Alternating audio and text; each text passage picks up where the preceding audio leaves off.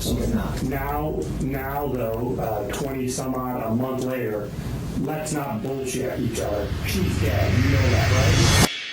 This is Stephen Williams, a calm and intelligent killer, very different from the murderers we usually see.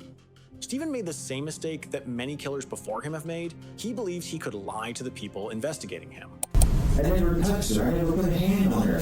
That statement became the foundation of his entire story. But the detective didn't challenge it. He didn't argue about intentions. Instead, he focused on how the story itself had been constructed. Is this whole thing where you came back from the gas station and you just found her like that? I know that's not true. Stephen pushed back. The detective narrowed the focus not on guilt, but on the facts. I'm not saying that you laid a hand on her, but I know that you were there when she was injured. Stephen continued to cling to the same explanation. I'm telling you, I didn't hurt this woman. Okay, I never did anything to injure her or hurt her. And that's when the detective applied psychological pressure, not through accusations, not through evidence, but through inevitability. I know that's a lie, and I can prove that's a lie. At this point, the lie was no longer being debated. It was being dismantled piece by piece by a timeline that Stephen could no longer control. Stephen Williams eventually confessed to killing Trisha Todd, and as part of a plea deal got 35 years behind bars. Welcome back to my channel. This is one of the most chilling police interrogations we've uploaded this month. All right, no need to waste any time. One CCTV video showed the killer wearing military-style clothing, running away from the victim's home, while another CCTV video captured her ex-husband purchasing a bottle of acid on the very night she disappeared. Everything was becoming increasingly complicated for investigators. But then, her online daily journal revealed a clue powerful enough to unravel the entire case. But first, let's rewind the clock to understand who these people were and what really happened that day. On a warm spring evening in April 2009, in the quiet coastal community of Hobe Sound, Florida, Trisha Todd, a 33-year-old registered nurse, Air Force veteran, and devoted mother, finished what seemed like an ordinary day with no sign of the tragedy that was about to unfold. The weather was calm, humid, and still typical of South Florida nights. Trisha had recently divorced her childhood sweetheart, Stephen Williams, bringing their 11-year marriage to what appeared to be a peaceful end. She was rebuilding her life, living with her brother, raising her 2-year-old daughter Faith, and working hospice care shifts while planning a future closer to family. That evening, shortly after sunset, Trisha stopped at a local grocery store, a visit captured on surveillance cameras. She returned home briefly, leaving her purse inside and her car neatly parked outside before driving to visit Stephen, who was in town from his North Carolina Air Force Base to spend time with their sick daughter. According to Stephen, Trisha stayed only a short while. Faith eventually fell asleep, and around 9:30 p.m., Trisha said she was heading home. She never made it there. The following morning, April 10th, Trisha failed to show up for work. Her family reported her missing to the Martin County Sheriff's Office. There were no phone calls, no bank transactions, no digital activity, only silence. At first, investigators treated the case as a routine missing person investigation. Stephen appeared cooperative, polite, and calm. He even agreed to take a polygraph examination. Days turned into weeks. Then, investigators discovered Trisha's private journal. Its pages revealed a history of abuse during her marriage, details that even members of her own family had never known. Then came the breakthrough. A witness reported seeing Stephen driving Trisha's vehicle on the night she disappeared. Security footage confirmed the sighting. Additional surveillance cameras captured a person dressed in military-style clothing, carrying a large backpack near Trisha's home. As suspicion continued to grow, detectives brought Stephen in for questioning. And today, we're going to take a closer look at the psychological aspects of this case. Hey. Yes.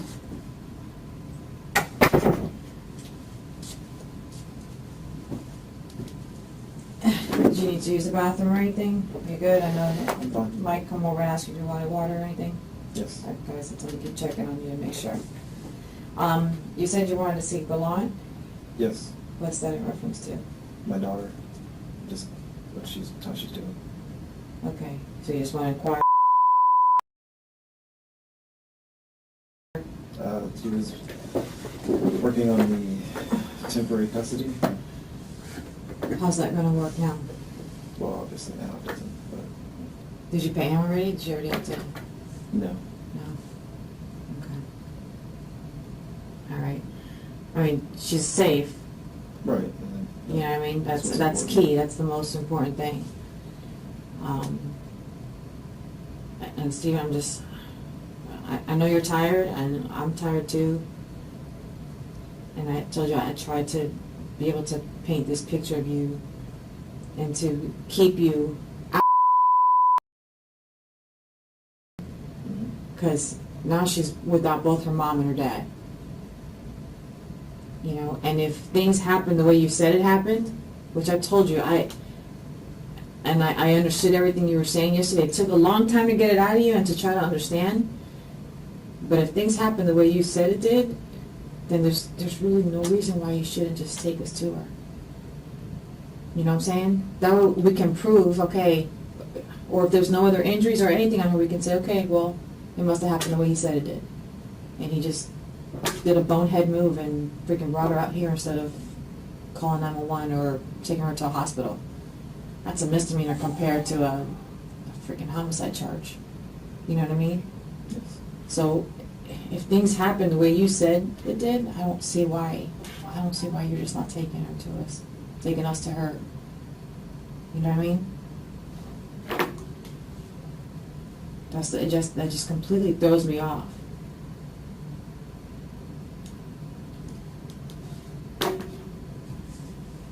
You know, you've got to remember where you put her. That's not something, like I said, you didn't seem like that kind of person. It's like, is this the first time you've done this? If you straight up cannot remember where you put Trisha's body, where you put a human body and they're dead, is this the first time you've done this? How often do you do this where you don't remember a specific location? That's the point. I've never done this. Okay. Why would I remember? I don't. I've So never done that's this. a day that you will remember for the rest of your life, I'm sure. That's a day you will forever remember. Yeah, a lot of it was, panicking. You were freaking out, like you said. You couldn't reiterate it any more than you already have. You kept saying you were freaking out. But there's no reason why. If that's how it happened, there's no reason why you shouldn't be able to take me to her. I don't know where that is. I can't take you where I don't know where. I mean, Is she in Martin County? I have no idea. I don't know where it is. But do you, see, when you drive me crazy. When you do that and you get the real low and you close your eyes, and it's the same thing you did to me yesterday. You have to close your eyes and I don't know it. You know where she's at. Just like, remember when I kept telling you, why at 120 where you're in a car and I don't have an answer for you. You did the exact same thing. It's I'm scared and I'm afraid to tell you where she is. I'm scared and I'm afraid to tell you what really happened. But if things happen the way you said it did, there's no reason. No reason why we shouldn't just go get her. If just me and you go, I'll take you right now. Just me and you. You take me to her. I can't take you to a place I don't know. That's the problem. I don't know where that place is. I can't point to it on a map because I don't know where it is on I'm a not map. asking you to point to it on the map. I can't take you to it because I don't know where it is. I don't have a clue where that is. You have to have some kind of clue. I cannot believe that. Do you think that a jury's going to believe that? That you have no idea where you put? But that's the What- problem. If I could tell you... Wouldn't you want them to? Don't you want closure on this? Don't you want If I could closure? tell you, I would tell you. If I could show you, I would show you. But I don't know where that is. Driving around today, none of that looked in any way Okay, familiar. is it because that there wouldn't be anything of her left? There should be. I remember I just laid her down and I crossed her hands and I left her things with her phone and her wallet. And then I just sat and I just left. Because I was hoping that I was wrong and that like she was gonna be okay and that it was just, I don't know, it was just like a spell or something. I don't know what.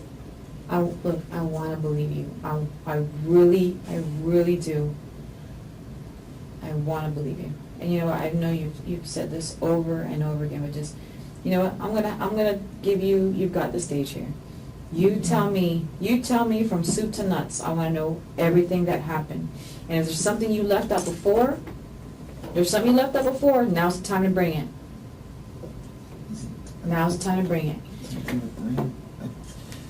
See, Even from the look, beginning, when let's you asked start me with, where okay. she is. I couldn't tell you then, because even then I Okay. didn't know where that Then was. let's start, then do me a favor, then start with me, 12:08. I know you called her, you texted her.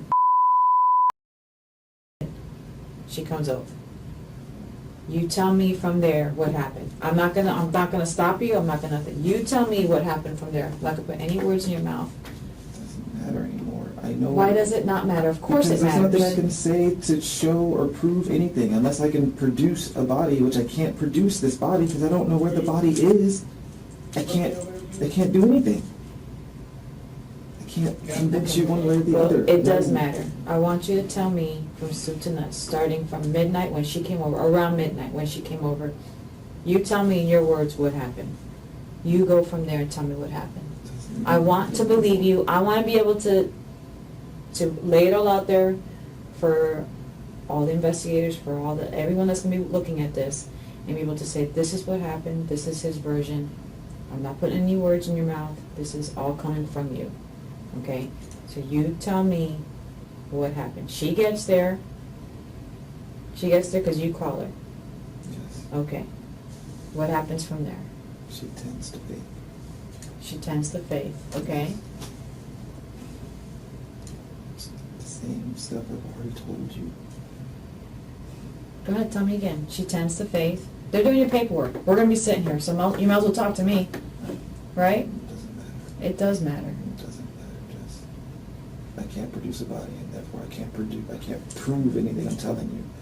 And so Why it doesn't can't matter. you produce a body? Because I don't know where it is. I can't produce something. I don't have magic. I can't poof out of thin air. I don't know where that place was. You're telling me that you don't know where this place was, that you were just freaking out, but you were smart enough to think about packing extra clothes and taking it with I you. didn't pack extra clothes. That bag was already packed with just clothes. I never unpacked when I Okay, stayed somewhere. but you I just had it grabbed enough, water you were and together something to enough, eat. you had it together enough to say, I'm gonna bring extra clothes with me, because you didn't have those clothes in her car, did you?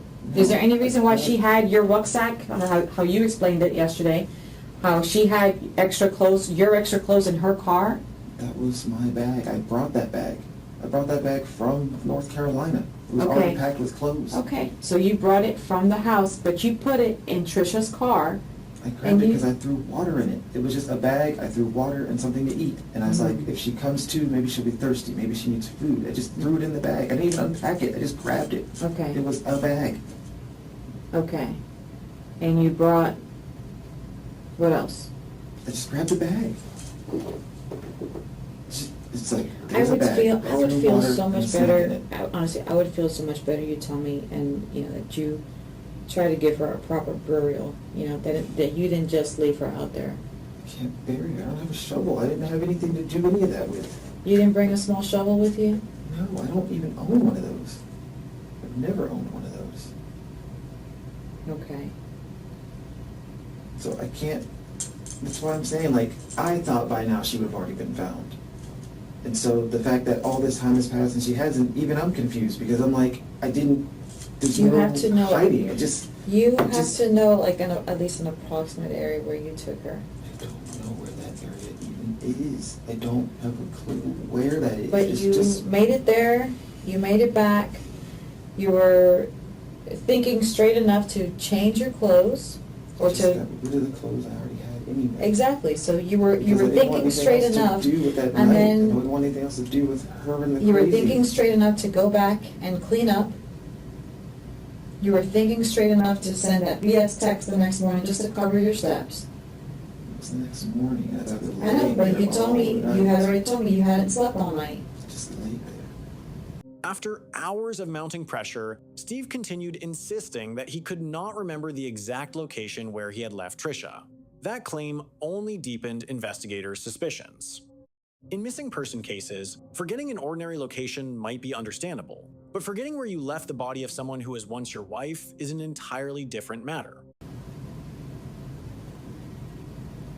The only reason you would not take us to a body is because she didn't die the way you're explaining. But she did, and I can't tell you where that is, and I don't know where that is. I don't have any recollection of where that place is located. You remember making a right on Bridge Road. That's it. And even then, And then it's just what? a dark road is all I remember. I'm just driving, just a long dark road, just dark and straight. But it took you out at night. Did that help jog your memory? Probably not, because it's dark out there. Everything, Exactly. even during the day, it just looks like trees and grass and trees and grass. And if we do it at night, it's just gonna look the same, I'm sure, just trees and grass. I don't know where the place is. I have no idea where it is. I You don't know. have to have some recollection of where it I is. just don't. And if I could, I would bring you. You can. And then you could see that. You can. Everything I'm telling you is what I'm telling you. Stephen, you can. The only reason you're not is because she didn't die the way you're saying. She did. And that's why I freaked out so much, because she did. Everything like that happened, and I freaked out because I'm trying to figure out why this is even happening. I've been good to her. I've been nice to her. I've given her space. I've let her say whatever she wants to say. So you're I've given thinking her she own did this on soapbox. purpose? I figured like it was a setup of some sort, because she's set me up before in the past, and I'm thinking like, okay, so this is like some ultimate spin game kind of thing. I don't even know what you're trying to do at this point, and I don't know why you're trying to do it at this point. But once again, I can't pinpoint where she is in life at the time, because she just goes from one side to the other. Okay, well, you're talking about where she is at this point. Are you talking about where she was mentally at the point? Yes, I like mean, do I need to mentally get- and emotionally. I don't know.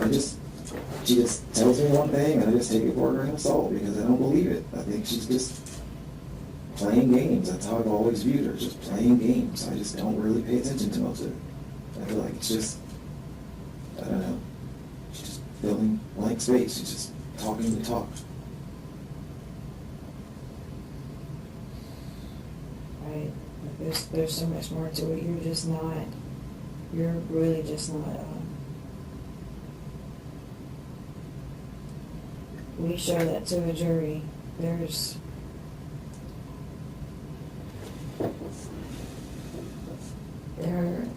no way for me to help you paint that picture. You're not finishing it. You're not finishing it. I can't tell them that. I can't tell them that. And without having her to prove your defense,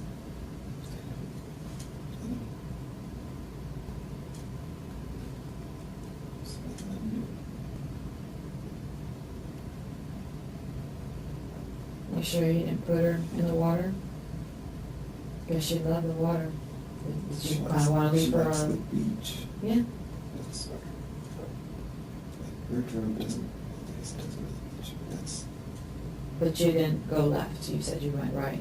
I went right, just because it was just long and dark, and I just drove, and I just spaced out and drove. I just trying to put pieces together and figure out what happened and why it happened and what she was trying to do and why she was trying to do it. And if there was something she had said the day before that I just didn't pay attention to, and that's why this is happening, or if in our text messages in the past, or if our conversations in the past, or I don't even know, just trying to figure out what in the world this was for, like what was the point?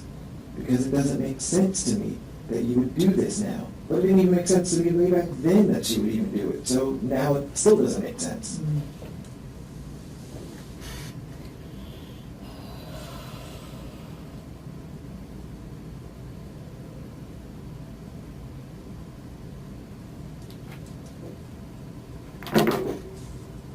I'm gonna have a real hard time explaining that for you. Hard enough time explaining it to And myself. there's not gonna be much of her left at this point. I mean, honestly, you're trying to be like, you're trying to be this good dad, and That's all I've ever tried to do, is just be. You were trying to, you know, 100%. keep your shit together, and you've got Laura, you're trying to do all this, keep everything together. And this goes and happens, and it's like, are you? I mean, honestly, do you even care? How are you gonna explain that to Of her? course I care. Of course. How are you gonna explain that to her? Do you expect her to believe that? When she gets older, do you expect your daughter to believe? I have no idea how I'd ever explain any of that to her. I can't even explain it to you, much less her.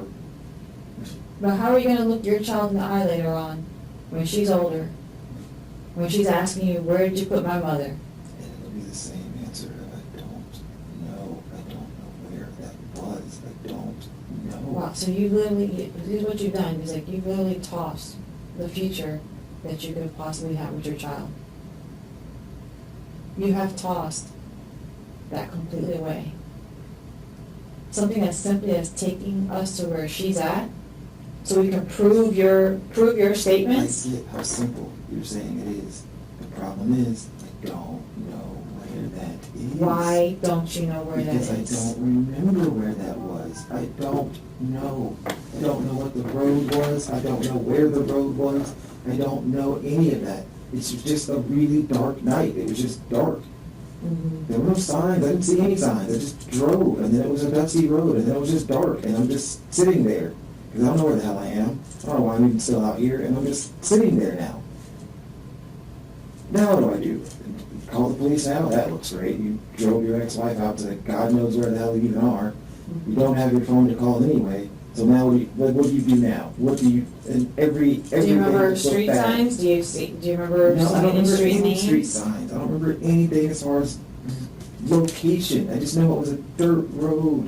It was a stupid dirt road, and it was stupid dark. I Okay, couldn't so see anything let's out explain it to there. me. So you make this right on Bridge Road. How long do you drive out? Approximately. I don't know. I didn't have a clock or a phone or, like, I didn't have my watch on. I don't even know. It just spaced in my mind and just tried to make sense of stuff. And I just drove. And I didn't even know how fast I just drove. Did you stay on that road, or did you make a right or left and go down any other roads? I don't know what roads. I just know that it was a dirt road when I laid her down. It was just dusty and I'm dirt. sorry, Stephen. And I that's all I remember. cannot, I and do not believe that. I do not believe that.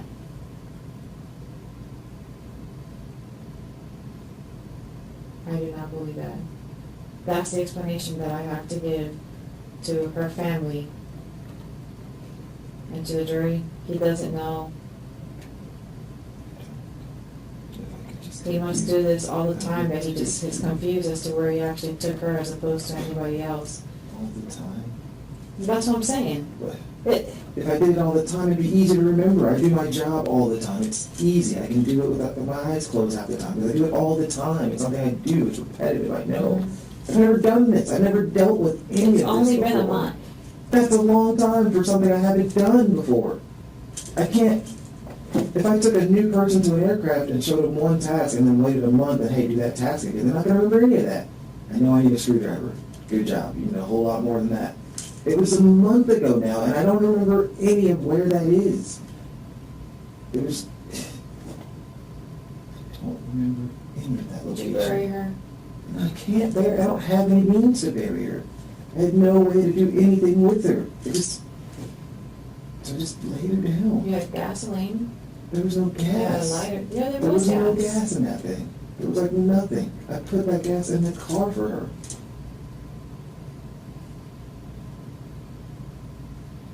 That's the whole point of getting stupid gas anyway, is to put it in this stupid car. That's how I did it.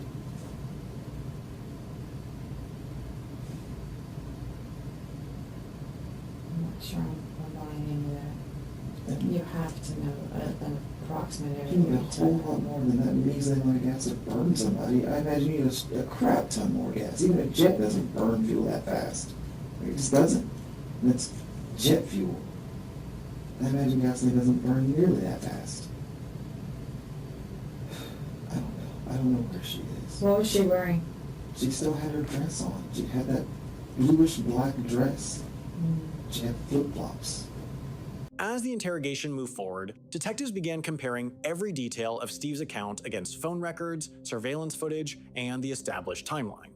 More and more inconsistencies started to emerge, creating the impression that a crucial piece of the truth was still being withheld.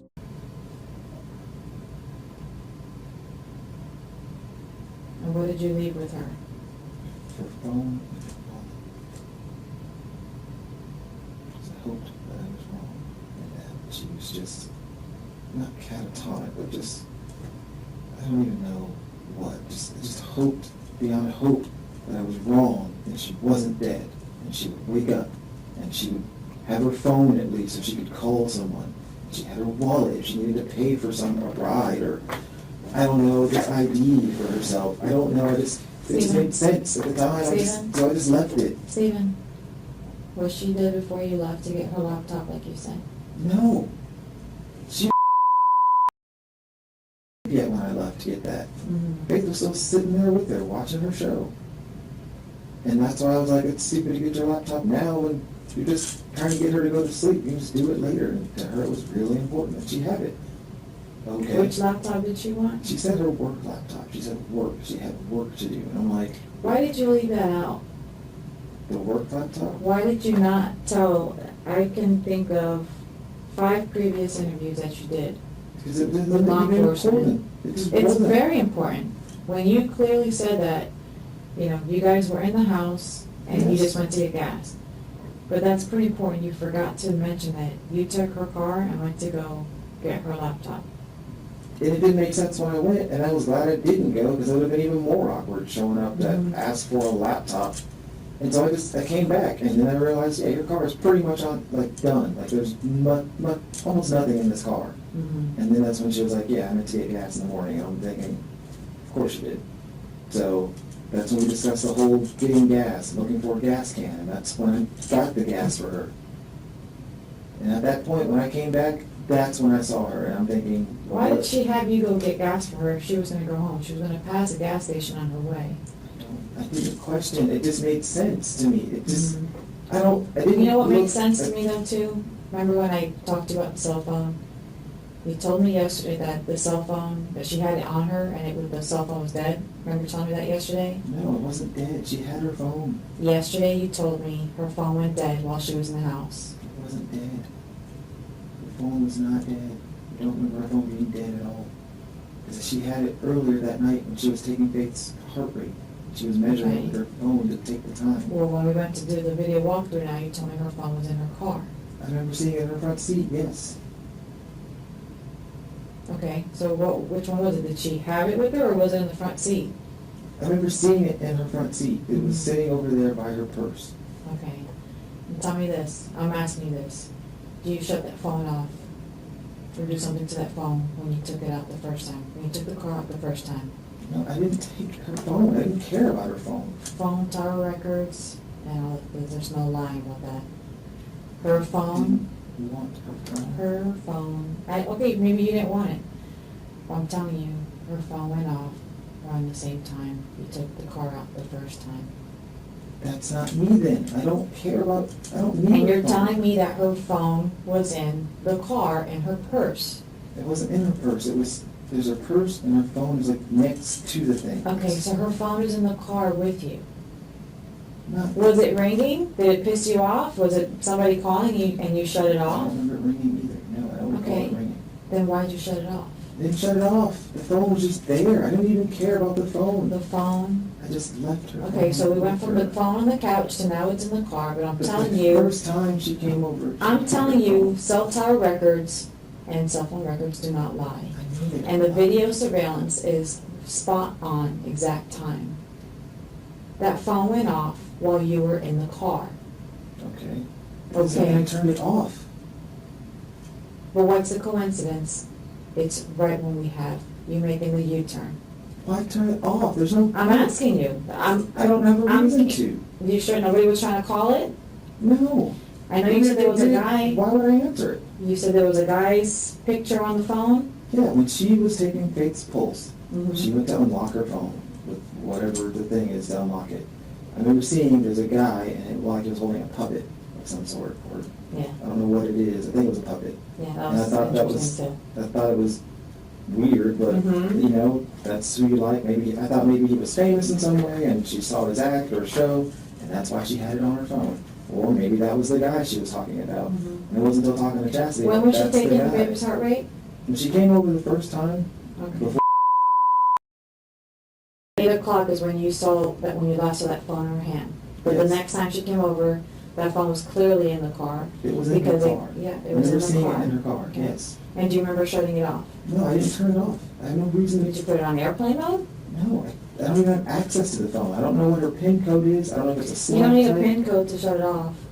Well, I'm telling you that phone went off when you were in the car with it. Then what happened to it? I don't know. I remember leaving the phone with her. When I laid her down, I gave her the phone so that she could call someone.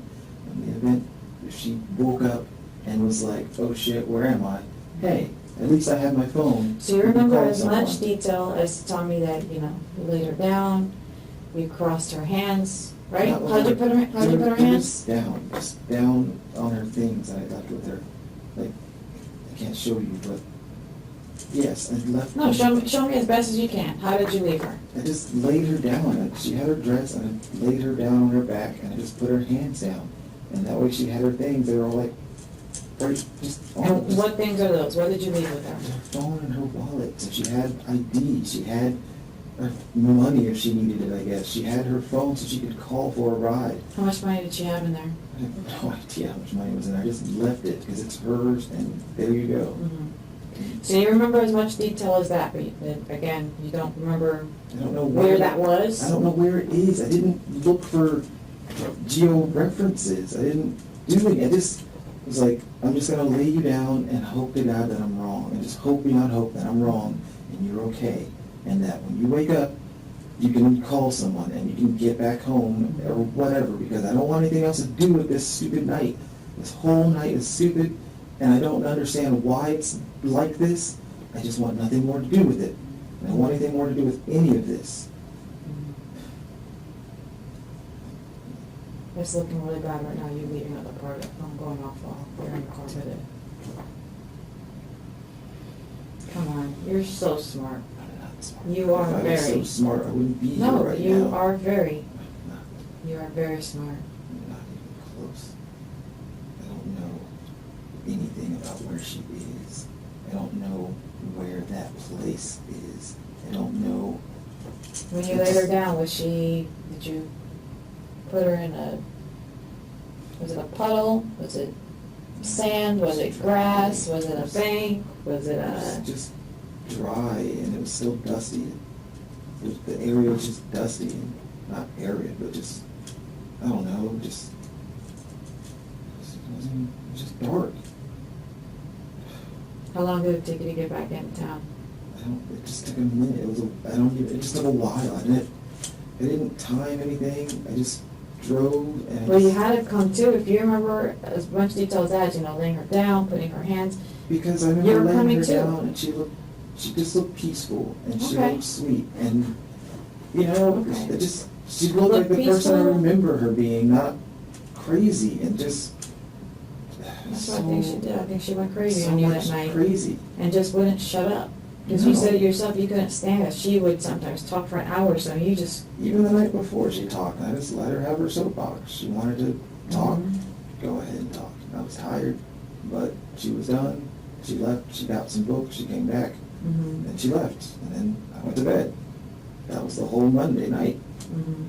So here it is I can see Tuesday how night. someone like that would I get didn't frustrating. care again. You can talk if you want to talk. You can air out things you want to air out. You can Mhm. be on your own soapbox. But you didn't want to hear it though. Well, I Because you didn't guys care. weren't buddy-buddy like you said. They're not buddy-buddy, but it doesn't mean I'm gonna be a jerk either. Like, I don't know, I just don't care. Just didn't care about the things she had to say, so I just, not ignored, I just pretended to listen. I did it for 11 years, I could do it for 10 minutes. You just, oh, that's nice, well, that's wonderful. I'm happy for you. Just say nonsense like that and just let her run her mouth, because I don't believe half the stuff she says, and I had no reason to. And then, I didn't care. Like, who you dating and why you dating them, I don't care. Like, maybe you wanted information out of me, like you're hoping to carry a conversation about it, but, Maybe she wanted a reaction out of you. and I wouldn't give that either, because it's just, once Is it again, true I you just were going through her pretend. Facebook, checking her Facebook stuff? People said that she had like shut her Facebook page down because you kept going through it. No. I blocked her well before the divorce. And then afterwards, I was like, hey. She was always the photo taker, so on my computer and on my phone, I have next to no photos. The atmosphere inside the interview room grew noticeably heavier as the focus shifted to Steve and Trisha's relationship after their divorce. On the surface, they appeared to maintain contact for the sake of their daughter, but beneath that fragile sense of normalcy seemed to lie years of unresolved tension that few people had ever truly seen. So I went and unblocked her to go to her page. For a day or so, there were some photos, and I was like, sweet, I can copy a few. And then after that, I guess she realized that, you know, I had unblocked her, and then I was blocked, and I was like, well, oh well.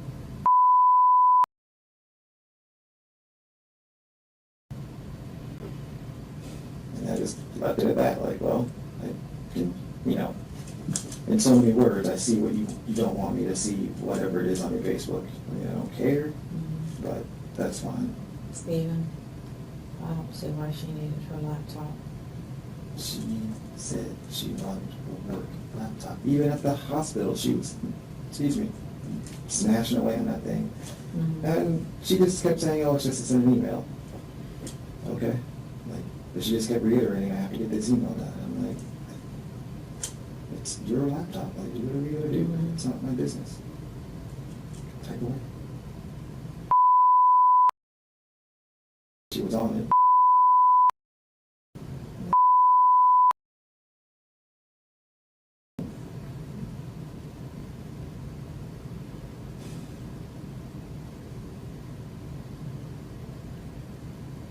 Was she already in that car when you left the first time? No, she was still home.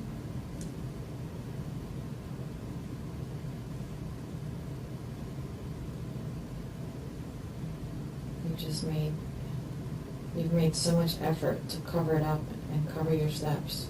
I just didn't mention it because it didn't even seem significant to go get this laptop that I didn't even go get. You didn't think it was significant to tell the first 4 or 5 interviews that you had found her passed out in your house? Allegedly passed out in your house? Because I didn't know how to even unresponsive? explain that. How do I explain that? How do I tell you that, yeah, I came back and she either hit her head or she banged her head against something or I don't know what, but she was not responsive. And I freaked out. And then, of course, the question goes to, like, did you hit her? No, I didn't hit her. I would never lay my hand on her like that. But you're a smart guy, Steven. There's no reason, why didn't you just call 911? Because I freaked out, because all I'm thinking about is how this looks. This looks like I did something, and I did nothing. I didn't ask for this. I didn't push this. I did nothing to warrant this.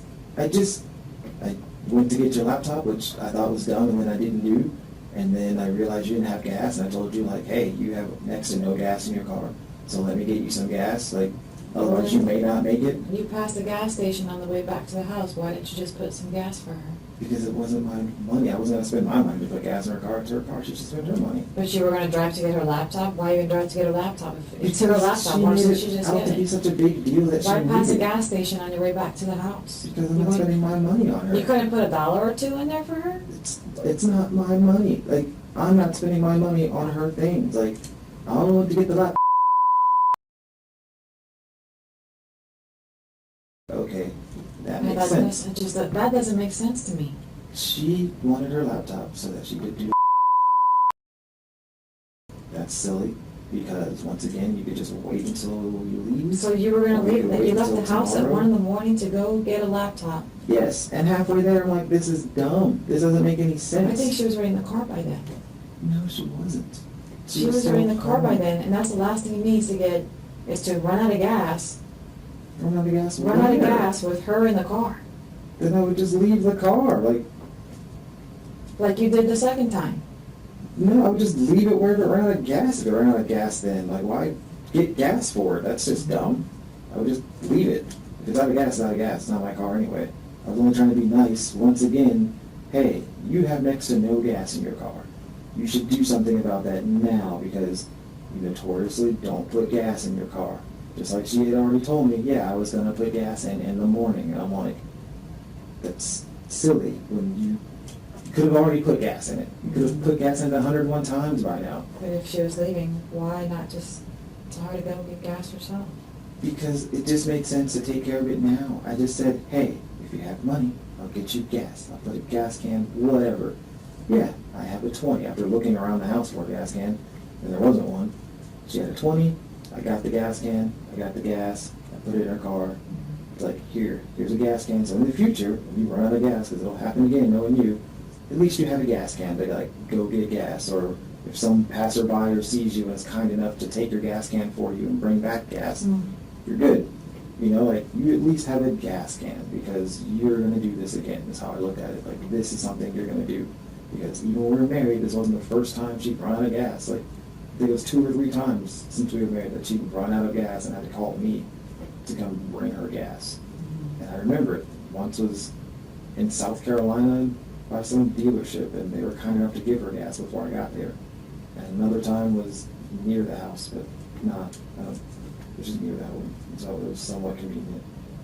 And then once she almost ran out of North Carolina, but I think she said she like spluttered into the station or whatever. And I'm thinking, oh, that's not necessary. You could just put gas in the car. So I looked at it as, I'm just going to keep you from running out of gas because that's not going to be good for you or her now. The two of you stranded, no Yeah, but gas. you- What did you care? I don't Because I'm looking I in the still future. understand why you went to go get the laptop. Because she asked. Maybe And it's her. I refuted a Same little bit, time and the at the phone same goes time, off. I was like, Do you see the coincidence there? The same time that phone goes off, here comes Stephen in her car. I refuted the laptop, but she just kept making it a big deal, and I said, fine, we'll get your laptop. If it's that big of a deal to you, I'll go. And then, like I said, halfway, it just was stupid. And I was like, I don't even know why I'm out here. I need to just go back. This is dumb. This is really dumb. And I don't know why I'm even going to get this thing, because it's stupid to me. I only just did it because I want to argue. I never like arguing with her. I don't like yelling. I don't like arguing. Fine. I just caved. I was like, fine, I'll go get it. I just literally just caved. I said, I'll go get it. Well, again, why'd you leave that out? Why did it take how many hours? Because it didn't make sense to me then, and it still doesn't make sense to me now. And at the Why same time, did it take it just hours yesterday for you to because tell me that I you went to get the couldn't laptop? explain why. I can't explain why.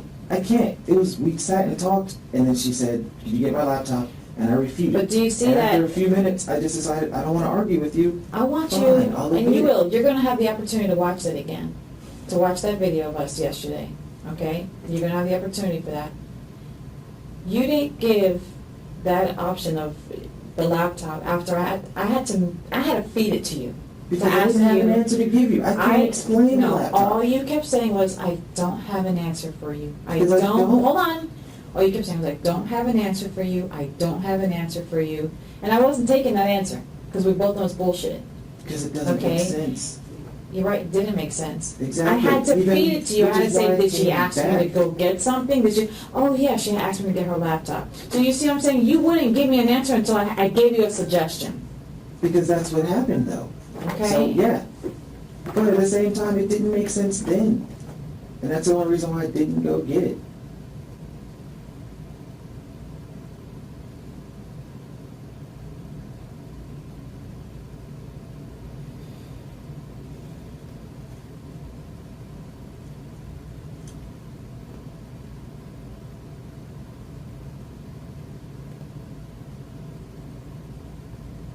You know something even better?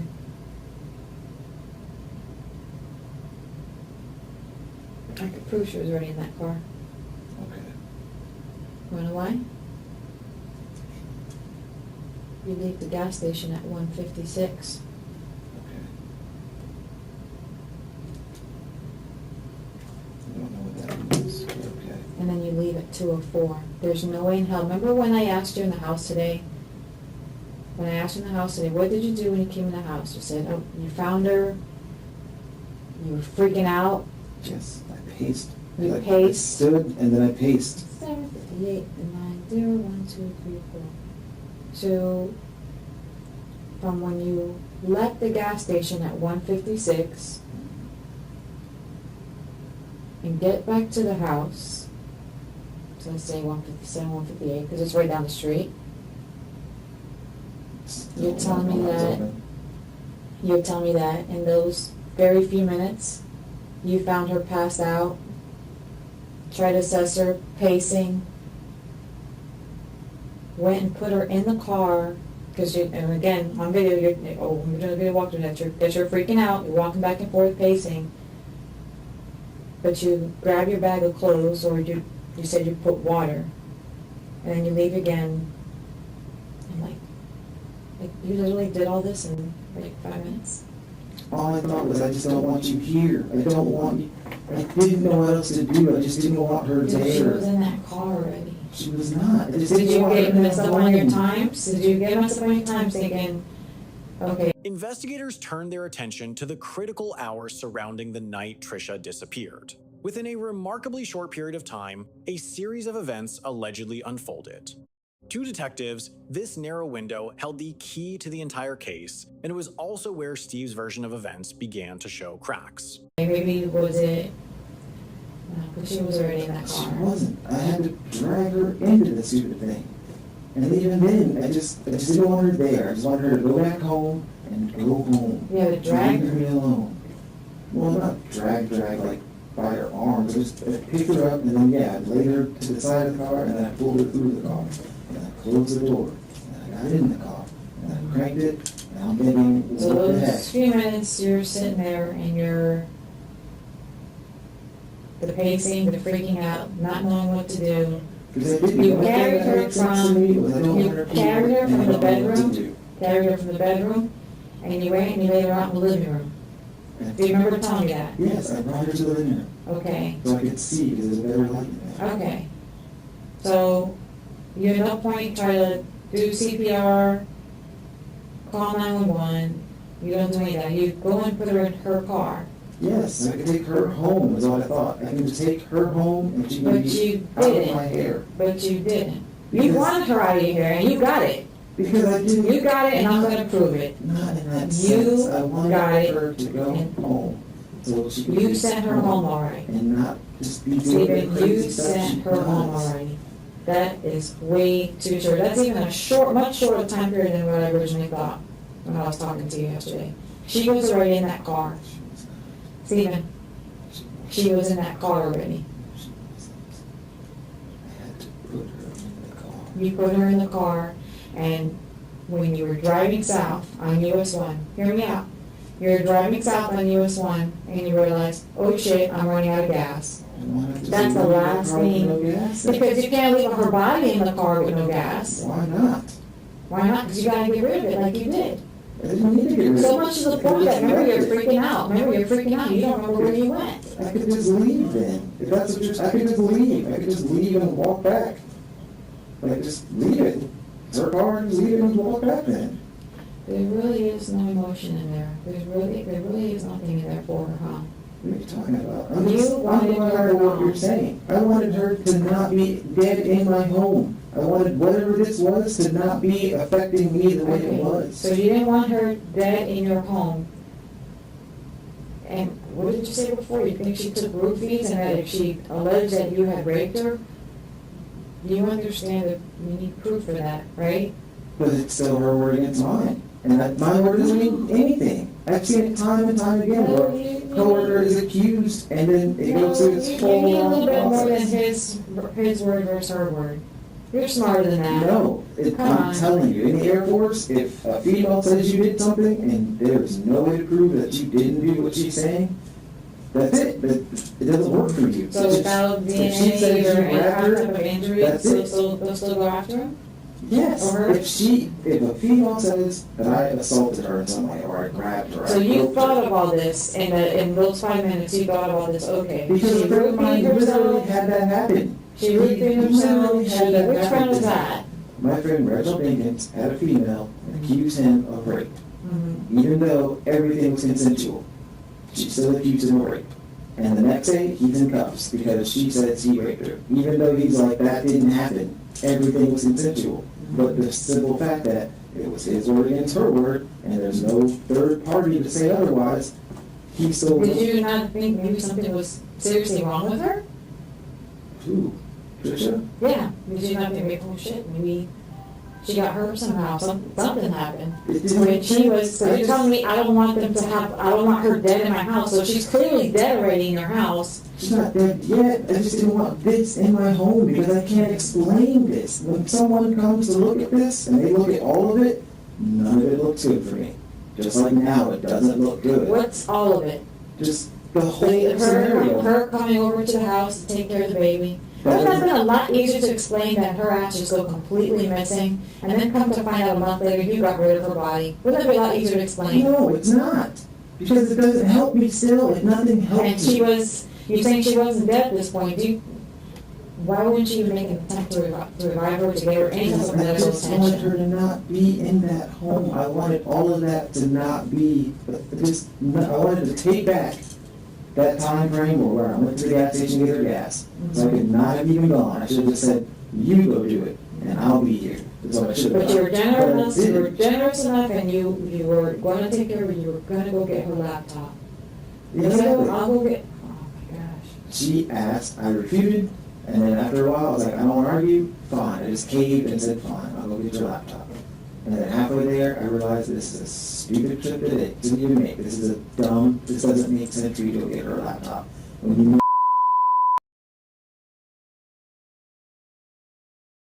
left. And it didn't You make tell me sense she to was only, that she gets there around 12:10 or so. I don't know the time. I'm telling you the time. I'm telling you the time. She gets there around 12:10. And let's say 30 minutes. You said 20, 30, let's go to 30. Hell, let's go 40.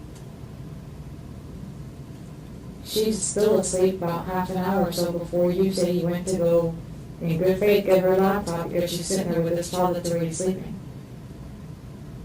She was already in that car, Stephen. She wasn't in the car. I don't know how else to tell you.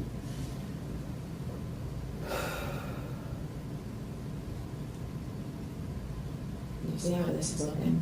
That's not looking good for you. And it's the worst part because I can't. If I could just show you where she was, you could see that one. I wish you would. It's true. I wish you would. I can't show you because I don't know where that is. I don't know where that was. I don't know anything about that space, that place, wherever it is. I don't know where that is. And therefore I can't take you because I don't know. And driving around down all those roads, every road just looks like another dirt road. None of those roads look any more significant than the last road. They just look all like roads to me. And I don't know. I Did can't. you remember passing mailbox or a street light, No. fences? None of that. I don't remember any of that. I couldn't even tell you if there was a street sign, or if there was a stop sign, or if there was more than just that one intersection. Okay, let's say this way. So you already, you had already come to, because you're telling me that you checked her pupils with a flashlight. That's when I laid her down. You lay her down. And that was my last time checking her. I laid her Okay, down. so she's clearly dead at this point. Clearly dead at this point. I was hoping she wasn't, which is why that was like a last You were thing hoping, for of me. course, yeah, you're hoping she wasn't, but she was dead, right? You checked her pupils, she's non-responsive. All right, you're coming too. Did you leave her stuff with her? How long did it take you to get back? I have no idea. I don't know how long. I just drove back, and once I saw that I was back at the main intersection, I was like, well, I know where I am now. Okay, so how long were you there when you were laying her down? How long were you there with her? I don't know. Did you stay by her for a long time? I don't. Did you looked try to at her, give her I any just- medical attention? Well, no, I guess not. At this point, she's already dead. That was my last ditch, was checking her pupils, and they didn't even dilate. They were like half rolled back, and I was just hoping that I was wrong still. Just really hoping that she wasn't really dead, that she was just unconscious still, that she just still had shallow, that, I don't know, but just something, that All it right, was just wrong. so how long would it take you to get back to her house I have after no that? idea. You do have an I idea. don't If have you're an already, idea. you already got in your mind, okay, she's dead, I'm leaving her here, I'm gonna leave her phone, her wallet, that's ridiculous, but you left her phone and wallet because you knew that, Exactly, because I wanted her to be able to make a phone call if I was wrong and have ID or something, just whatever. she's dead, who's she gonna call? I was hoping I was wrong about that. I'm not a medical expert. I don't know anything medically. All I know is I checked her pupils, they were like half rolled back, and I'm thinking, shit, what, maybe I'm so wrong. I don't know what to do. I don't know anything at that point. So once you left her there, how long did it take you to get back to her house? Let's just go backwards. You have to know. I don't know. You had your shit together. Doesn't matter, there's no I don't know how long Doesn't that matter, there's no is. law. I just Sure you do. You're not a 2-year-old, you're not a 3-year-old. You're a grown man. Doesn't matter how long. You I don't have know how some long sense I've of been time. here. You I have don't a know sense of how long I time. drove, but I'm still stressed. And I'm still trying to make sense of an evening that doesn't make sense to me. You had your shit together enough to know to change your clothes. Just to get rid of them, yes. Exactly. Because I didn't want anything to do with that night. I didn't want anything to do with that. That was not something I ever wanted. Ever. Like, nothing. Okay, what did you put on that night? What I did had you, on a red shirt and some shorts from when I was still at the house. That's what I originally had on, was a Okay. old red shirt. When asked to describe the clothing, belongings, and movements from that night, Steve was able to recall surprisingly specific details. Yet, the contradiction remained impossible to ignore. He claimed he could remember all of those things, but not the location where Trisha was last left, causing investigators' doubts to grow even stronger. And some and by the shorts. end of the night, what were you wearing? I had our old pants that were still packed. Okay, what else? I don't know. I What just kind of noticed pants that were they? They were gray, I think. They had, pretty sure they're gray. They were gray I like pants. sweatpants, just old gray sweatpants. Old Nothing gray special, sweatpants. just in case it was colder than I thought it would be, or so chilly, so I had a pair of sweatpants. I Okay, had what kind of shoes were you wearing? a pair of old shoes, nothing special about those What either. brand were they? I have no idea. They're just old shoes. I had them for a long Okay, time. what kind of shirt were you wearing? I don't even know the shirt. I don't even know what the shirt was. I don't even remember the shirt. Okay. I just know that. What else roots did in you the have bag, with you? there was water. I'm like, well, this water doesn't do anyone good now but me, so I'm thirsty. I guess I should have some water. I didn't care about the snacks. I definitely wasn't hungry. And I just changed. I put on the pants because they were pants. I put on the shirt because it was a shirt. And I just walked back and tried to think and What figure did you stuff have, out. what did you have the water and the, what else did you have? The clothes and, All that was already in the bag. what kind of bag was it? Just a black bag, old black bag I bought 10 years ago in the military. It was just old. I didn't even care about it anymore, but it was still something I put clothes in. Okay, you brought it from the military, so what was it? What kind of bag was it? I don't know the brand. It's just. I'm not asking brand, but was it like a little kid's backpack? Was it what kind of bag was It's it? just it's a big black bag. I don't know. It's just a backpack. I don't know how else to describe it. It was just a backpack. It was an old backpack that I've had for a long time. And it was already falling apart anyway, so I didn't care about it. Okay. Did you have anything on your head? There was a, no. No, there was a hat. There was a hat in that bag. An old something hat. What kind of hat was it? I don't even know the team. It wasn't even original in my hat. I think I threw like that in my house a long time ago. Was it like a Scully? Was it a baseball cap? Was it a It's a hat, just a cap. cap? What they call it, fitted, I think is what it's called now. It's one of those was in that bag. I didn't, it was like, well, that's old, but sure. Just put it on. Just because I just wanted to get back to the house and just be done with the evening. That's all I wanted to do. Just put pieces. I don't even know. I just.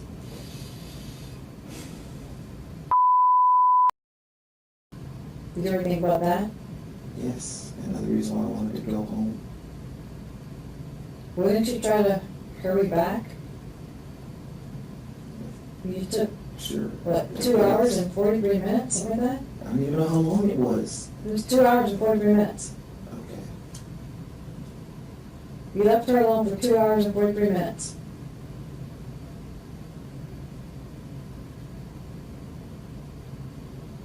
And she'd been sick all day.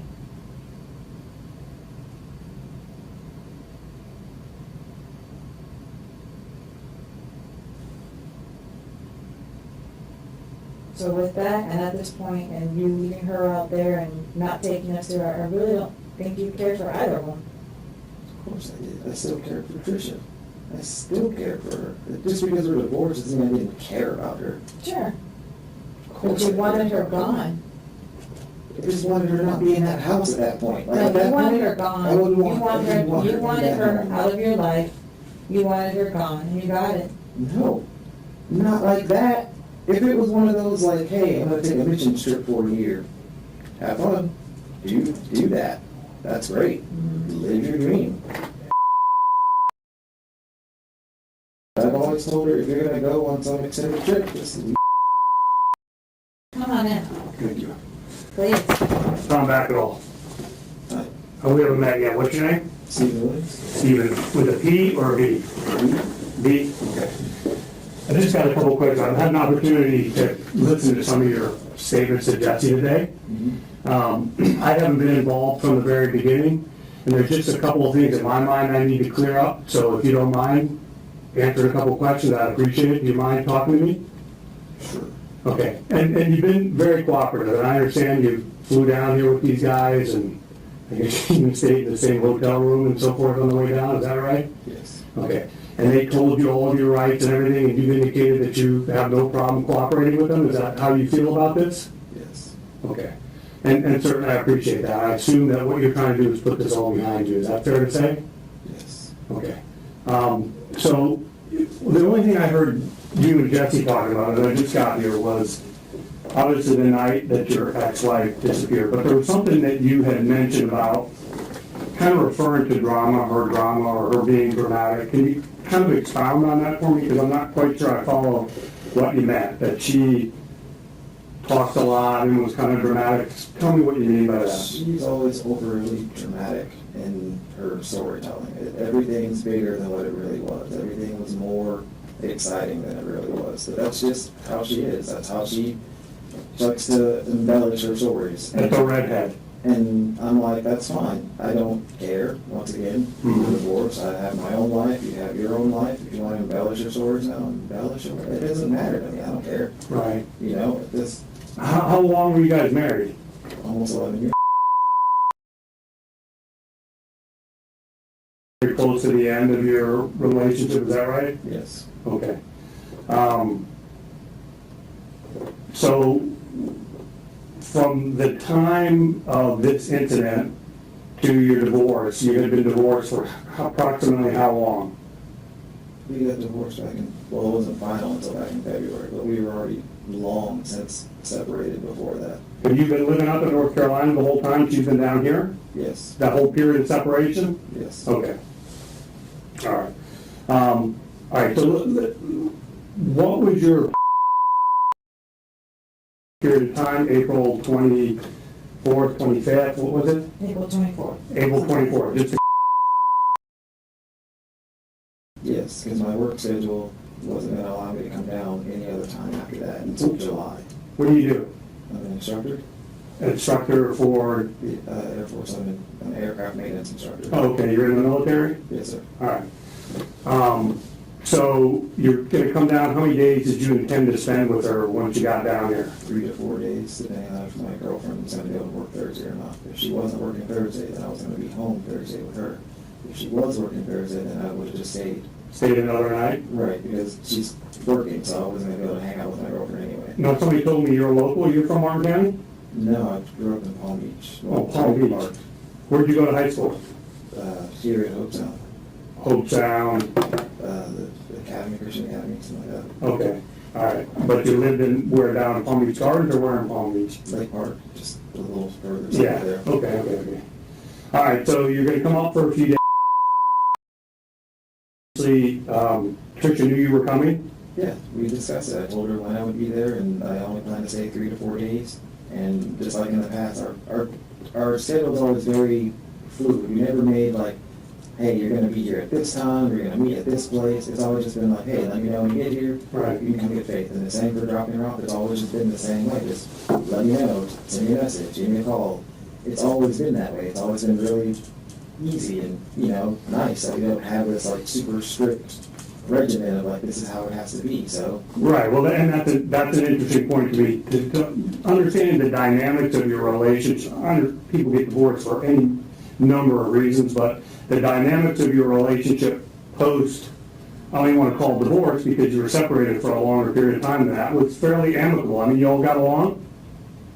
sometimes, I don't know why, but whenever we were in person, she was very nice and very amicable. Yeah. But anytime, like via Skype or over the phone, she was a different person.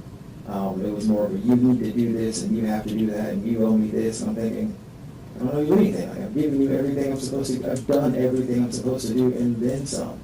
And I don't know why you feel like I still owe you something or why I'm still obligated to do something for you. You know. So did you have a child sharing arrangement and child support payments that you had to make and all that? Yes. And you were making all that? Of course. Okay. And so why do you think she acted differently when you would be not face-to-face versus when you were on the internet? I don't know anything about that Skype nonsense. So I don't know. Like, me and Laura always because Laura was there for some of our Skype sessions, and she would see how she would just act. She just wasn't the same person over Skype. And I told her, like, when I'm there, she's never like this. Like, she doesn't act that way. She doesn't act this full of herself. Mightier than thou, kind of. Like, she doesn't act like that when I'm in person with her, and I don't understand that. Why? Over electronic means or whatever, you're just not the same. you ever hear of the concept of beer muscles? You know what beer muscles are? You're in the military, you gotta know. You know how some guys drink and they get mouthy and they get aggressive and you know what I mean? They call that beer muscles. So they might not act like that when they're not drinking. Do you think that she felt like she could treat you poorly when you all weren't face to face? You know, and she didn't have to worry about maybe any physical repercussions or getting into any, problems with you when you're over the internet? Do you think that I could be think it? it was just more of her trying to push buttons because she can. She likes to get a rise out of me and anyone, honestly. Like I said, even when we first got married, she would talk. Well, she did talk to my mom because my mom didn't like her at first either. She would just say like off the topic things to get a rise out of my mom, and my mom, of course, would react. I told her, like, if you know me, you know my mom. It's the same. What kind of things would she say to you, or could she say to you that would get a rise out of you? There was one example where I told her, like, hey, I'm gonna, it's been 3 months now. I've been paying for your cell phone. Look, this is done. Like, you're not coming back. I've asked you to come back. You're not. That's fine. I'm turning off the cell phone. Like, there's no reason why I still need to continue paying for your cell phone when you're clearly not coming back here. As the interrogation entered its next phase, the suspect repeatedly returns to the financial conflicts he had with Trisha after their separation. From cell phone bills and everyday expenses to disputes over parenting responsibilities, nearly every argument seemed to revolve around money. As he continues talking, investigators begin to wonder whether these were simply the typical disagreements of a failed marriage or the foundation of something far more resentful and dangerous. And so I told her, like, hey, you have until this date, which was more than even a month, to make other arrangements, transfer the number, do whatever you want to do, but after this time, that phone won't be on anymore. And it's the backlash I got about how I owed her and I should still be paying her cell phone bill. And I'm thinking, like, I don't owe you a cell phone bill. Like, you have a job, you're working, you have... How long have you been separated when that happened? Maybe 4 months or so. Oh, okay. And it was just like, I've been paying it all this time and I didn't complain, I didn't say anything. But now it's getting to a point where I'm like, well, why am I still paying your cell phone bill when this is clearly the route we're going here? Like, it doesn't make sense. Did you feel like most of the time in your relationship when things got difficult or heated, it always had something to do with money? I think you and I have been talking for 10 minutes. Money's come up 4 or 5 times, and that always happens in divorce situations. There's I only get that, many but issues Yeah. that we argued about. Just it was always a circle of things, same arguments. Just got to the point where there were no safe topics in the home, and I just decided I was done. I don't want to live like this. I don't want to live in a miserable home where every time I open my mouth we're arguing, and it didn't seem to matter about what it was, And I just grew up in a happy home with one parent, then they grew up in a miserable home with 2 parents where they fight and yell all the time. in these period of years after the separation arguments, once you all aren't living together anymore, I understand once you're in a relationship that doesn't work, there's no fixing it, and I get, what you're saying there. But in terms of disputes or disagreements you all would have post-separation, did you find that they were always or primarily about money? No, the only thing we really argued about was it upset me that she didn't prioritize that. In her mind, it was more don't, then sorry for you. And I'm like, all I'm asking for is 10 to 15 minutes, Monday through Friday, that's it. And if you need to move the time, let me know. If you know you're not gonna be there at 5, don't wait till 5:50 something to tell me you're not gonna come online. Tell me at 3, tell me at noon, just tell me, hey, today's not a good day even, can we try again tomorrow? Fine, I'm very flexible that way. Don't string me along. But yeah, I'll tell her like, hey, I'm online, and then she's like, oh, 10 minutes. Okay, I'll wait 10 minutes, 30 minutes go by. Oh, I'll be on in 5, another 20 minutes go by. Okay, try again tomorrow. It got to the point where I'm like, I'm not gonna bother even getting upset. I'll just try again tomorrow. So when you came down here in April, several days, I guess you rented a house or is it an air bed and bath thing or whatever they call that? Airbnb. Did that work pretty good? That was my first time using it here. Oh, yeah? I've used it before in Miami. I mean, basically you're staying in somebody's house? Yes. Are they there sometimes? She came by. She was making like repairs to something, and she came by. Well, like, can you go on one of these trips and stay at a house and you're literally in the house with the people who live there? Some of them are like that. That's creepy. You can rent a room. That's creepy. I don't think I could do that. All right, so anyway, I'm sorry. That'd be fine. So you're down, you got this place for how many days do you have it booked for? I booked it for the week, and that's because when I originally booked it, which was much earlier than when I came down, I didn't know exactly how long I'd be there. I knew I didn't plan to stay the whole week, but most people, when you're sending a request, you're requesting so many days, and they have to approve it. Well, in the past, I tried a bunch of different people first.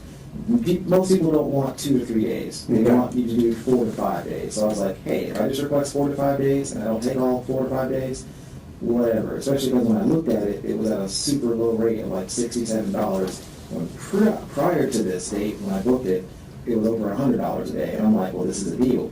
I'm already getting it for half of what I was already going to pay for. So the 2 days that I don't plan on staying here, if I don't stay, I don't even care. Like, Right. I already booked it for half of what I was Still gonna pay. cheaper than the 100 or whatever it was before. Exactly. I got you. It was cheaper than any hotel, and I didn't want to do a hotel. So before you come down, you call Trisha and say, I'm coming from April, whatever, 24th? We talked via Skype. I told her when I would be there. Okay, and did you intend to have time that you were here? The time frame that I was going to be here, I told her, yeah, just like I always do. The time together, she stays with me unless there's an issue, which there usually isn't. There was a time in the past where there was, and I took her back to her mom's house, and that was fine. Okay. What about you?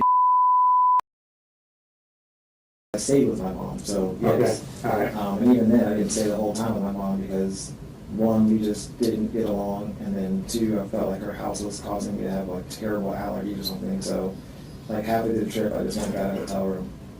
What is you said you're in the military, you're some kind of a crew leader, you said, or something? Crew chief, I'm an aircraft mechanic, basically. What's your educational background?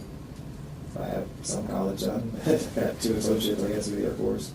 You get the AAs through the Air Force? Mm-hmm. Okay, are you working on a BA or any advanced degrees, or? Yes. And I assume that being in the military and doing what you're doing, I mean, you're literally you're working on like jets and stuff? Mm-hmm. Okay, so I assume that there's some type of lifetime credit that you would get for that would go towards an advanced degree, right? You can use it towards the A&P licensing, but I wasn't working on that because. How long have you been in?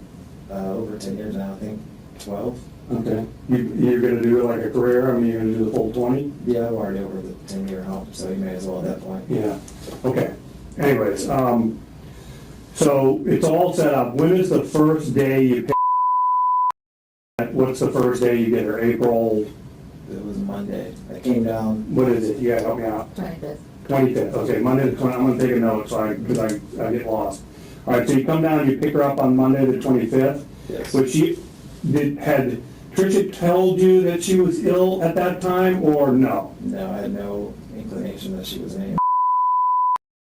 First picked her up on the 25th? She just had a stuffy and she was a little congested, but I was hoping it was just minor, nothing big. Okay. I didn't realize how bad it was. Okay, so you came down here in the car that I saw in the video at the gas station. What is that? That red? Is it red? Ford Fusion. What is that? What kind of car is that? Red Ford Fusion. That's your car? Yes. Okay. You drove down in that? Yes. Okay. Pack light, pack heavy, how did you prepare for what was your? I packed a small suitcase because it fit in the trunk, and then I packed another bag just for extra clothes. I always try to Okay. pack a little extra just because crap happens, or if I did stay longer than I expected, whatever, I had a few extra clothes, and I didn't know if I was going to be able to have access to the washer and dryer that were there. I didn't know that those. Yeah. It said that, but I've been in a place before where they say they have a washer and dryer, and you get there and you're like, I mean, it's here, but now Yeah. it's another store. Yeah, or that, or you got to get a key, and the key is at this person's place. And I'm You like, strike me as a kind of fastidious guy, very organized and neat, and are you kind of a neat freak type person, you think? no, I mean, I try to be clean, but that's about it. Okay. So, you say you packed a bag, like a suitcase bag with wheels on it? What kind of bag? It's a small, I think it's an American airline bag, actually. And I know in all of your cooperation, you let them go in your house, you let them search, you've done Yeah. everything that they've asked, you've been completely and utterly cooperative. Is that bag up at your house now in Raleigh? Yes. Okay. All right, so you time in the afternoon on Monday the 25th, do you think you pick her up? I don't remember what time it was. Well, how long of a drive is it from Raleigh? Oh, from Raleigh?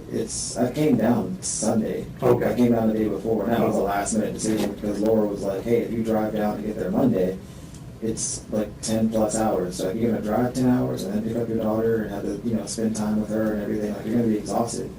So she suggested that I drive down Sunday, get a hotel, sleep the night, and then Monday go get her. And I was like, that Okay. doesn't make much more sense. Okay. And literally on the road down, I booked the hotel at Fairfield, which was $60-something, but I had some credits through Expedia, so I made it $34. You're like a wheeler dealer guy, you got the I just- bread and Well, that was just from all Airbnb.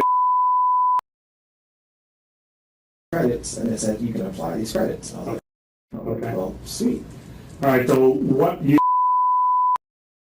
afternoon, before lunch, after Picked her lunch? up in the afternoon. I remember because I came over in the morning to get the home, Okay. and at 9, because Candy on her site says, check-in's at 9, so I showed up a little before 9, and then I messaged her to ask, well, how do I gain access? Where's the key? Are you coming over? Like, what's your routine? I don't know. And I probably should have asked you beforehand until I wait until now.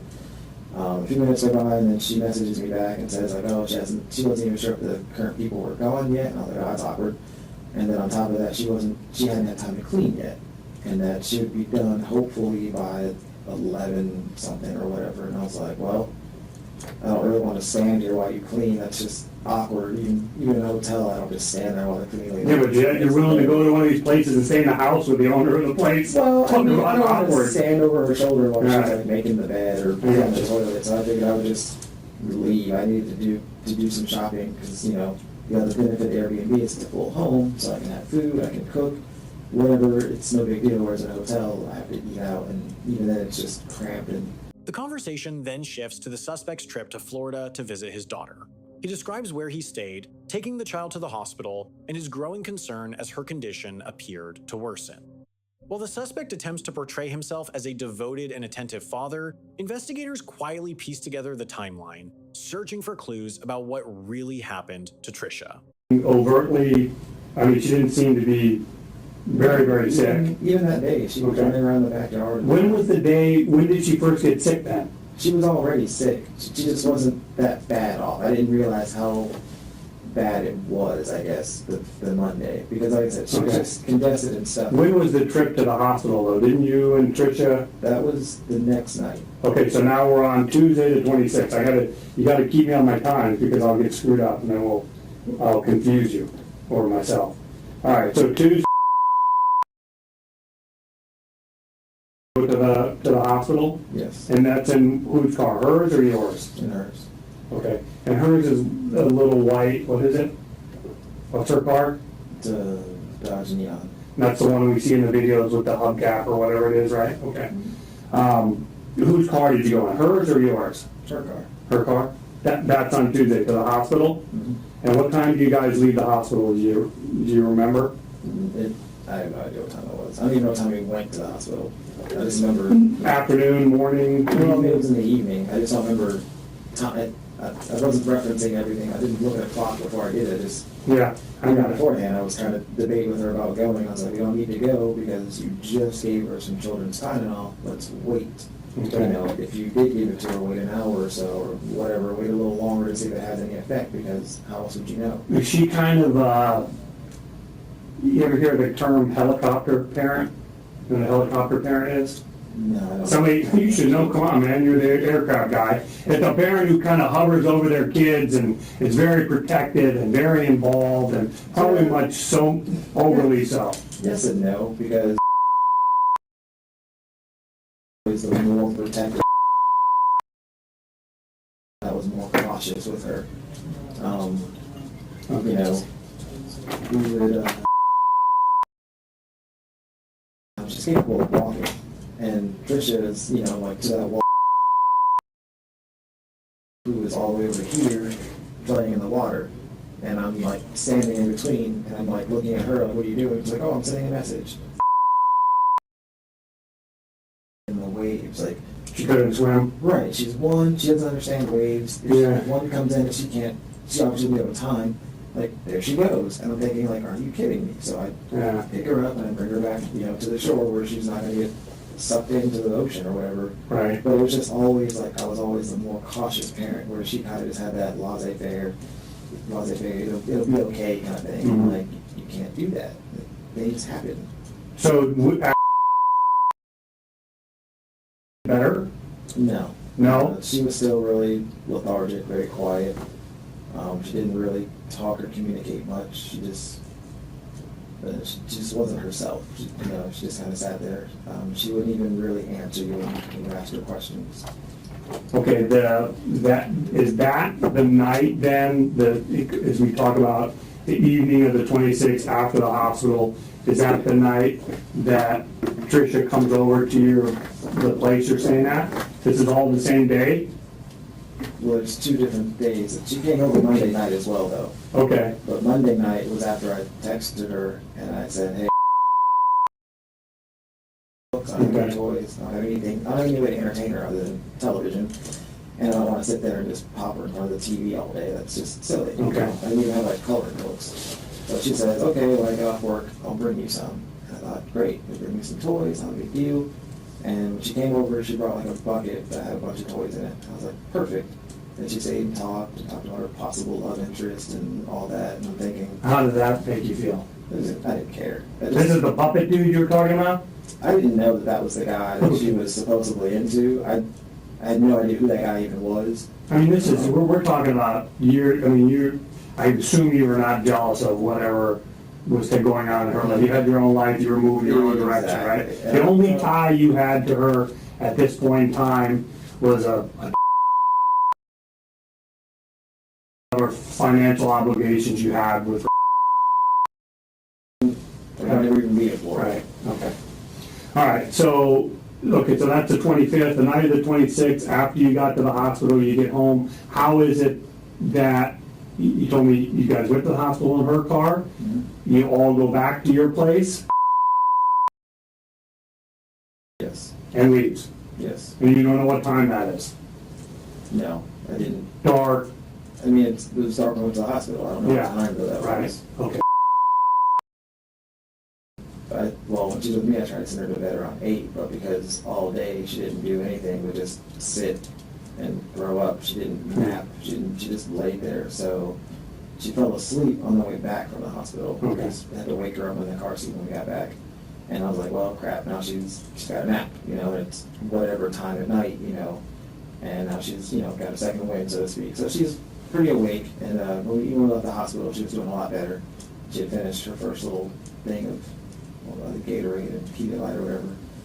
And so now she's rejuvenated and awake. And I'm like, well, it's fine, I'll hang out with her, she'll be fine. And then when she gets tired, I'll just put her in bed, whenever that's Okay, but that's after? She's kind of Well, I awake. told Trish that's kind of my plan. I'll put her in bed, it's no big deal, but then she leaves. These two, so basically, this is like the third time you would have had contact with Trish when she leaves. She brings the toys in. The third time is you guys go to the hospital. It was Okay. from her normal sitter, Denise. Okay, so it's only the second time. Mhm. Any conflicts, any arguments, any disputes, any disagreements?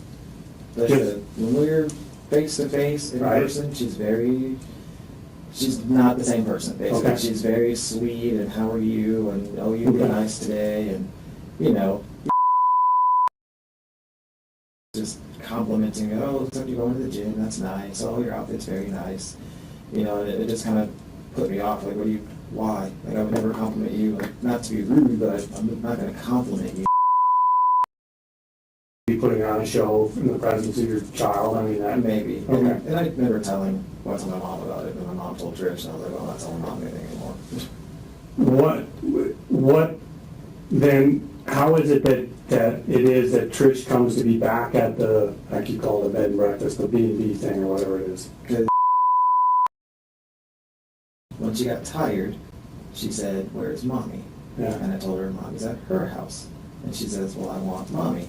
And I said, well, mommy, we'll see you tomorrow. Or, you know, I'll take you to mommy's house tomorrow. Just trying to help her understand, like, you know, it's just me and you, you're fine. And she just kind of kept saying, I want mommy. And I'm thinking, well, I guess I get it. You did just see the both of us together. And in the past, Trish had mentioned that, once again, via Skype, she,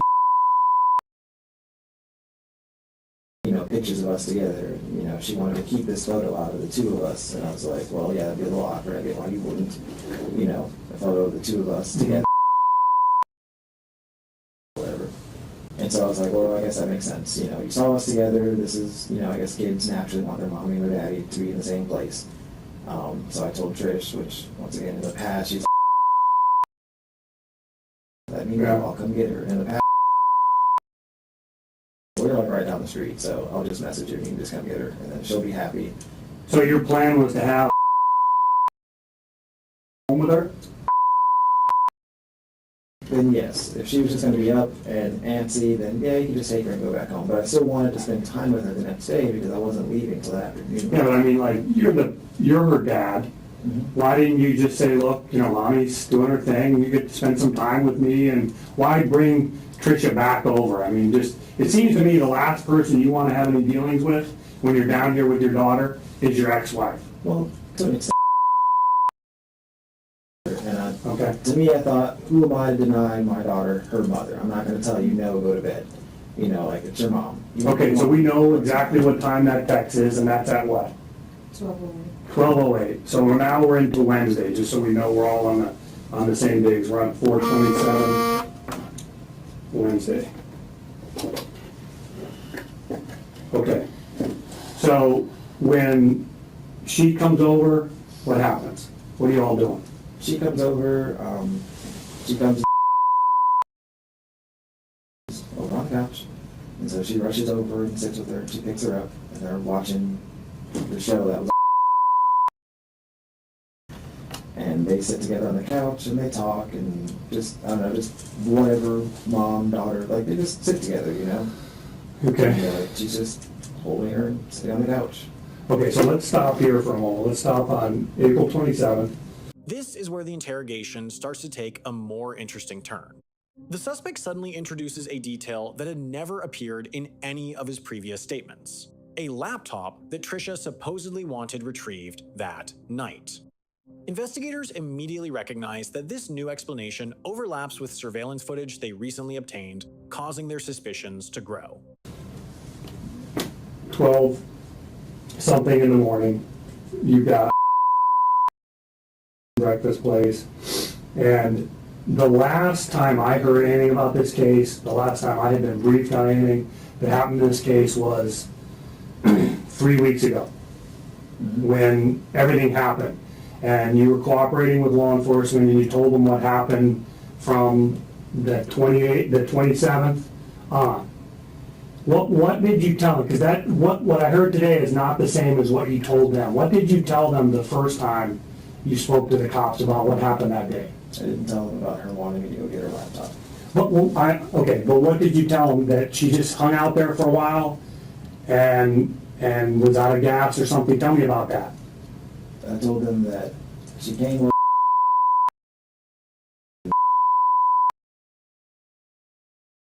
and we were here. Okay. Great. Because I still want to spend time with her. And then I said that she left, and that's when she discovered she didn't have gas.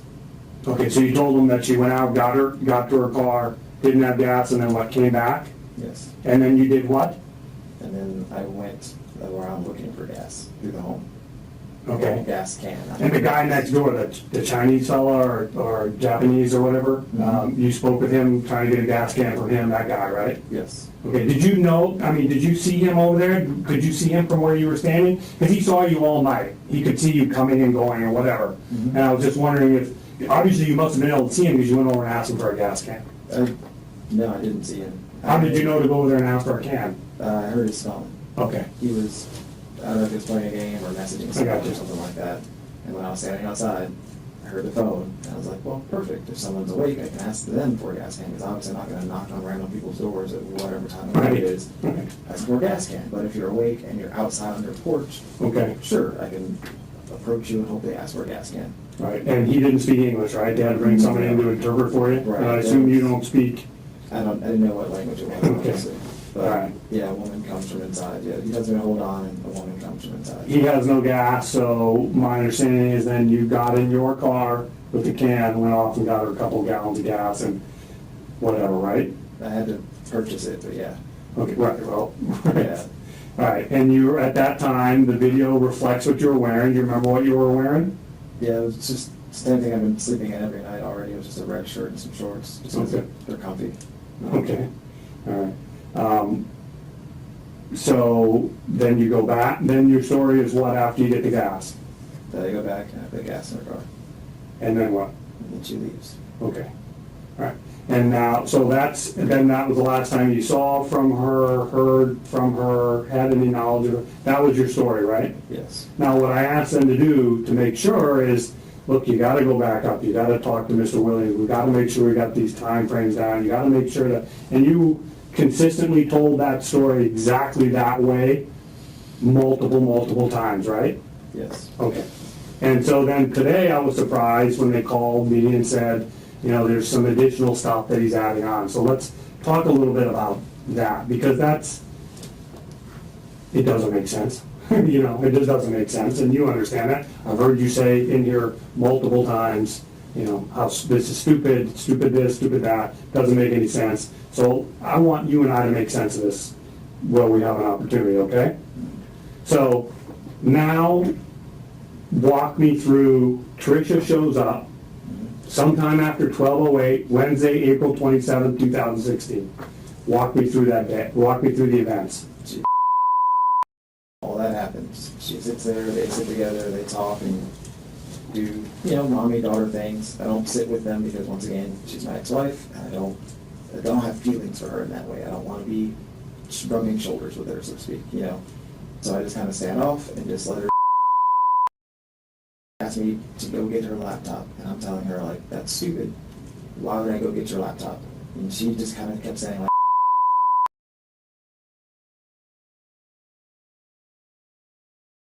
she falls asleep soon, and then I can still do stuff with her. Otherwise, I gotta go pick her up in the morning, and it's just more work. And so I didn't want to argue anymore. I never like arguing with her, and I just caved and said, fine. I'm so with you on this whole, it don't make sense, go get my laptop. I could envision having this conversation with my wife. What are you talking about?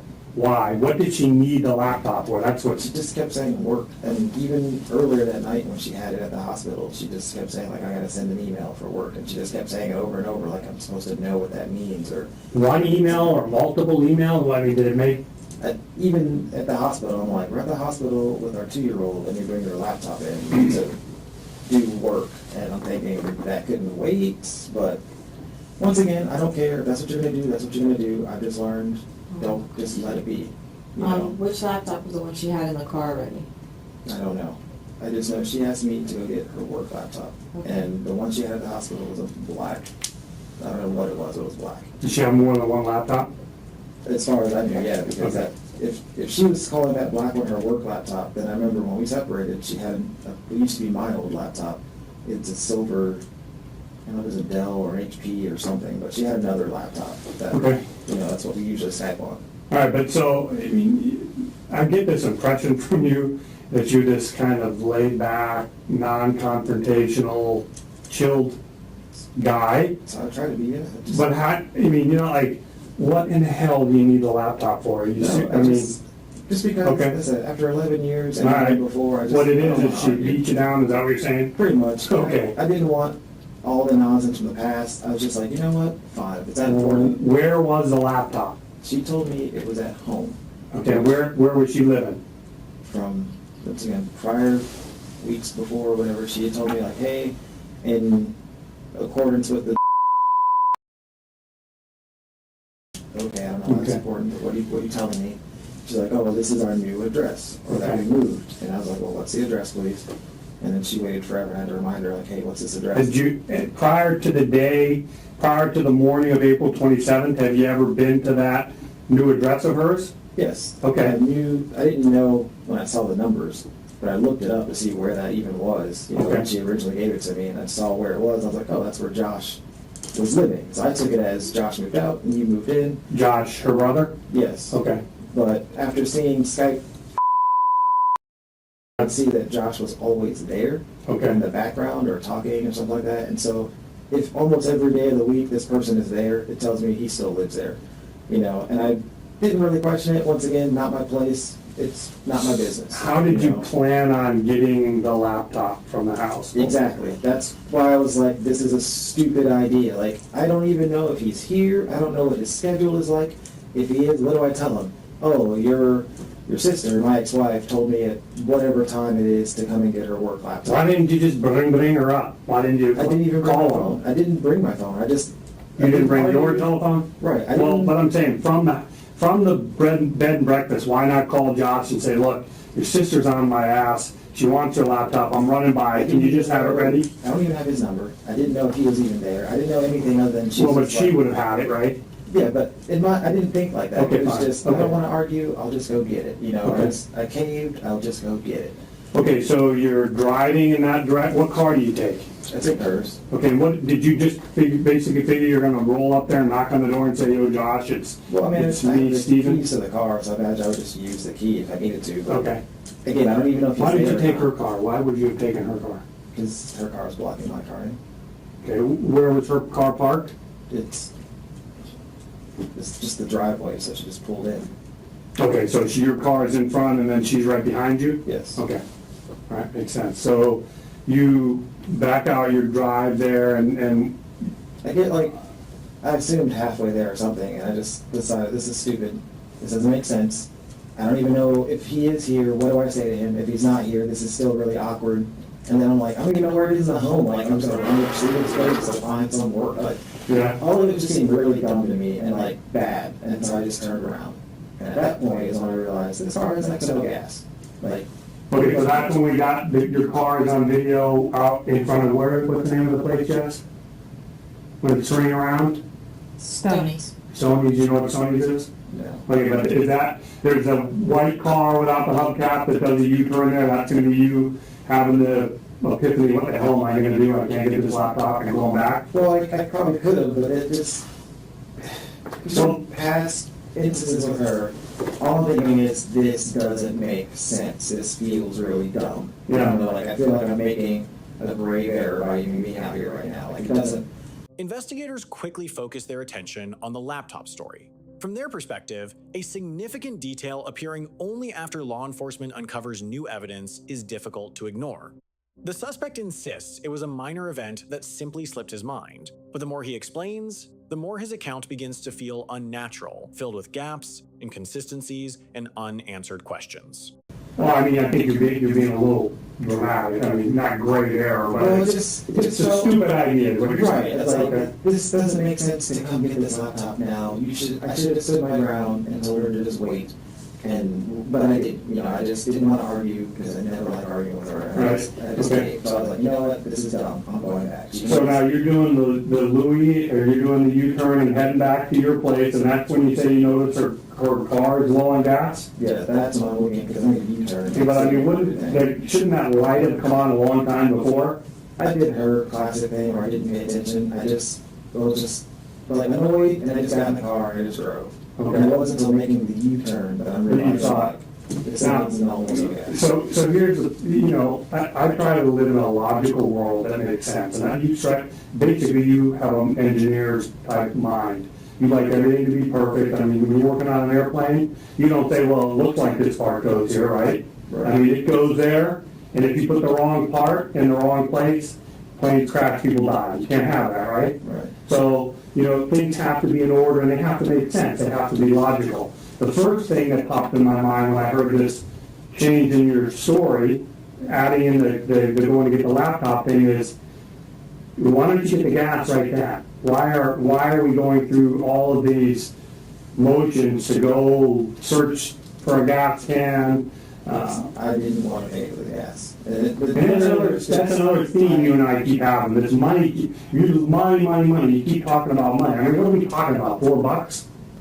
For me, it wasn't just the fact that it's $4. It's like the principle that I shouldn't have to put gas in your car. Like, we're not together. Just like I shouldn't have to pay for your cell phone if we're not together. I shouldn't, I shouldn't have to do these things for you. Like, give me the laptop. I shouldn't even be doing. But you're not. Here's the problem with that, Steve. Is you're really not doing it for her.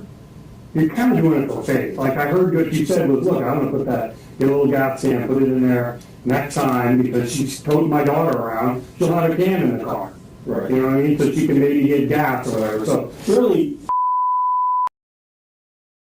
I'm annoyed by the whole situation. The last thing I'm going to do is spend any money on you to put gas in your car. all right. So I just drive it back, and then I tell her, like, you need to put gas in your car. And we talk about, like, why you don't have gas or whatever, and she tells me I was going to get gas in the morning. And it's the same stuff I've heard before. All right, but so at that point in time now, you get back, you don't have the laptop. That couldn't have gone over very well. Well, I explained why I didn't go get it, and yeah, she didn't. I mean, she wasn't very happy, but once again, I think the gas. I told her the gas is more precedence, basically. But you didn't know about the gas until after you'd abandoned the laptop. Well, on the Project. back, yes, and that's what I told. I come back, she asked, like, my laptop, and I told her, like, yeah, I didn't go get it, and you don't have any gas. Did she get hot? Did that get heated? I mean, did she get upset? No, I think she just kind of like realized it was a stupid errand to go on anyway. Because, like I said, I didn't really argue it very much, but at the same time, my whole premise was this is why. Like, you can wait. Okay, so let's just stop here now, because there's now this whole, again, one of the reasons I wanted them to make sure when they talked to you back when all this went down was because the sure sign that somebody, you've ever heard the concept of consciousness of guilt? You know what that means? Heard it. People might act in a certain way or do a certain thing that leads others to believe they did something wrong. Like, for instance, people who run from the cops, what do you think they're doing? They're right? They're running because they did something wrong. People who lie because they're covering something up. Okay? So the first thing I need you to get me over is how you could tell them this initial version of events and leave out this whole, as you said multiple times, stupid laptop thing. Because it was stupid, and it didn't make sense. It doesn't make sense to this day. I don't understand why Right. it was sitting on a fool's errand for a laptop. But you see, the fact, you keep kind of making the argument, which is it doesn't make sense. And when something doesn't make sense, it's generally not true. And so you not saying that originally and now coming up with it will make people think, well, geez, he's got to change his story to meet facts or information that maybe he thinks, is now important. And I don't, you could have very easily said to Jesse the first time, look, she wanted to get the laptop. I relented because I didn't want to get an argument with her. I drove half the way and I said, hell with it, and I came back. But then when they confront you with the fact that they've got her car going down the road and doing this turn, now you plug this laptop thing in. That doesn't look good. Do you agree with me? I understand. If I got up and I sat over there and you sat here, what would you think of me telling you that? I probably feel the way you feel. Bullshit, right? Yeah. Okay. But even when they asked about me washing my car, I was like, if you know me, my car is always clean. I'm driving it 700 plus miles. I just wanted it clean before I drove it another 700 back and smashed more bugs into it. And I didn't even plan to wash it that weekend when I got back, but I didn't. So. Right. Well, and it's like you could look at one fact and say, ooh, that's suspicious. But then in the broader context, once you know the whole story, which I already said, you're kind of like a fastidious clean guy, you're orderly, so you clean your car. That doesn't really need a lot of Like I cleaning. said, my daughter threw up all over the back seat. Well, that helps. I didn't have any means Okay. to really clean it, so I wiped it up, but that was it. All right, so we are in agreement then, you agree with my assessment that it's suspicious that he would tell this story the same way over and over and over, but yet then when confronted by the cops with an additional piece of evidence, you would add a fact that would conveniently explain what they discovered. You agree with me that that should give somebody some cause or pause for concern? I just left it out because it was stupid.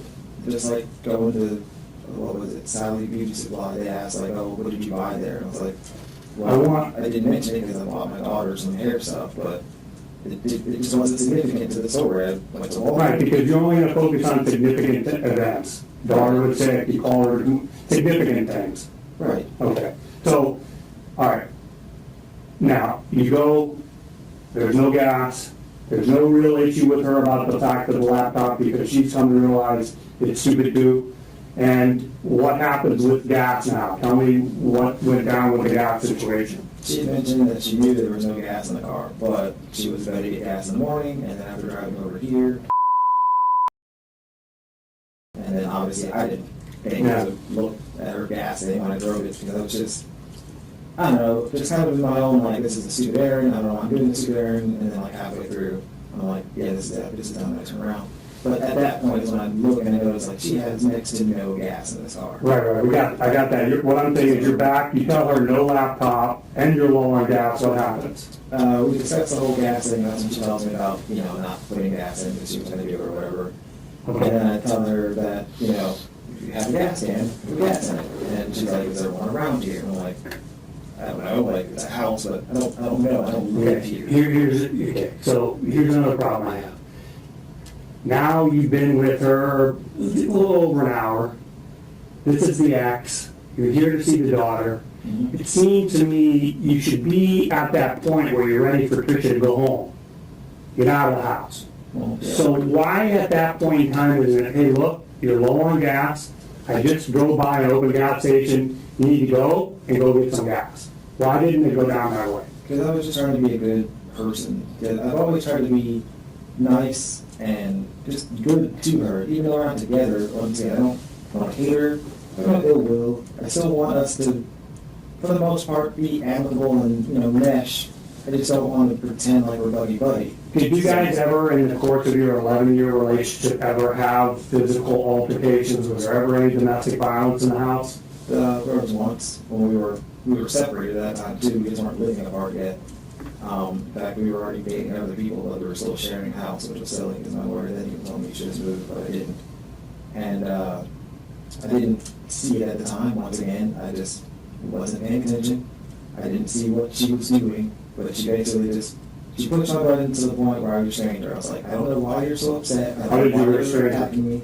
I just put her arms behind her and I pushed her against the wall, like, please stop being ridiculous right now. Okay. I don't know why you're so upset over, it was a key. She had left her key with me for the weekend to go to Georgia or something.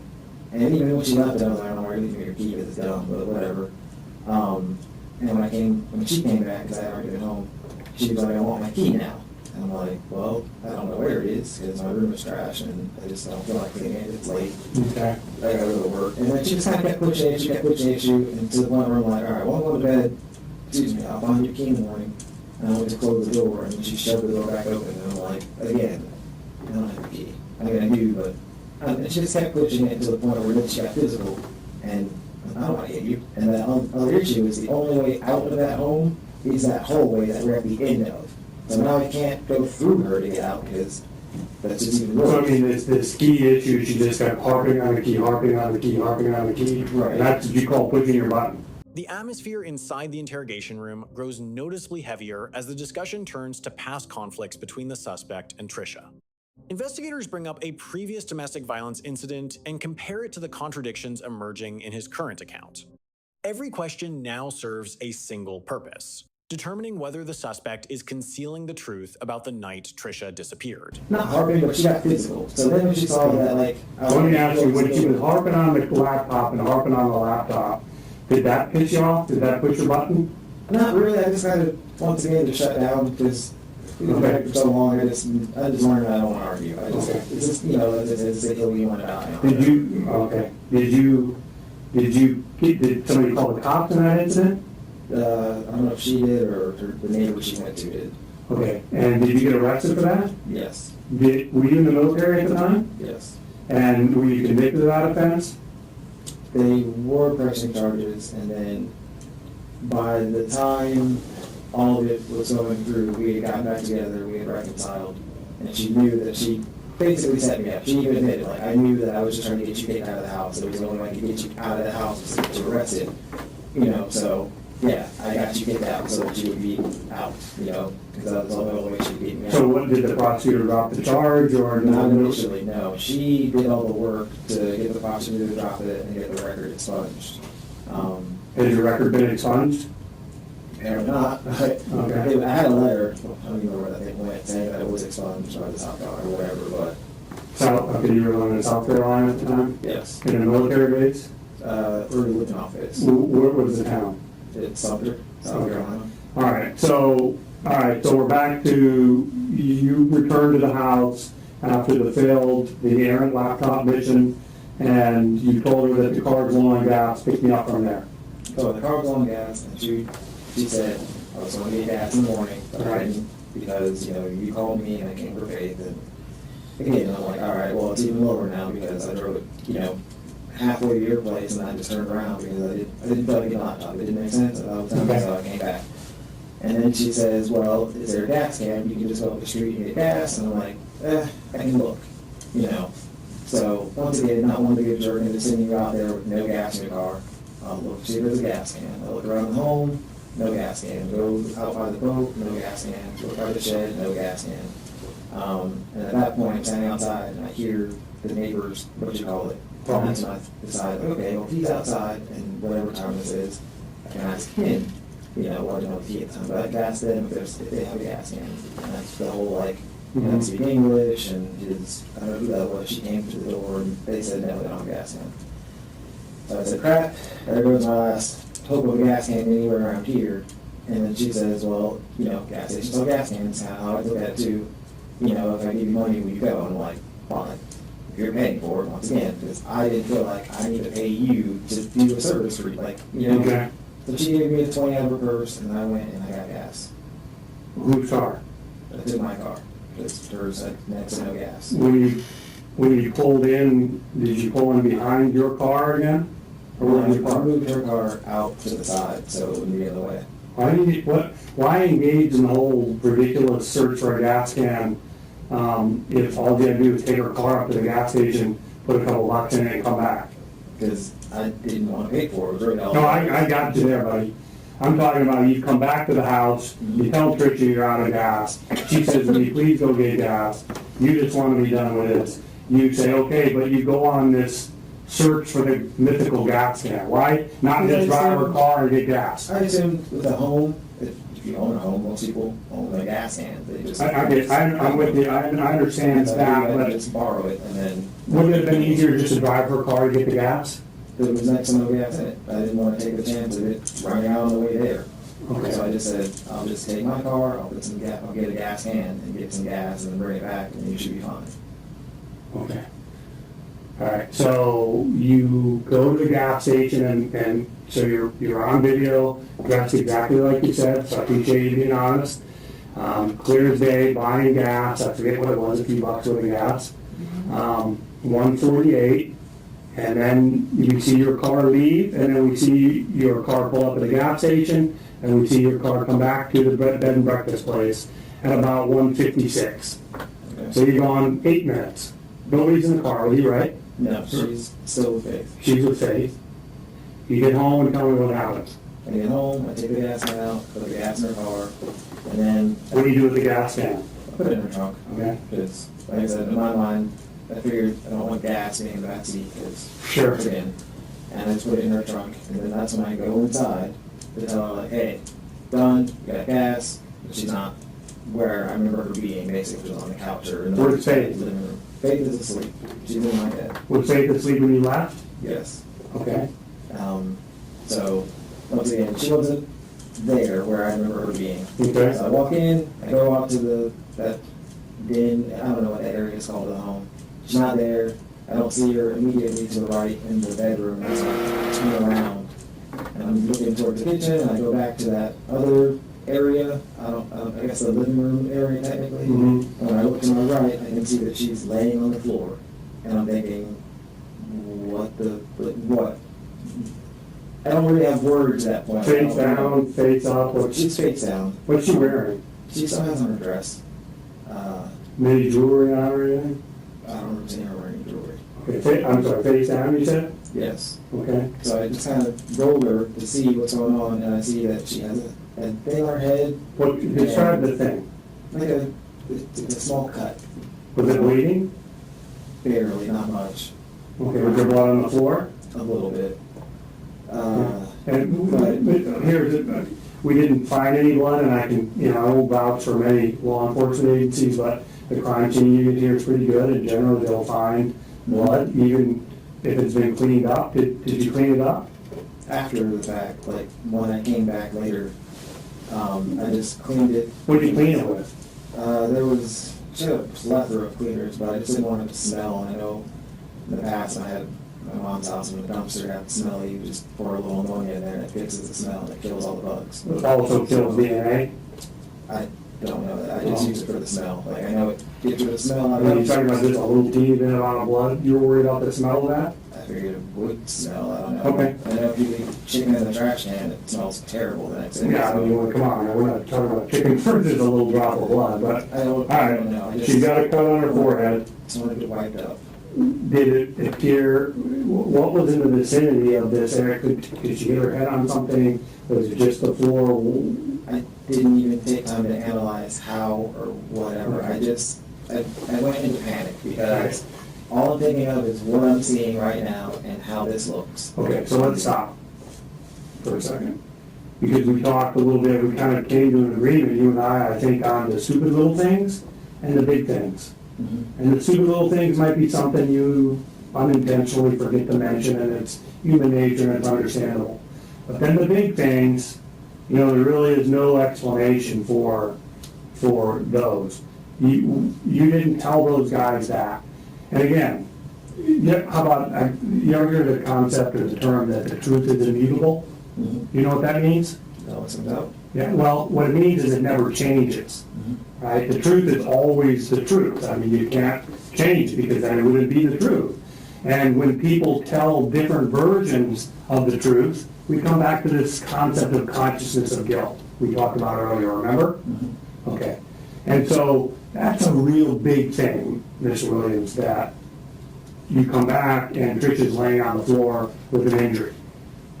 And if you leave something like that out, suspicious minds are going to think that's not true. That sounds to be a lie. It sounds like somebody's trying to cover something else up. Why didn't you tell them that the first time? Because I had no way to explain how that happened. I had no way to explain how I come back and she's on the floor, other than them just assuming I did it. And I would never do that to her. I would never hurt her. It's just not me. Right, which makes it even more reasonable that you would have told him that from the outset. I never hurt this woman. I love this woman. I would never do anything to this woman. I came in and she's laying on the floor. Let me make it one step easier. Where is your cell phone at this moment? The interrogation becomes increasingly tense as investigators focus on the most important question of all. Why didn't the suspect call 911 after discovering Trisha unconscious on the floor? Although he admits she was still breathing, he chose to place her in the vehicle rather than seek medical assistance. For investigators, this was a difficult decision to understand and the starting point of a growing list of suspicions. Somewhere in the home. In the home, right? What about the house itself? Does the bed and breakfast have a landline? I honestly don't know. Okay, but you're a sharp kid, 911, boom, cops are there, ambulance, she gets treatment, right? But I didn't. Hold on. I'm going to ask the question just simply, but that's how 911 works, right? Yes. You pick up the phone, you call them, you say there's something wrong with my ex-wife, please send an ambulance, right? Yes. And you did not do that, right? No. Now, again, I'm gonna get up and I'm gonna take your seat, you're gonna sit here. Come on. Because of how it looks. All I thought about at that moment is, how does this look? You can't fix how this looks. There's no other way to say. Here's the problem with that. Okay, fine. I'll concede that for the purpose of our conversation here, but you told them she's still breathing. I checked. It was just shallow. Okay, but my point is, she's alive. You had an opportunity to save her life by simply calling 911. And how it looks comes out in the wash. I mean, you say she fell down or whatever. I mean, what happened to her in 8 minutes from when you left to get gas and you come back to see her on the floor? I don't know, and that's the problem, because all I'm thinking is, in the past, this is a game. This is some sort of like, I'm setting you up, I'm killing myself. I'm going to kill myself to set you up. I don't think she was intentionally to kill herself, but I just feel like she did something, it didn't work the way she intended it, it went too far or whatever, and now I'm screwed because I can't explain this. I don't know what this is. I don't know what she's trying to pull. I don't know why even, because I don't know. I just don't know why you would do this to me when, as far as I could tell, you moved on. But all of you saw was this little abrasion to her forehead, and she was laying on the floor. Well, the abrasion was after I turned her over. Yes. Okay. One thing I want to make sure we're clear on here is originally you had made some statement. You didn't know if she had overdosed on drugs or something. Did you say something like that earlier? Right. Okay, I mean, we know that's bullshit, right? Because we're talking 8 minutes. You can't take a bunch of pills and have them knock you out in a period of 8 to 10 minutes. So we know it wasn't that, right? Okay. Well, do you not agree with me? I don't know. I don't know anything. I just know Okay. I come back and she's lying on the floor, and all I'm thinking is, I'm screwed. Like, I don't know what to say about this. So what do you do? At that point, I moved her to better light. Nothing, I couldn't do anything, and I just put her in her car because I'm like, I'll just take you home, and you can go home.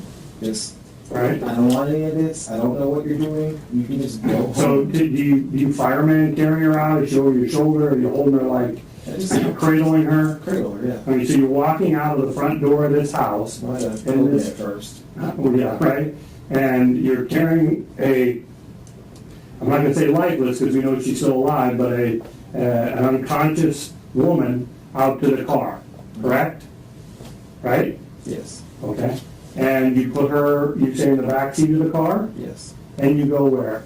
I go back inside, and I grab my bag, and I grab water, because I'm thinking if she comes back, Hold on, what bag? What bag? it's an old backpack I had. I just grabbed it because it's a bag. I thought backpack. I just grabbed it. And I threw a water bottle in Okay, there. I gotta say, you know how we talked about the laptop thing is stupid? Mhm. Why do you need a backpack to drive? What was your plan when you put her in the car? Where were you gonna take her? I originally was just going to take her home. I just figured Okay. if this was like a roofie trick, and she wakes up at home, then clearly I didn't do anything, because you're home, I'm at my place. Right. You can be mad or whatever, they plan didn't work, but it didn't work. Right, she wakes up in the back of her car in the front of her house and no harm, no foul, right? That's, yes. Okay. All right, and so to accomplish that task, you equip yourself with a backpack. I just That's grabbed your- it and water. Remember, we're trying to be logical here. I understand. None of this makes any sense, okay? And one of your arguments is, it doesn't make any sense. You're like making my argument for me. It doesn't make sense. And when something doesn't make sense, it's generally not the truth. But your plan is to go take her to the house and leave her, so you pack a backpack with water and what else? I just grabbed water, and on the way out, I grab it's like a snack bar. I don't even know what type, What are but you wearing now? same clothes. Red shirt and whatever that's on the video from the gas? Yeah, I haven't changed. Just still wearing the same stuff. Yeah. Okay. And so you packed water and what else in the backpack? There were like kashi bars, I think they were called. I brought some from North Carolina. So you have a whole backpack just for a bottle of water and a couple kashi bars? I just grabbed it because all I'm thinking is I need a bag to put this in. So I just The backpack is a bag, I just grabbed it. You need a bag to put what in? The water in the snack bar. Why? Because I thought, if she comes to water, if she needs food, it just made sense to me, and I just grabbed it, because I was like, I don't know how to treat you, but I don't know what's going on, but if this helps, fine. Okay, so the only thing in this is the backpack we see you on the video with, right?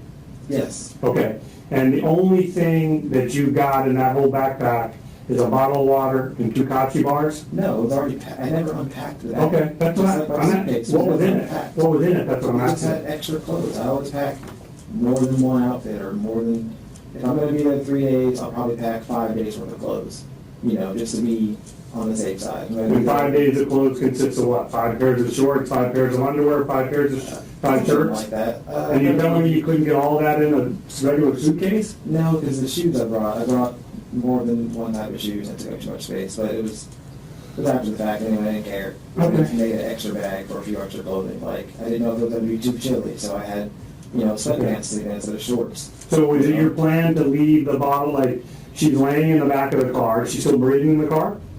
As far as I can tell, yes, I just put her in the car. And what was your plan, to pull it up in front of her house and put a bottle of water and a Kachi bar in the back with her? Yeah, just, here you go, you're fine. And then how are you gonna get home? I was just gonna walk, however far, just walk it home and just leave. Just be out of there, be nowhere around you, because this craziness I can't deal with, which is the other reason why we're divorced. I don't want drama, I don't want crazy in my life. I like simplicity. Mm-hmm. And, right, and so your simple plan was to leave her in the car at her brother's house. Now, I understand that when you first started, when your story began to evolve last night or yesterday, you initially told them that you actually did take her over and leave her in front of her brother's house in the car, right? That's what I wanted to do, yes. Well, no. I thought, did he say he did it? Yes. You said to them, and remember, all of this is, this is recorded, obviously, you're a smart guy. And the reason we do that is for your protection and for ours, so it can't be said that we did or said anything that isn't recorded for all time's sake. You're on video telling these guys that you did that you left her in front of the house at your brother's, right? Yes, That's a lie. yes, What kind of people lie? Innocent people or guilty people? guilty. Yeah. And so, why did you lie about that? I mean, I'd like to keep track, because first of all, I can't tell you how many lies you would have told, because every time, there's a lie by omission too, by not mentioning something. Every time you told them about how this incident went down right after Trisha's disappearance, you left out the whole laptop thing, not to mention all of this other stuff. So those were all lies. Now, you lied to them later on about returning to her house. Why are you tell me why you lying? Because all of it looks bad. Right, it looks much worse when you lie. I just wanted to leave her home and then be done. Mr. Williams, when a jury watches this videotape, and what they see is a continual, constant evolution, and then lies in that evolution of the story, they're going to get somewhat suspicious. It's going to create some concern in their mind that you did something wrong. Would you agree with that? No, I didn't have a plan. I didn't know what to do. All I wanted was just to be done with this night. But then the very first time you met with them, you should have said, this is what happened. I didn't know what to do. I had no plan. This is crazy. I don't know how to explain it. But you lied when you first talked to them, didn't you? Yes, And then you lied again to them yesterday when you talked to them initially for a while, right? yes, And then when your story started changing, you lied even in your new story because it's changing from yesterday to today, right? no, That you took her and left her in the car in front of her trailer.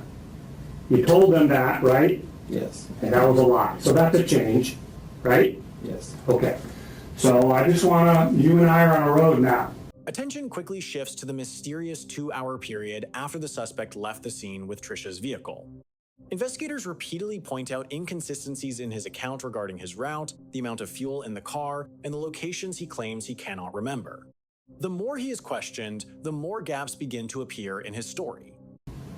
And this road, I promise you, will end at the truth. Okay?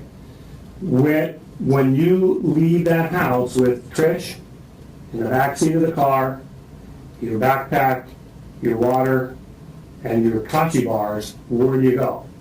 I just drive. I head down towards her home, and I didn't stop at her home. I wanted to, but I figured it was too late, and I didn't even think that was a good idea after the fact, and so I just drove. And then I got to the intersection, and I took a right. And then after that, I just You drove north or south? out of the Pontiac place. It's the Let me, right south. let me tell you something I picked up on when we were talking.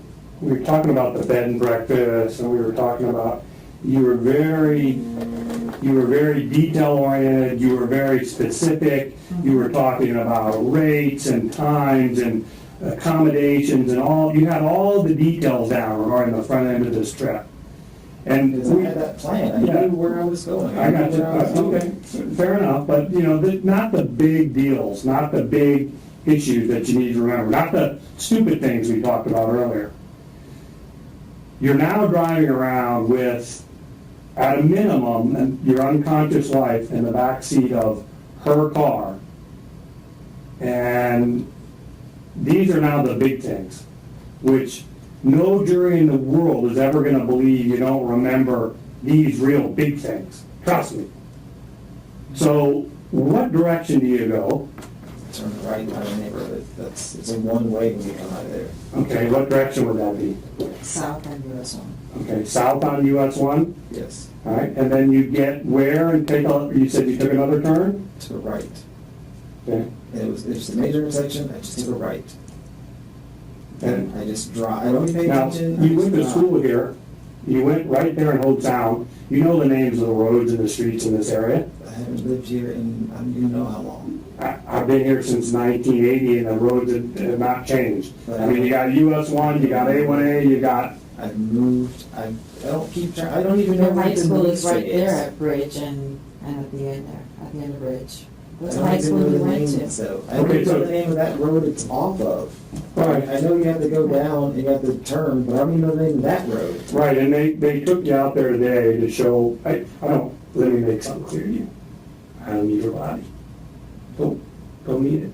I know you're thinking that that's the big deal. I don't care, don't ever tell them where the body is, don't make no difference to me. I don't know where the body is. Oh, I know, but when I talk, hey, No. when I talk to you about consciousness of guilt, this bullshit story that you're giving them, and your refusal to take them to where the body is the strongest evidence of consciousness of guilt that we have. I can't take you to a place I don't know though. You don't know the big thing.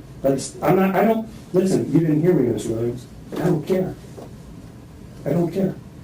I want to get down to what's going on now. So now you've got a woman who is at a minimum unconscious in the back seat of her car. You're driving around with your ex-wife in the back. It'd be very difficult to explain that one, right? Yes, Yeah. And you do what with her?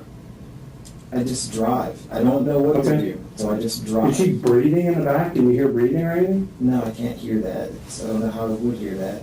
Right. I'm just driving. I'm not paying attention. At some point in time, your conscience doesn't kick. Do you have a conscience? Yes, Do you? yes. I mean, we all know, this is not a question of whether or not Trisha is dead. Trisha is dead, right? Trisha's dead.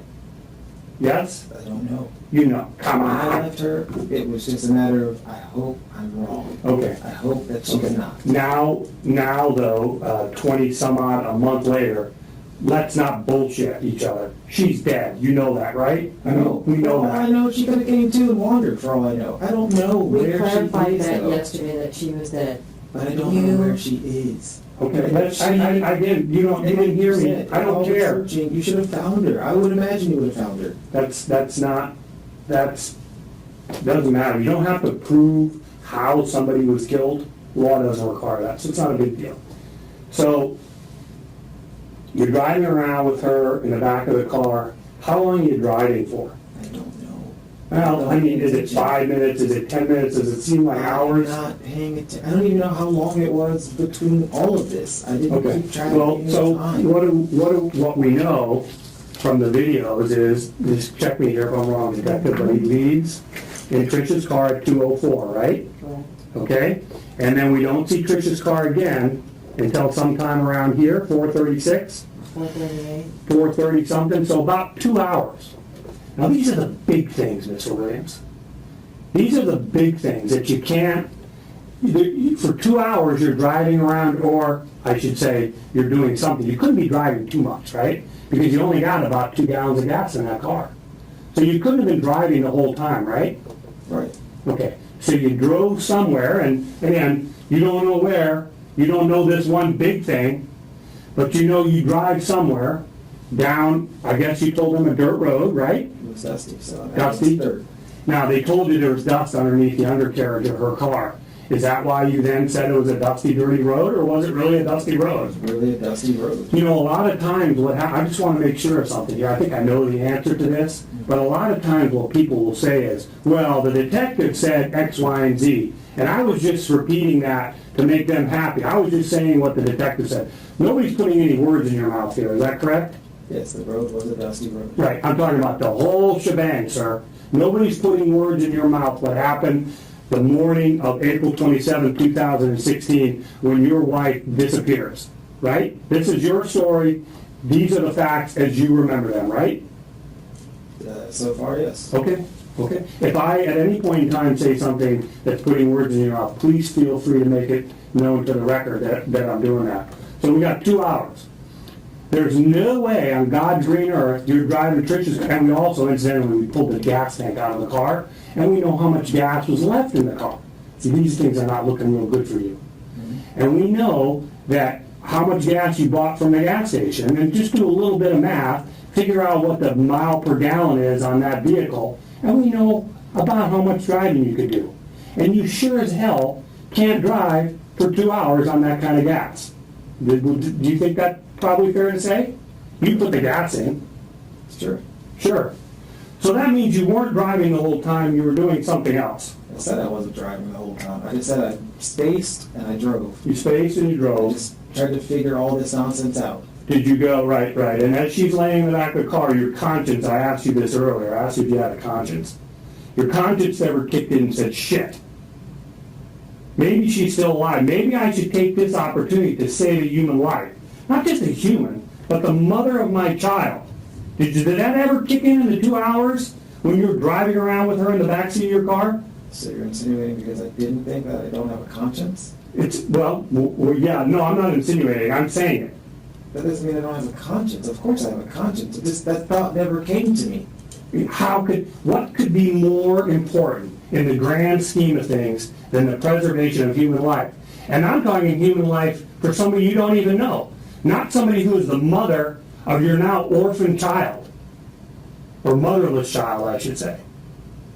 So I'm not asking you just randomly, how would you feel about this, Mr. Williams? I'm saying, if 2 hours with her in the backseat of this car, it never dawned on you, shit, I'll just have to deal with the consequences. I hope they believe me, but I need to see what I can do to save her life. That never dawned on you. Didn't know what to do to save her life. Oh, let's see. 911. Did you have your phone with you when you were out I there? didn't even think to grab it. No, you didn't think to grab it, and you know why? Because you know we can follow you with your phone. You know that, right? I mean, everybody knows that we can follow a cell phone. Yeah, I of grabbed course. Kashi bars though. Yeah, right. I grabbed food in case she woke up. Yes. Okay. But you didn't take your phone with you. No, I didn't think I needed a phone. I just grabbed the bag, water, and Kachi bar. Right. Water, food, Okay. bag. So anyways, so the first thing was you couldn't call 911. Well, her phone was in the car, wasn't it? Yes. Okay, so you could have turned her phone back on and called 911, right? I don't know her code. Well, I don't know okay. her past anything. Good point. That's another You need a odd code fact. for 911. Well, maybe he doesn't know that. Did you know you didn't need a code for 911? No, I never Okay. tried using her That's phone. completely reasonable, I believe you. I didn't even try to use her phone. I just thought Okay. I don't want Why it. did you turn it off in the first place? Because I didn't know what to do with it. But that doesn't make any sense. How does that help you? So, because we know, right, from the facts, that you turned that phone off some point in time in the computer trip. I'm just going to call them a computer trip. We got the computer trip, we got the gas trip, and then we got the disposal of the body trip. So sometime in the computer trip, you turned her phone off. Why? I don't know. I just didn't need it. I turned it off because I didn't need her phone. Right, but you didn't know she had fallen yet, because she hadn't fallen at that point in time, had she? I had no idea. I wasn't there. Well, yes, you did know, because the computer trip is the trip which results in you being home, telling her there's no gas in the car. See, here's the problem. When you lie, it's kind of hard to keep it going. I'm not lying. Okay. I don't know that she's fallen. I don't know. No, she hadn't fallen. You knew she hadn't fallen because when you get to her house, when you get back to the bed and breakfast, Yes. you have the conversation about gas. Yes. Okay. I said that. Why are you turning her phone off before that conversation about the gas? Is she already I dead? don't need it. The confrontation enters a more intense phase as investigators focus on the fact that Trisha's phone was turned off and that no emergency call was ever made. They repeatedly emphasize that the suspect had multiple opportunities to save Trisha's life, but failed to take action. Meanwhile, every explanation he offers is viewed as illogical and only deepens their suspicions. Right, because if you're driving around with that phone on in your car, we're going to know where that car is going, aren't we? Wouldn't matter. I don't need it. It's not my phone. I don't want it. Turn it off. No, don't touch it. Don't touch it. It's not your phone. I leave my phone laying here. If I walk out, are you going to turn it off because you don't need it? Here's my phone. I'm going to get up and go take a piss. You're going to turn my phone off because you don't need it? Yes. Can you If see how a ridiculous- stranger hey, leaves their phone and I don't know they're coming. Remember the stupid computer I will story? turn it off. Remember that stupid laptop story? This is a stupid thing. So why did you turn the phone off? Seriously, just be honest with me one time. And I don't want to mess with her phone. But you did mess with it. You picked it up and you turned it off. But by definition, that's messing with it, isn't it? It's touching it, yes. Okay. Okay. All right. So the first one that I got to is the phone, but you were correct in that you didn't know you could call 911 with the phone off, nor did I. We all learned something today other than the detective. The next one is go to a hospital. I don't even know other than, yes, you did go to the hospital. I don't know where that hospital is. Sure, of course not. And so you pull over and you ask directions. You stop at the gas station, say, sir, where is a, or you pull in the gas station, say, please call 911. Or you say, sir, can you please direct me to the nearest hospital? All of these are things you could have done, right? If I was near a gas station or there were people, yes. Well, when you left with her in the back of the car, we know there was a gas station within minutes, 2 minutes of where you were, right? Yes. And for the 2 hours that you're out and about, tell me, we know it's 2 hours, right? Do you agree that if we know when her car leaves the bed and breakfast, and we know when the car ends up being back where you leave it in front of his house, her brother's house, her house, if that's some odd hours, you are in her car for 2 hours, correct? No. No? I have her car, yes, but I don't know where I am. And I'm not driving it for 2 hours. Okay, are you stopped for an hour? Are you stopped for 45 minutes? Are you stopped, when you go down the dusty road? I don't know how long. I don't care. Oh, What we know, asking that. no, I don't know. what I'm saying to you is, I'm not asking for you to give me times, okay? I'm asking for you to tell me what you were doing. We know the time. Okay. The time is set in stone. It's 2 hours and something. Okay. All right? And so for 2 hours and something, you are in or around her car with her at a minimum unconscious or lifeless body, correct? Yes. Okay. What are you doing? I don't know what I'm doing. I Okay. don't know what to do. These are the big Only thing in things. my head is this all is No. a terrible situation for me now. Here, let's role play, okay? Mr. Backadall, I pulled down the dusty road and I sat there. It could have been hours, and I just thought, what the hell am I going to do? What the hell am I going to do? Or, Mr. Backadall, I drove around for a long time. Yeah, we know it couldn't be that because you'd run out of gas. Or, Mr. Backadall, I parked on that dirt road and I walked up and down the road, pacing, because I've got this situation that I can't explain going on in the back of my, right, what are you doing? What are you doing for 2 hours?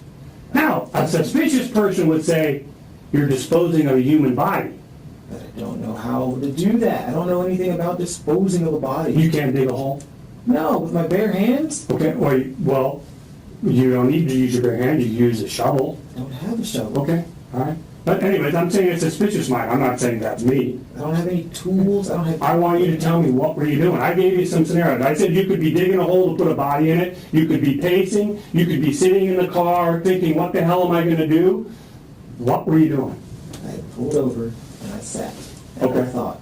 And I didn't know what to do because, yes, I'm afraid. I am panicked. All I'm thinking about is everything I know is done. My life that I worked hard to get to.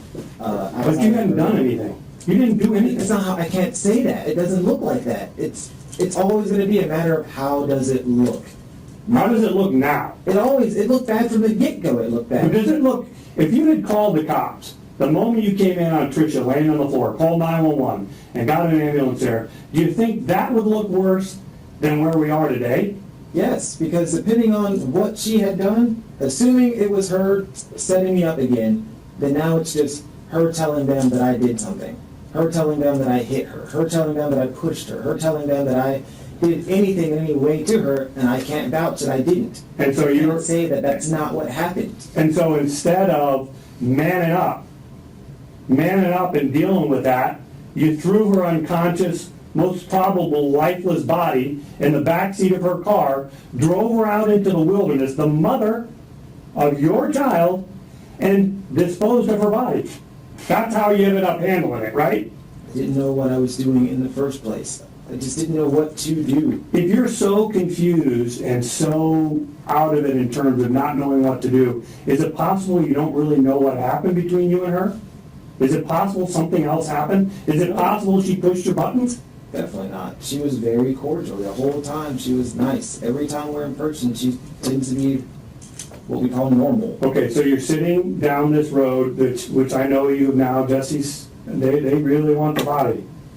No big, they don't need it. But now this road where you have no idea where it is, what road it's off of or where it is, and you're sitting in this car for a long time, and you do what? What do you decide to do? I took her out of the car Yeah? and I laid her down. She breathing? Not that I can tell. Okay, so she's dead. She's dead. I don't know why we had to go through this to get to this point. You said it to Jess already earlier, but she's dead now, right? When you take her out of the car and you lay her on this dirt road, this dark, desolate dirt road, you lay the mother of your child, she's dead, right? As far as I can tell, she's not alive, but I don't know that. Okay. I'm not a doctor. I don't know. I just know. I just don't want to be a part of You this. didn't like see if she had a pulse. You didn't touch her skin to see if she was cold to Checked the her pupils. I just seemed like something to do, just see if they responded. And they were like half rolled back, and then I freaked even more. And I'm just Was she cold? Was she cold to the touch? no, I don't remember her being cold. I just Okay. lifted the eyelid to see if I could see like if it would what do you call it, dilate. I think it's a term. And it didn't. No, and then when I saw her eyes was like half rolled back, I freaked even more because it's not dilating, it's half rolled back. I don't know what to Her do. chest wasn't heaving, she wasn't coughing, she wasn't couldn't- sputtering, there was no... As far as I could tell, she Say wasn't. it, say it. As far as I could tell, she was not alive, but I don't No, know. no, no, no, I don't like that word. I don't like not alive. Because that's kind of squishy. I like the word dead. She, as far as you could tell, Those she are your was words, dead, right? Then those are your words. Well, you can't say dead? No, I'm not saying she was dead. I don't know that. Can you say as far as you could tell, she was dead? No, Okay. But you could say as far as you could tell, she was not alive. she was unresponsive, definitely unconscious. And I hoped beyond all Right. hope that I was wrong about the situation. And so you pulled her out, and you just laid her right there on the road, I laid her down and I crossed her arms. on the middle of this dirt road, right? Yes, not in the middle of it. Okay, Off to the side. okay. Did you leave the kachi bars in the water with her? No, You didn't? no. Why? Because I just wasn't sure of anything at that point. I just didn't think to leave them at that point. I Because you knew she was dead, right? didn't know that. You brought the water in the kachi bars in case she woke up. That's what you told me originally. In case she came to. Yes. But now when you're dumping her on the side of the road, on this dark, desolate road, dirt road, you don't leave the water in the kachi bars because you know she's not unconscious. She's dead.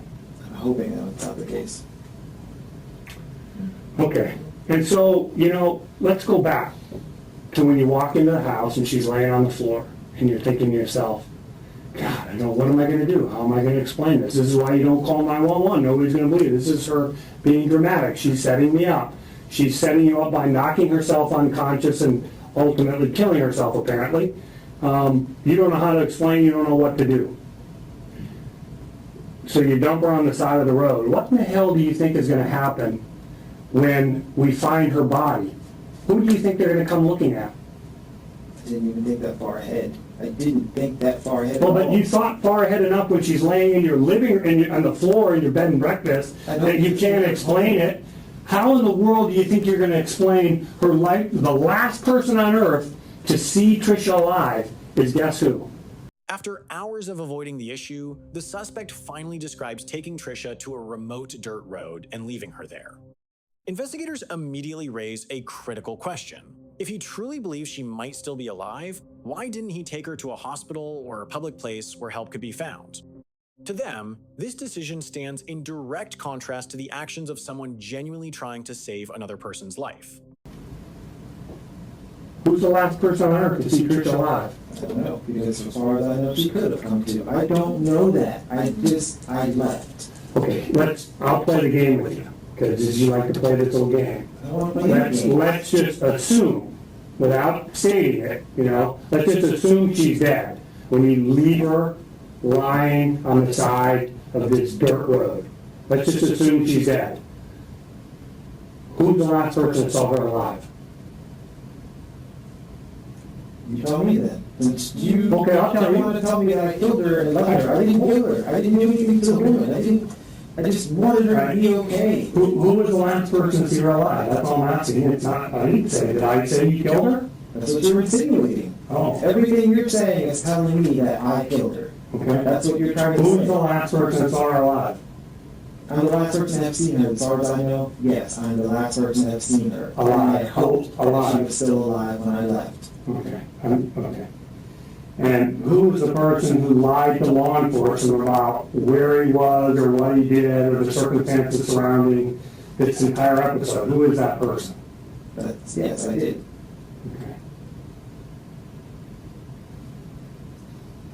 So once you leave her on the side of this road, I mean, were you hoping somebody would find her there? Of course. I thought you would come too. Of course. And so that's why you would leave her on a dark, desolate dirt road in the middle of nowhere, because you're hoping she'd come to and somebody find her, right? Yes, honestly. Why didn't you just take her down, pull around the back of the gas station and lay her out there in public where you know somebody's going to find her? Why do you leave her out in the woods? Because I heard Where- it was wrong. it's evident she's not- Where I drove to. I didn't plan to go. I just didn't plan. I didn't plan. It just. You had over 2 hours to plan what to do with your ex-wife's dead body. But that's not something I do. I don't plan murders. I don't plan Okay. dumping bodies. I don't plan knocking people off or whatever. I don't do that. You're sitting in the car on this dirt road with your dead wife in the back seat of the car, and you got a couple hours to figure out what to do with her. Now, you're trying to tell us that you're hoping she's not dead,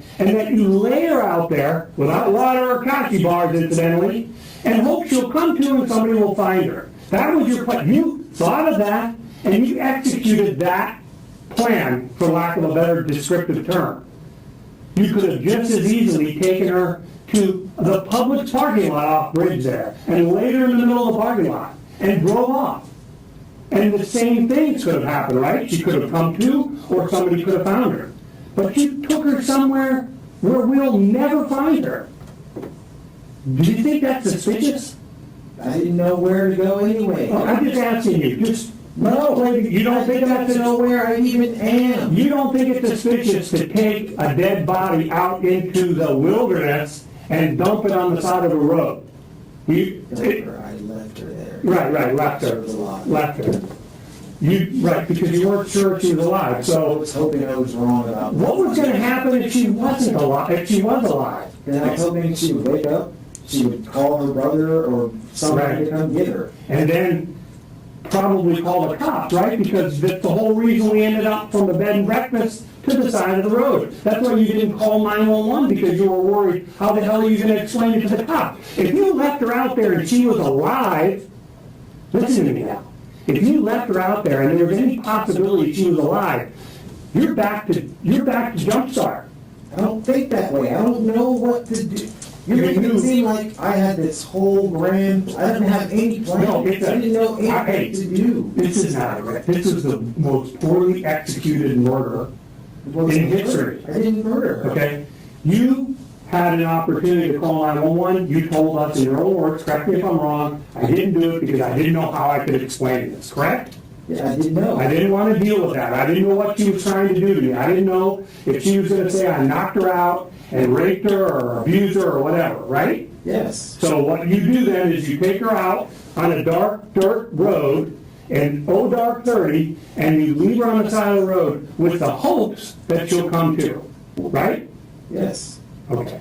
And that's your story. But that's not like I planned. You make it seem like I just drove like, oh yeah, I know where this wonderful place is. I just drove. No, you have it and drove. Here's the deal.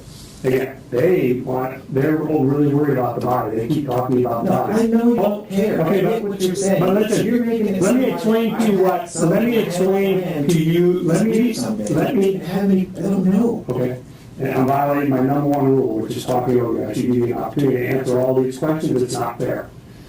But, having said that, the one thing that the body would do for this investigation is, well, it's one of two things.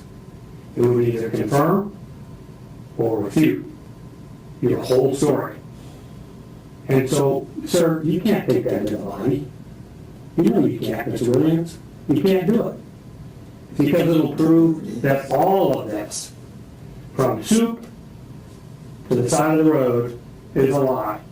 But it's not. Okay, so then, I want to finish this up because I'm pretty much, you leave the mother of your child on the side of this road that you have no idea where it is, even though you sat there for 2 hours, and you take her car and you do what with it? What do you do? I brought it back to her. Right.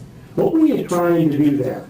I just wanted to be done with her and that evening, and I didn't want anything else to do. Well, you wanted the cops, you wanted it to be done. You were done. This whole thing was a major inconvenience for you, wasn't it? This is all about you. This is all about how inconvenienced you were by her. No, it's just all about the fact that I didn't know what was going on. I don't know what this thing is. I don't know how it came to be that she was like that. There's some good And defenses. I want to be. There's some good defenses at law. There's some good defenses like self-defense or insanity or alibi or whatever. No, I know. But I just wanted this over and I didn't know what to do. Not so good. But anyways, you park her car in front of her house because that's where you want them to find it. Correct? That's her home. Right, but Wasn't her home. That's, as far as I know, that's where she lives. well, look in the vicinity of her, did I misstate the fact? In the area of her trailer, right? You parked it there because, and her purse was in the car, right? Wasn't her purse in the car? And her wallet, or no? No, just the purse? And you left it there because you wanted them to find her car there so that they would focus on that, right? I didn't have that thought at all. I just left her car at her home. Well, you came up with this elaborate story you initially told them about how the gas and she left and all of that stuff, and that she drove home. So you had to have the car at her house in order for that story to make any sense. I didn't have that story. You make it seem like I thought all that up. Why didn't you just take her car over to the public parking lot there off Bridge? And again, I know you don't know where you took her body, but somewhere in that area in Hope Sound, and leave it in the parking lot and walk home from there. Why take it to her house unless you're trying to mislead the cops in the investigation? If I took it to the public parking lot, wouldn't that be the same thing then? No, because it would just be there, and there would just be, where did she go? What happened to her? What you're saying is the same situation then.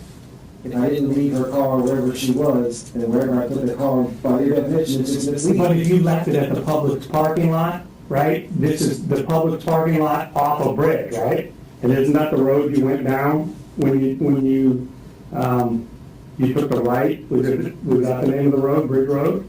Or do you not know? I don't know, it's just a major intersection, I took it right. Okay, so you get back to her house, it's somewhere around, or where she's living with her brother in the vicinity at about 4:30 in the morning.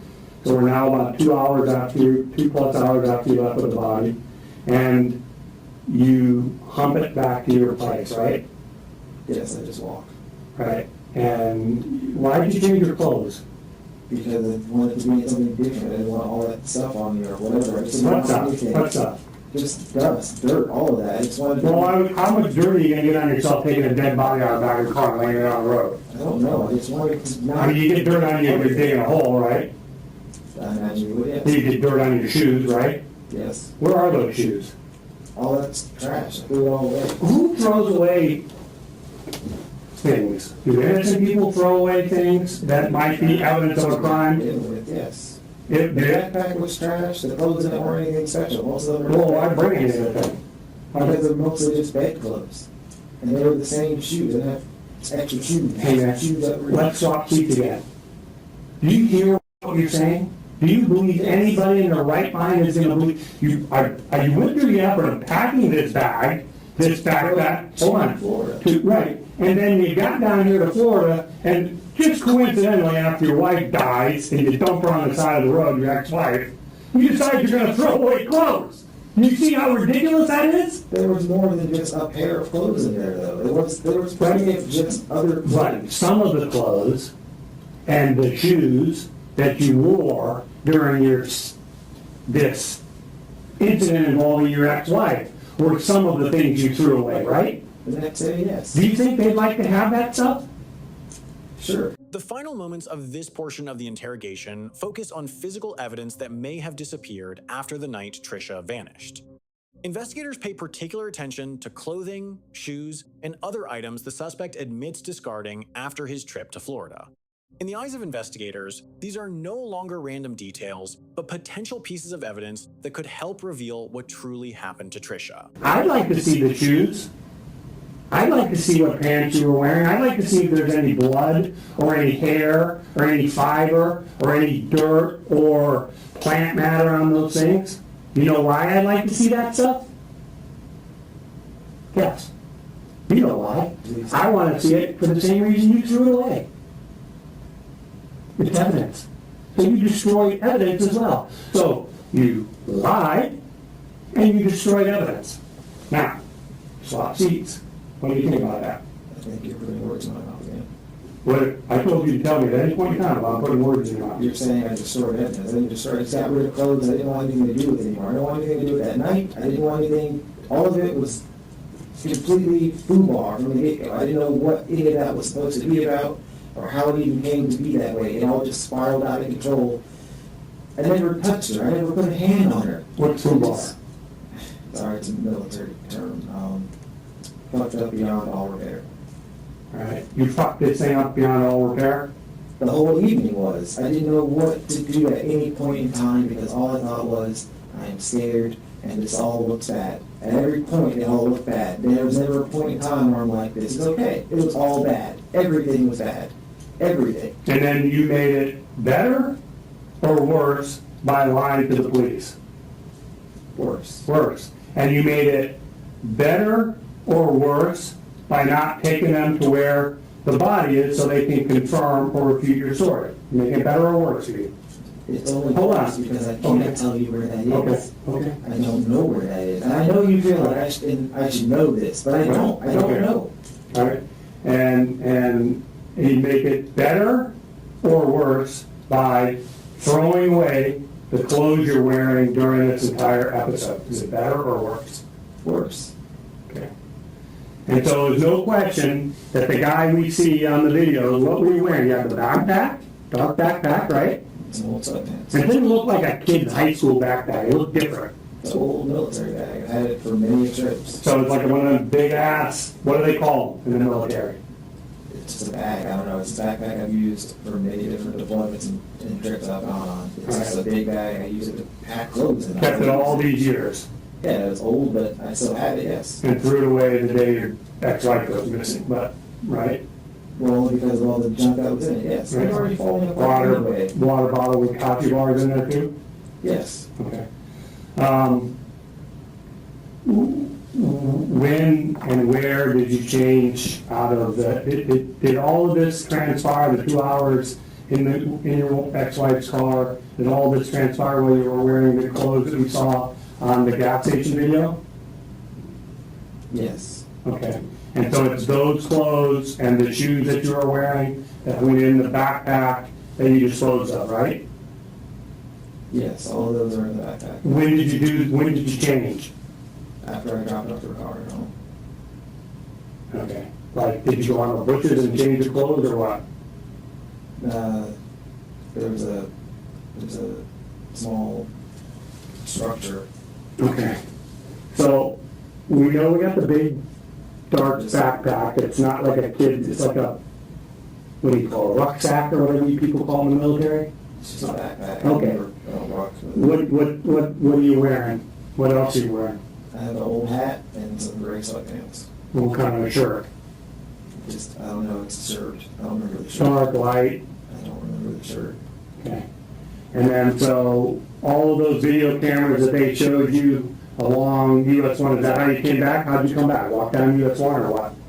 Yes? Yes. You walked down US 1? Yes. Okay. I have another way to get back to the home. Okay. And so at 4 some odd in the morning, as these cameras pick you up, they're picking you up, coming back with your backpack and whatever you're wearing from where you dumped Trisha's car off, right? Drop it off at her home, yes. Okay. And then this is Wednesday morning-ish, and you leave to go back to Raleigh when? That evening. You left out that evening. The same, but that was already planned. No, I know, even though you had the place booked for 5 days, but I understand, money being as important as it is to you, that 5 days, you got it for cheaper than if you had paid it 100 or whatever earlier that we talked about, right? Yes, it was Okay. a good deal. I got it for $1,600. Right. And I never planned to stay the full week. All right, so just so I'm clear that this is your story and you're sticking to it. All right, I mean, I just don't want to hear another story later or some other day. Is there anything, this is your opportunity to tell us anything that you think is important that we haven't asked you. Is there anything you can think of? You gotta speak up because we're trying to get this recorded. No. Oh, yeah. Jesus. Who was out and about with your wife's, ex-wife's body in the backseat of her car? No, she was asleep. And how old was she at the time? She slept too. Okay. And this is the same child you were criticizing Trisha for letting her play in the waves. And you left her home alone. She was asleep. What would happen if she woke up? I don't know. Didn't I care. mean, not that I didn't care. Of course I care about her daughter. Okay. So just so we're clear for the record, this is it. It's a laptop, gas strip, third trip, out to the dead end road, right? I didn't know what the road is. Well. I have no idea if it's dead or not. The dirt road. And where is her phone and her wallet? I left those with her. Did you turn it back on when you left it with her? No, I just left the things with her. You didn't want to mess with it again? I just left it with her. It's her Mm. phone. Could have turned it on and then that way we could have found her. We could have pinged her phone, we'd have found her. And if she's alive, maybe we could have saved her life. It was never an occurrence to get it turned Right. on. I just left her phone with her. All I thought was it's her phone, she can call, she has her wallet, if she needs money, or ID, or whatever, it's her stuff. There you go, like, It never occurred to you to do anything to save her life. That's I what you're didn't saying. know what to do to save her life. Okay. You know why we came up yesterday? There was knowing how you were gonna leave the state of that baby.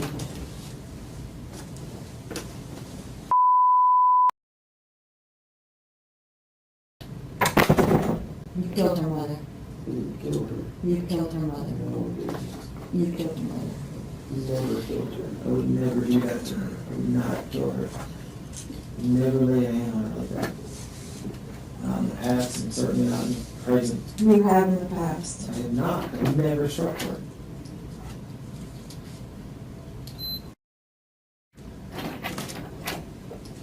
Hey, Steven, how you doing? Good. You remember talking to me earlier? Yes. I'm Dan. Listen, you want some water or anything? You doing all right? Don't worry. You doing all right? Just walk. You want some water? Yes, please. Okay, let me get you something. I'll be right back. Thank you.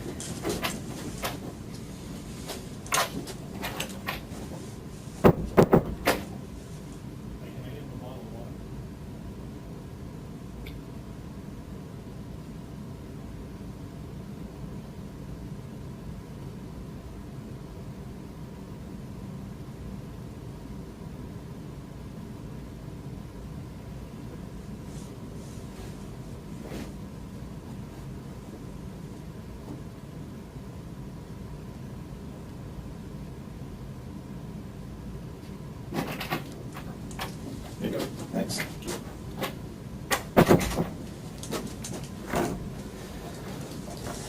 All right, listen, I wanted to kind of talk to you about what's going on with this, okay? The interrogation strategy began to shift when another investigator joined the conversation. Rather than focusing solely on the evidence, he attempted to build an alternative narrative, a scenario in which events spiraled out of control following an argument. His objective was clear: to convince the suspect that telling the truth would be far more beneficial than continuing to maintain a story filled with inconsistencies. And I've been involved with this case from the beginning, okay? And I've seen everything that we have. I've seen all the interviews. And at this point, I know we come in and we talk to you over and over and over again. We've talked to you in Raleigh, we've talked to you here.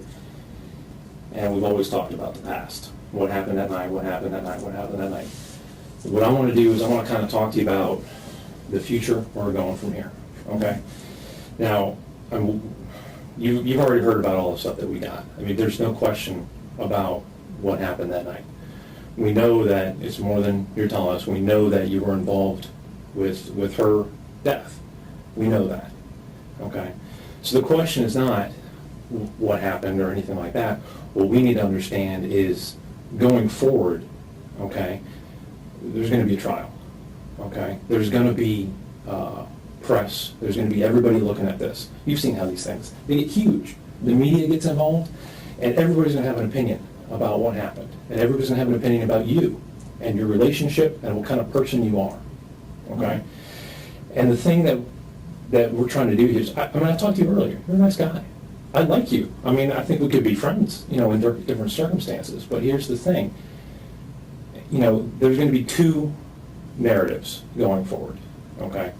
And what I want to do is try to give you the opportunity to kind of tell me more about what narrative actually happened, okay? So what we're looking at is, you know, there's the one option, okay? And that's the option that you were kind of getting earlier when Tom was in here, which is, you know, you planned this? You came down here with the intent purpose to hurt Trisha? That you planned to ditch your car here in some calculated way, and you planned to go put her in a certain place that nobody could find her and all that kind of stuff? And that sounds pretty bad, right? I mean, you wouldn't agree with that, okay? Now, the other alternative is that, and like I said, we know what happened. We know that, you know, that something beyond what you were telling us happened in the house. But I think the more likely story is having seen, I mean, trust me, I've been here, you haven't seen me before involved in this, but I've seen you, okay? I've done a lot of research in your background, and I know what it was like with Trisha. I know what kind of stuff you went through. I know she had a wild streak when she was younger. I know what she did. And she came after you, you know, in that domestic thing that happened before. I know how that started, okay? We've seen the reports. We know how it all happened. We know she went back and said, no, the whole thing was made up because she started it, okay? What I think is more, to me, having known you, having known the background of everything between you and her, everybody's going to have their own opinion. But I can see that. I think probably what happened was something more like she started something that night, okay? And, you know, having known what her background was, having known how she treats you, okay? I've seen text messages. I've seen what she says to you, okay? I know what kind of stuff she's always bitching at you about stuff. I get that. I see that, okay? So I could see how that would kind of go that direction that night, all right? So what I want to do is try to set the stage so that you can actually tell the narrative about what actually happened, which is not that you planned all this, okay? Not that you planned down here to come down here and kill her and send her out into the woods like some sort of mass murderer. I mean, really? I mean, like you're gonna go chop her up into little bits or something like that? I mean, that seems kind of ridiculous, okay? It seems far-fetched, like you said, okay? And I don't think you planned all this. I don't think you're capable of that, okay? I think what happens is sometimes things just get out of hand, okay? You'd agree with that? Sometimes, you know, people start doing something and they cause something to happen, okay? And I'm not saying you wanted this to happen, all right? But I know you were there when it happened, okay? What we want to understand is what actually happened that night, okay? And I know you were there, and I don't believe it was your fault, okay? So what I imagine something to be, you know, is maybe you guys got in an argument. Maybe it was over the computer, maybe it was over the gas, maybe it was over whatever, okay? Any little nitpicky thing that she's going to get on you about, which she always did. I get that, okay? And things got heated, okay? You're down here to try to see your daughter, okay? You're a good dad. You're trying to be down here to spend time with somebody that you care about, your daughter. And Trisha's here again, you know, and unfortunately, I'm sure that doesn't make you feel that good. She's trying to spend time with your daughter, okay? It's okay. But it's, you know, and Trisha came over, but then things started getting kind of ugly, okay? And I'm sure she started that. And you didn't want to get involved in that, okay? But if she starts pushing things, she's not going to back up. She's unrelenting, okay? I've seen this, okay? I've seen the history. I've seen the background of how this works, okay? So what I could see happening is that maybe she came at you and, I mean, just defending yourself, she falls. Maybe you didn't realize how hard you pushed her out of the way, but you're just trying to defend yourself. You see what I'm saying? I'm not saying that you tried to hurt her, but I'm saying that it's clear that something happened there, and that resulted in Trisha getting injured to the point where she was deceased. Okay? And then beyond that, I can see, you know, putting myself in your shoes for a minute. Okay? I see that you're a hard worker. Okay? You've rose through the ranks. You're in the Air Force. You've been there, what, 11, 12 years, you said? Mm-hmm. I mean, that's a long time. That's a career. You devoted your life to that career, to this country. Okay? You've got your daughter to think about. Okay? Something happened. It's Trisha's own fault. Now she's gone. I mean, there's nothing you can do about that. But what do you... People aren't going to believe that you weren't, you know, planning to do this. People aren't going to believe that you weren't intending to hurt her in some way. But sometimes shit just happens. And now here it is. So now you've got to make a choice. Okay? Do you call the cops and roll the dice that we're going to believe your story? Or do you try to do you go into a little bit of panic mode? And trust me, if I was in the same, I don't know what I would have done, okay? I couldn't even imagine being in that position. But I can understand going into that panic mode of, holy shit, what do I need to do now? And so your first plan, I mean, you told us that your plan was that you were just going to take her back to the house and you were going to leave her there, which I understand, because she's going to be back by her house, and people are going to find her, and you know, then maybe they'll look other places. You know what I mean? And I understand that, okay? And that's what you told us. That was kind of your first thought. But that's probably when you saw that Joshua was still home. So, and now you're not going to run the risk of him coming out when this is all going on, because I mean that's not going to look well for you at all, right? I mean, if Joshua comes out and sees all this, he's not going to understand. He's obviously going to think that you planned this and did this intentionally. So now we're going to go back to the house, okay? And of course, Trisha, being the way she is, there's no gas in the car.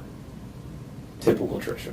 And I mean, come on. I mean, how hard is it to go fill up a gas tank? I mean, really? It's not that hard. It's not that hard. You got to think ahead about this type of stuff. I never let my gas tank go below a quarter of a tank. That's me, you know? But I pay attention to that stuff. My wife, she'll run that gas tank out all the time.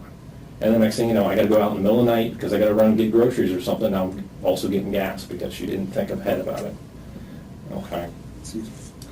So now, Well, obviously, you can't go to the gas station in her car because she's in the car. Well, that's not gonna look good, right? So you head back to the house, and the only thing you can think of is hopefully somebody has some gas there, right? And we confirmed that, we talked to everybody, and yeah, you did, you tried to get some gas at the house. And then you decided that you just have to go get gas, but now you're gonna take your own car, obviously, because you don't want to get her car. So, I mean, that's all confirmed, and that makes perfect sense, okay? So, and then now you're gonna have to go to plan B, which is, unfortunately, you're gonna have to take her somewhere else, because you can't risk somebody seeing you with her in the car, right? Because that's gonna be too hard to explain. And it is, and now we're in this position, it's very difficult to explain, and I get that. But what we need to do is moving forward. I mean, it's and like I said, it's these two narratives, okay? We need to understand now what happened, because we're gonna write reports about this is all on video, this is all gonna go forward into this trial. This is inevitable. I can't change this at this point. This is a boulder rolling down a hill, okay? As the interrogation stretched on for hours, investigators repeatedly emphasized that the available evidence did not align with the suspect's account. They argued that the more he concealed or altered details, the more he appeared to be someone who acted with intent rather than a person who panicked after an unintended tragedy. The psychological pressure continued to mount as every gap in his story was confronted directly. The only thing I can do is alter the course slightly. And the only thing that I can do at this point, and like I said, I think you're a good guy. I've talked to you, you're a nice guy, okay? I don't think that you were a cold-blooded killer who came down here with the explicit intention to murder her, okay? I don't think that's the case, okay? But right now, I can't say otherwise. I can't say that there was an accident because you're not telling us something other than that, okay? We have all this evidence, and then we also have things that are not consistent, okay? We're having inconsistencies where there's still, even after all of this, there's still holes in the story that we can prove through evidence that what you're telling us is not completely true. And that continues to make it look like, even having understanding that this has happened and it was out of your control and we know what happened, you're still trying to tell us little lies about what happened so that it makes you look better. And unfortunately, that's not going to help you, because any lie at this point is going to make you look bad. And it's going to tip that boulder right back to everybody thinking, oh, well, he's a liar, he's a cold-blooded murderer, he came down here to kill her, and they're going to put you on, like these posters of all these, serial killers and stuff like that. That's not where you need to be, okay? Sometimes people just make mistakes. Sometimes accidents happen. Sometimes things get out of control. And that's understandable, but you have to tell us that story. We have to understand what happened so that we can tell that story. Because once we're done here, we don't make any more recordings. We don't write more reports. Once I put in my report, whatever happened, that's set in stone, because that's what you told me. Whatever your words are, that's what we take to court. That's going forward. What you told us about what happened. That's what you told us the truth was, okay? And if we come back and show that, hey, that's not the actual truth, then again, that just looks horrible for you, and that starts telling that other narrative, all right? So I think that you were there when she was injured, and that she was injured in some way that was not a direct attack from you, but I think that you have more information about what actually happened to her, because I know you were in the house with her when it happened. Is that true? No. I never really did. Okay, no, listen, I know, and you tell me that, okay, and you're using very specific language. So tell me, I'm not saying that you laid a hand on her, but I know that you were there when she was injured. So you need to explain to us how it was she became injured. Because this whole thing where you came back from the gas station and you just found her like that, I know that's not true. And I can prove that's not true. Okay? And I don't want that for you. I don't want you to be locked into the story where you're telling us a lie about how she became injured. Because if you lie about how she became injured to me right now, then that makes it look like you did it on purpose. Of course not. And that's not the story that I want to tell. Okay? And I want you to be able to tell the story about what actually happened and for the truth to get out there. The only thing that's going to help you at this point is the truth. And I know that the truth is not that you came home and you found her after you went to go get gas for her. I know that's not the truth. Okay? And I need you to tell us the truth so that I can tell the actual truth when we go to court, because that's what I'm here for. I'm here to find out the truth about what happened. I'm not here to try you. I'm not a jury. I'm not a judge. I'm not a lawyer. Okay? I'm a detective. A detective's my sole job is to find the truth about what happened. Because once I'm done with my job, I can write the truth in my report, and I can be satisfied that I understand the entire truth. But if there's something that doesn't add up, if there's something that I know to be a lie, I have to keep digging at it, and I keep digging at it, and keep digging at it, and I have to bring that up in court, because they're going to ask me, is this the whole truth? Is this what actually happened? And I'm going to have to say, I have evidence contrary to that. I know that that's not what happened, and I know he's lying. Okay? But the only person who is in that house who can tell us what happened to Trisha is you. Can't tell us what happened. But if you don't tell us the truth about what happened, it just continues to make it look like you're lying to us to cover up something more sinister, for lack of a better word. Like you intended this to happen, and now you're covering up.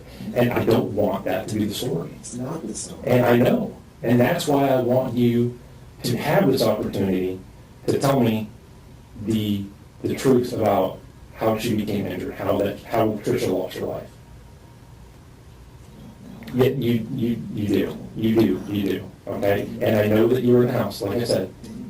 I can prove. But I didn't do anything to her. And you're not hearing me, okay? You're not hearing me, okay? I'm not saying that you did anything to her on purpose. I'm not saying that you hurt her. I'm not saying that you laid hands on her, okay?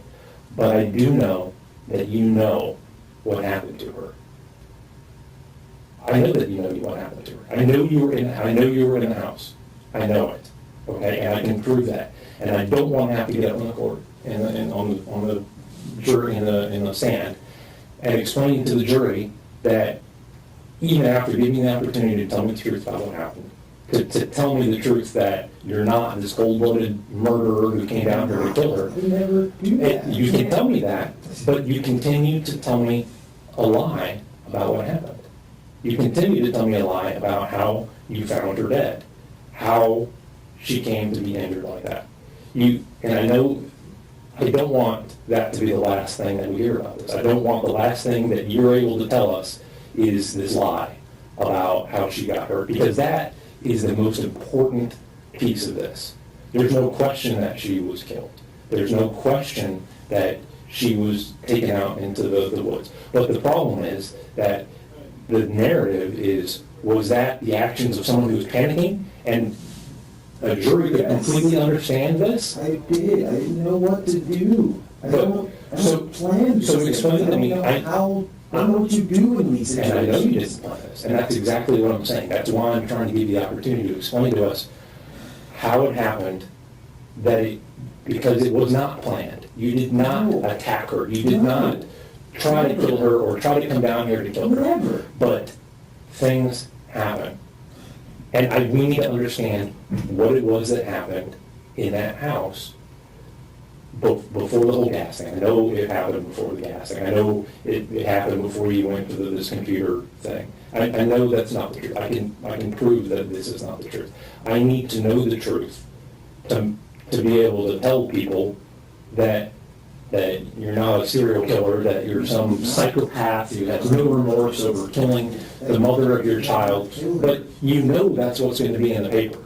You know that's what's going to change that. You can change that. You can change that right now. No. Yes, you can.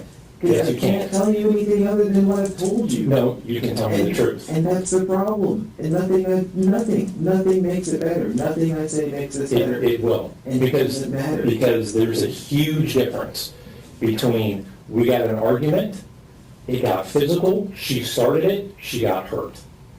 That's not any better. That's no better. Look, tell me, It's the same scenario. that is miles better than I came down here with a backpack full of tools, ready to kill her and drag her out with her lifeless body in the woods. It was just clothes. It was just the clothes that didn't fit. You heard the narrative that you told. You told us. I had a bag. I had clothes. Yes. I had water. Yeah, I had not already snacks. in there. What? No. I'm saying, you got the bag, and then after all this is done, all this messy business is finished, now you get rid of that. That looks awful. That looks like a murder bag. That looks like, oh my gosh, she came down here with this bag, and I don't think it was.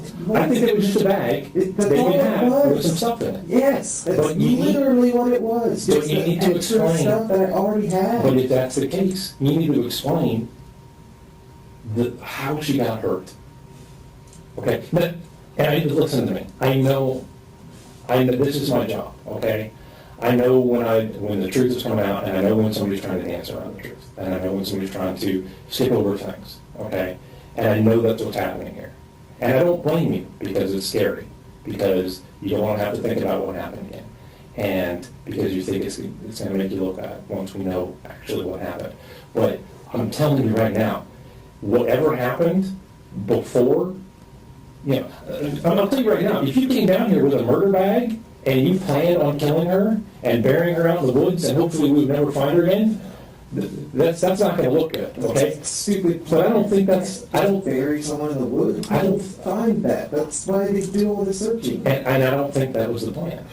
But the thing is that if you leave that empty space for everybody to make up this story about what actually happened and why you were down here and what actually happened to Trisha and your intentions, you know that's what people are going to come up with.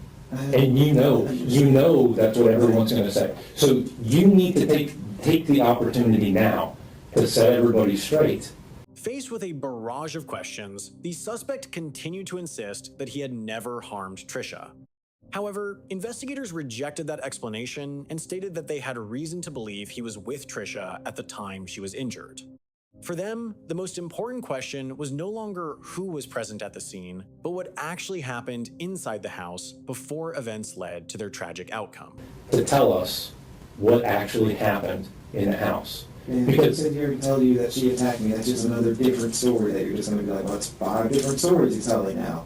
And that doesn't help either. So what do you want me to tell you? What do you want me to tell you, Dan? I want you to tell me the Because truth. I'm telling you, I didn't hurt this woman. Okay. I never did anything to injure her or hurt her. My only mistake is I didn't just accept that this is the situation and call 911. That's what I should have done. Did she I attack didn't take you? her to the hospital. I should have just did that. And instead I just panicked and I just started to get away from it all. So I just wanted nothing to do with all that. But you Because that's panicked. not me, and I just panicked. You panicked because of what happened because you thought it would come back on you. Because it does. Like, in the past even, I didn't do anything to her, but just because of how it But here's looks. the thing, people fall down all the time. People get hurt, okay? It's not uncommon, okay? And we can find that out. That's not something that's difficult to determine, okay? There's people that go to a lot of school and they get paid a lot of money to figure out exactly what happened to somebody, okay? And I know you don't believe that, and I know you were panicking, I get that. But I know that what you're telling us about coming back from the gas station, I know that's a lie. I know that's a lie. And I can prove that's a lie. And I don't want that to be the last lie that you tell us. I need you to tell us I can't tell the you truth. anything else because I don't know anything else to tell you. You do. And I If know you anything do. else, it's another story. And no matter what I tell you, it's not going to be the truth according to you. So You- what do you want me to tell you? Here's the thing about the stories, okay?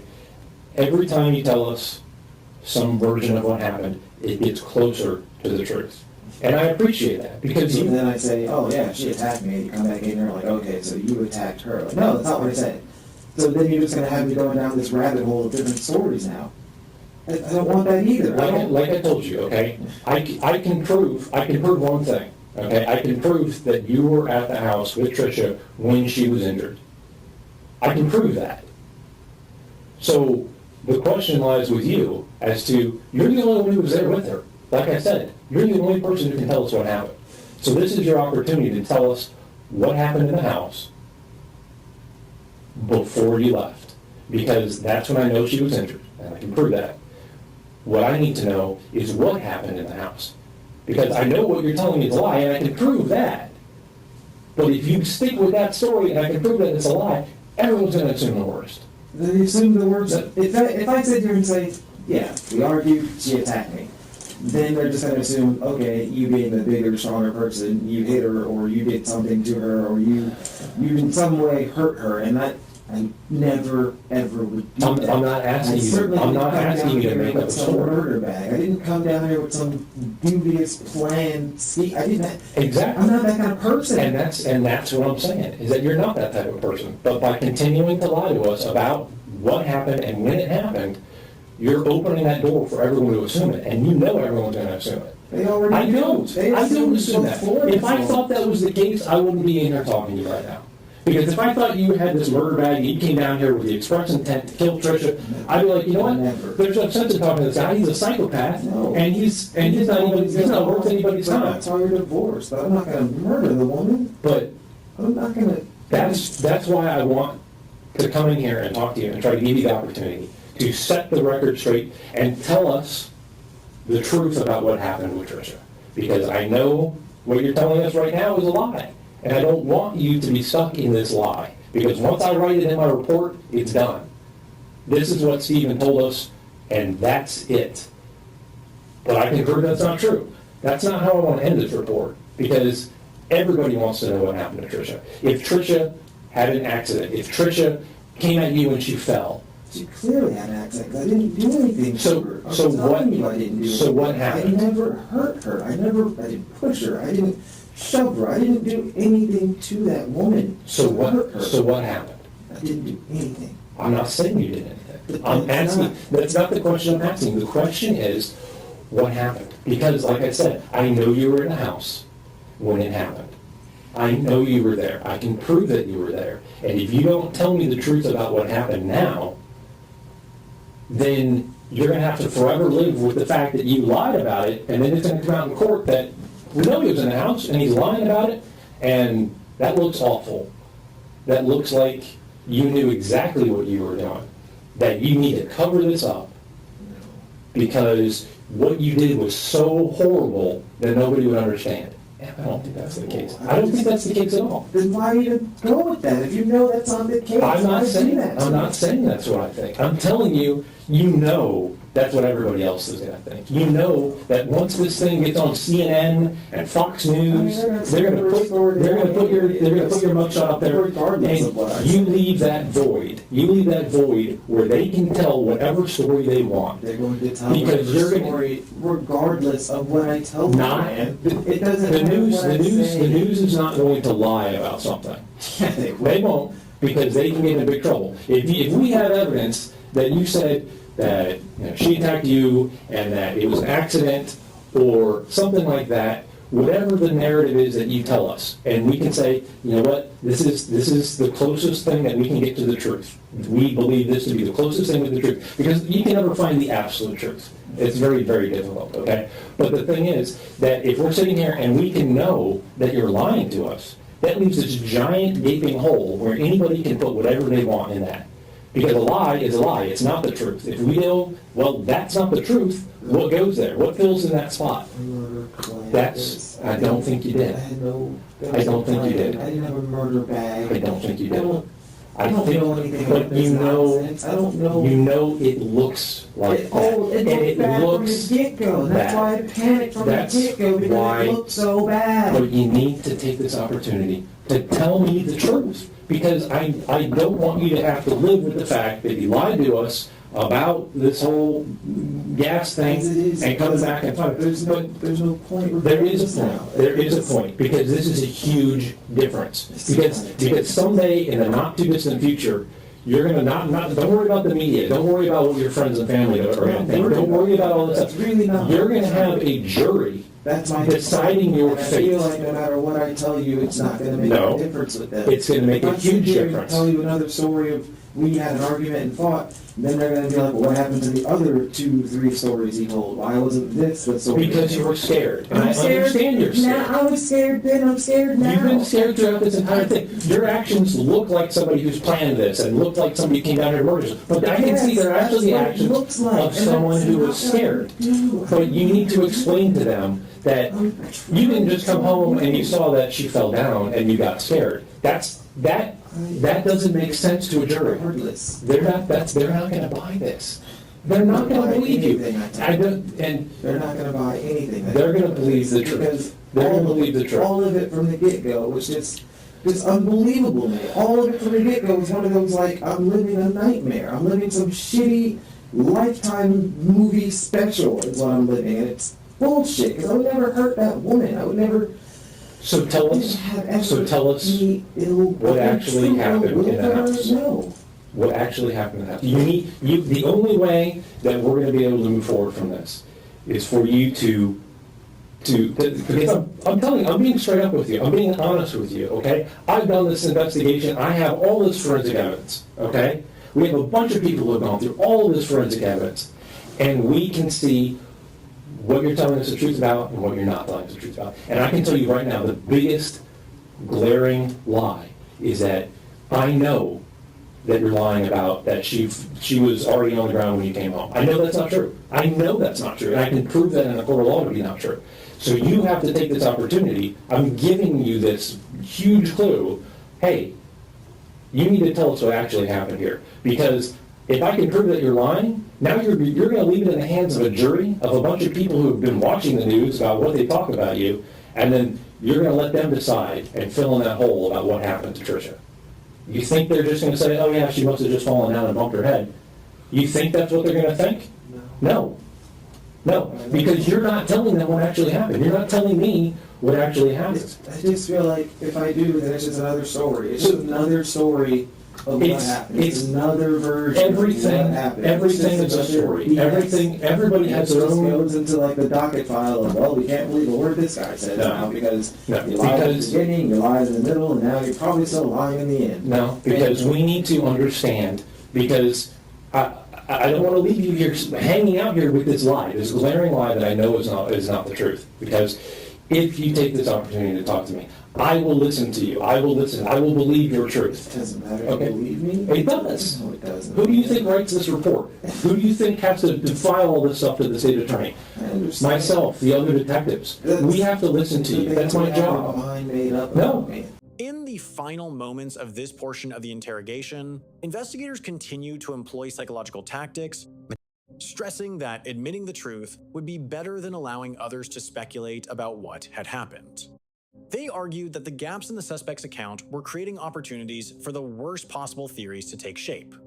Meanwhile, the suspect continued to defend his version of events, leaving the confrontation locked in a prolonged stalemate. If I had my mind made up, I came here with some murder back. if I had my mind made up, I would not be in here talking to you right now.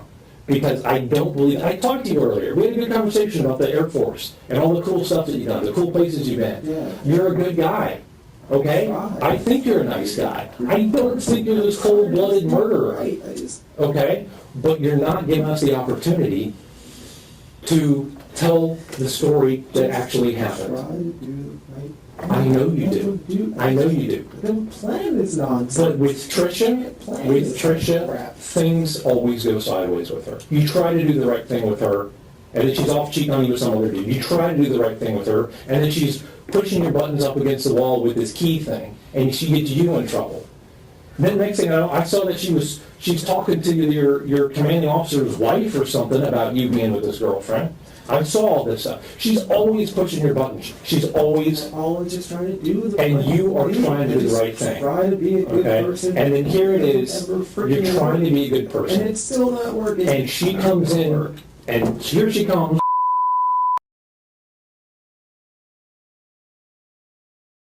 I have a kid, okay? Not it is a stressful thing to have to deal with a kid in the middle of the night who wants their mommy, and they will not take no for an answer. She wouldn't. That's stressful. And I just felt like, That would- who am I to deny you your mother? That would push anybody's buttons. That would get anybody on edge. Trust me, I've been there. Sometimes my kids start screaming, I want my mommy, I want my mommy, I and it's wasn't like, upset with my daughter. I know. I just said, I don't get upset with I was it. never Honestly, upset with her. honestly, it makes me feel a little upset at myself, because why am I not good enough for my Well, own I'm daughter, you know? not there enough, and I know that. I wish I could be there more, but I can't. Just the circumstances, I can't change that. You know how often I can be there, so I just do what I can. But no, I'm not upset that she wants her mother. That's And fine. I get that, and so you try to be you're trying to be the nice guy. You're trying to do the right thing for your daughter now. All the time, she wants her mommy. You know what? you don't really like Trisha. You don't want to see her in the middle of the night. You don't want her to come back over. No. But you know what? You will make that sacrifice for your daughter. Of course I would. And then when she shows up, she's probably got an attitude. What's her deal? I don't ever know what her deal is. She always has her own agendas. I just try to ignore them. I just pretend that whatever she says is just take it as a grain of salt and move on. And I know she's I got, don't feed into it. I don't ask questions. I don't answer things. I just smile and nod kind of thing. but sometimes she won't take that. Well, no, that's just her personality. And she's gonna keep pushing.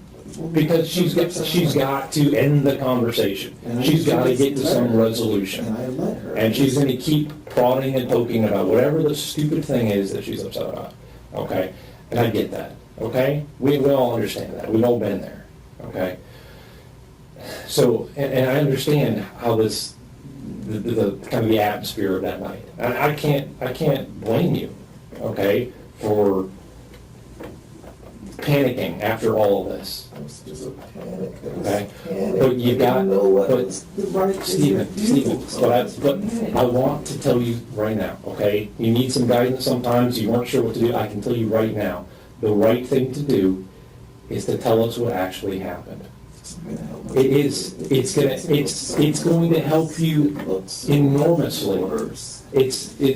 I know you think that the truth is gonna make it look so much worse, okay? But I can tell you right now, the truth is never anywhere near as bad as what people will believe if you let them come up with their own story. No one believes I hated her. I never hated her. I didn't. So tell I didn't hate me, her. tell me that story. Tell me what happened. Tell me what happened so that I can tell. But it was, and you tried, and I know you did. Even after she was off with this other dude, you brought the family back together. You had a child with her to try to create this happy family. Even though you didn't really want to, but you did. You tried so hard. Okay, and I get that. And I appreciate that. I think you're a good guy. You're a family man. You're trying to do the best that you can. Okay? You got a career. Okay? You provide. You're a good guy. I mean, especially, there's a lot of people that they don't even try. They abandon their kids. They don't get a job. They're out drinking, doing drugs, all kinds of shit. But you're not that guy. Just do the right thing and be a good person and try to be a good father from a distance, I guess. And you did, and you were doing a good job, okay? But sometimes people throw monkey wrenches into your plans, okay? And you're trying to do the best that you can. You're trying, and I can see that. And like I said, I've seen all your guys' communication, all your text messages and how you talk to each other, and she was trying you. You wanted to talk to your daughter. You wanted to be there for you, because you don't want to just abandon your child. No. You don't want her to not have a father. I wanted You're to doing a do good my life job. as best as I could. And so- because of the military and her living in Florida, I can't always be there, but yeah, I'll try to be there as much as I can. And that's why that night, you gave in and you said yes. I know, I have a daughter. Daughters always get what they want, no matter what. They always get what they want, no matter if you don't want it or not. She wanted mommy, she's getting mommy, even though you didn't want that. So I know that your plan was not, how ridiculous is that? You planned to have a sick child? You planned to have your child call for the mother in the middle of the night? Plan to take a stupid trip to the hospital. But people are No. going to believe that if you let them.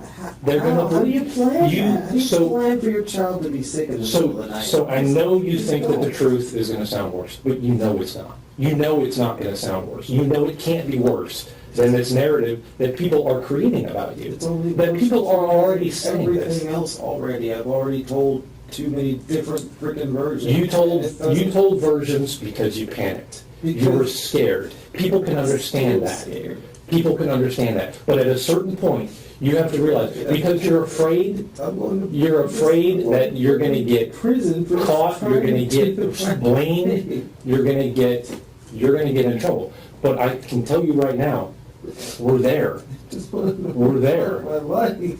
okay? I'm You're in prison. you're here with us, not because of what happened. And we need to understand the truth about what happened, because I know you're scared. I know you're scared about what's going to happen in the future. But before you were panicking because you didn't want anybody to know you were involved. You didn't want anybody to know you were there. You wanted it to go away. That is a normal human response. That's what anybody would do in that situation. That you're panicking. You're panicking.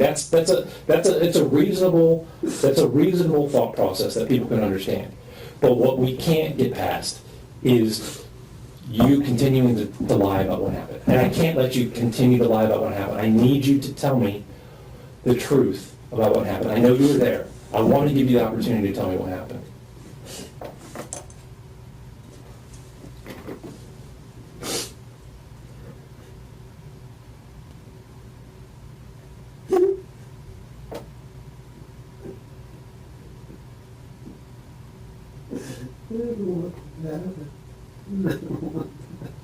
I know you didn't, but you've got to clear this off. I can see this is not something you can carry around. It's not something that's you can weigh you down for the rest of your life. It's so many times to just say the truth or talk to a counselor, and I didn't even know what I would tell them. I didn't even know how to tell them. I don't know, and it's impossible for somebody who's outside to understand sometimes. But you've got to let us know the truth about what happened, so that you can move past this for yourself. You've got to get this weight off of your shoulders, because it's going to destroy you, and you can't let that happen to yourself. You've regardless of what happens from here, you still have a daughter. You are still a father. You still have somebody you're responsible for. Okay, and you can't At this point, in one way or seeing another, my daughter no, that's not true. It's and don't think that's the truth. Okay, I can't guarantee you what's going to happen. It's not up to me. But what I can do is I can tell you that we need to know the truth. The truth about what happened. That everyone, the families, they need to know what happened, because you cannot let everyone else make up some story. You want her to believe these stories that people are going to spin about you because you continue to lie to us about what happened that night. I know you were there. I know you know the truth. You need to tell us so that we can just put a pin in this and say, now we know the truth. It does. It does. It's going to. Because it cannot get worse than what people make up. I tell you that. You would not believe people's imagination. Well, you would. But, I mean, people's imaginations will run wild, and they will come up with the most horrific things. I don't even know where it just I don't know. It just happened. Talk to me about from midnight. I would never text her otherwise. It was Right. already late and she had already left. I would have never texted And her. you're a good dad, so you wanted. That's it. That's all I was trying to do, was just be a good dad. Just, okay, you want your mom? Fine. Like, I'm not going to deny you that, you know? Mm-hmm. So I just come by. That's fine. And then, just no, I never liked her around. I never liked being in a one-on-one situation with her because I could never predict her. I don't know the version of her I'm getting at that moment. And so, no, I never liked being in a one-on-one situation just Right. because, just like now, there's only my word or her word or whatever. And I can't change how things freaking look. Right. So, yeah, she came up. After hours of denying any involvement in Trisha Todd's disappearance, the suspect suddenly changed his story. He began describing a heated argument over child support payments, claiming that Trisha had come to his house and repeatedly pressured him about money she believed he still owed her.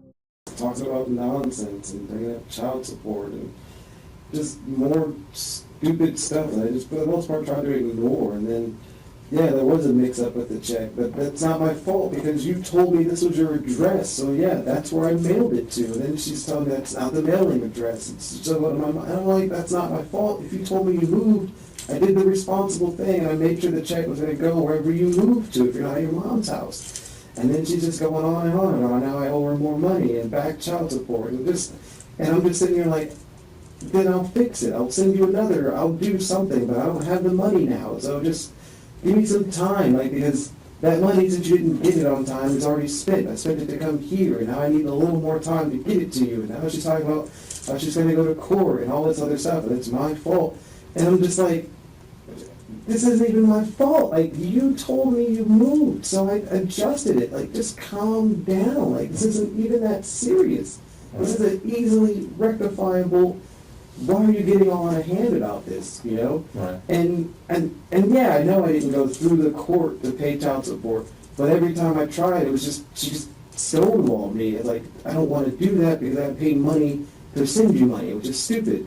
I was like, just let me have your account information, just the account number, and I'll direct deposit it, and this will never happen. And no, that's not going to work, and we can't do that. You owe me all this money. And then she's got to go to court and make me pay all the other money from the divorce. That I already took over $20-something thousand in debt that I have to pay back in 18 months. And if I don't pay all that back, I got another $6,000 I got to pay as far as back child support. So now she's trying to say I'm going to have to pay all that back. And then she just gets on my face about it. And I'm like, what? Why are you so mad right now? Like, is it because I called you this late? It's just completely got out of hand. And then just the whole pointing and it just all went bad. It just so fast. She just went from 0 to 100, and I'm trying to understand, like, what just happened. Like, you were just here earlier, everything was fine, you left. We're arguing about something that I'm sitting here thinking this is unbelievably trivial, and this can be fixed. I can fix this by the 1st. Just give me time, and I'll make sure you get the money, or I'll make it in 2 separate payments, or whatever you need me to do, and it's just not good. It's not going to work. None of this works. And she eventually falls asleep anyway, but she's still, like, arguing with me over in the foyer area. And I'm just like, please just leave then. Just go. No, I'm not leaving until we fix this. Like, just get out. Like, I don't know what you want from me, Trisha. I don't have any money for you. I don't have any cash for you. I can't give you anything right now. I spent the little money I had, which is why I drove here. Fly. I didn't get a rental car like I normally do. I'm not in a hotel. Well, I didn't want to do the hotel thing, but I don't have money. Like, I've paid so much money to the debt that I don't have any more money, okay? I just don't. I am, like, pretty much strapped when it comes to cash. Living paycheck to paycheck, and even then, I'm not making it right now. And it doesn't matter. You owe me money. You need to pay your debts. This is always your fault. You're always spending more money, and it's just on and on and on to the point where now I'm just trying to, like, walk away. Now I can't walk away because you're circling me and, like, you're jumping in front of my face, and it just got so aggressive, and I'm just trying to back away and de-escalate, and I can't even leave the house now. You know, I don't want to push you. I don't want to touch you. I don't want anything with you because I'm just thinking about flashbacks of before, when you just blew all this shit up for no reason, and then now I'm getting arrested, but only after the fact did you go and, you know, say that it wasn't my fault. No one else knows that now, but only after the fact that I got arrested. All I'm thinking, just flashbacks. I go to push her away, and then she gets really pissed about that, and then she gets even more aggressive and in my face and pushing me back, and I'm like, would you please just stop? Like, I don't want this. I don't know what's going on. I don't know why you're so mad. I don't know if you took a freaking crazy pill all the way over here, and that really pissed her off, and it just escalated, and then I just moved her away, and then she slipped. And that's when she freaking fell, and I'm like, oh shit. I asked her if she was okay. It was like a weird sound. She didn't say anything, though. And then I freaking panicked. And then I just freaking panicked. Because I didn't try to hurt you. I just wanted you to stop being here in my face yelling at me as I'm trying to back away. I'm trying to de-escalate. I don't want, whatever this is, it's not that serious. I don't know why it's so serious about this money. It's always been so, like, even throughout the divorce, every penny has just been so serious about her trying to get every dollar. Right. And I'm like, and now I made a mistake, and I sent the check to the wrong address because I didn't know that wasn't a mailing address, and I can't explain where it is, and I didn't even get it back in the mail until a week after that. And it just went so fast. And then I pushed her, and then I didn't push. I was just trying to get her away. Just please stop yelling in my face. It's like, just You know, like, if she was at that distance, fine, but she wasn't. She's just Right up here in your the face. whole time. And I'm like, please, just stop. And so I went to move her away, and she slipped, and she hit her head. And I didn't mean for that. That wasn't my freaking fault. I wasn't. And then all I'm thinking is, great, now I've pushed her, and she's hurt her head, and I'm done. I'm just, everything I've tried to do, everything I've tried to be is done because I made a mistake. I didn't really even lose my cool. I just tried to move you away. I just didn't want you to hurt yourself. Sorry. I just tried to And that's- de-escalate the situation because I couldn't get out. I didn't know where to go. I couldn't even just leave. Like, all I wanted to do was just leave. I just wanted nothing to do with that. Do you know what she hit her head on? Was it the floor I or? don't know. She just fell, and then she wasn't responsive after that, and I didn't know what the hell to do. You know, I thought if I call the police now, she's gonna say I freaking pushed her, and I'm going to jail. So what did you do next? And I just tried to wake her. I tried to like snap her out of it, and it just kept getting worse. She just wasn't responding. She made weird breathing sounds, and I'm thinking, oh shit, I'm going to jail. Like, I'm going to jail for killing this woman that I never wanted to hurt. Never. And I don't think you I did. never wanted her to be hurt. I never wished ill on her. I tried to always do right by her, no matter what the situation. I just tried to do the right damn thing. And all I'm thinking is, I'm going to jail for trying not to hurt you. And that's exactly why I wanted you to tell me the I truth just about that. wanted it to stop. I just wanted it to go away. I just wanted to just go back. It just... Okay. And that, I believe you. I believe everything that you just told me. Okay, Stephen? doesn't even matter. It does. It makes a huge difference because that's what we need to do. We need to get to the truth about what happened. Now you know the next question I'm going to ask you. Okay?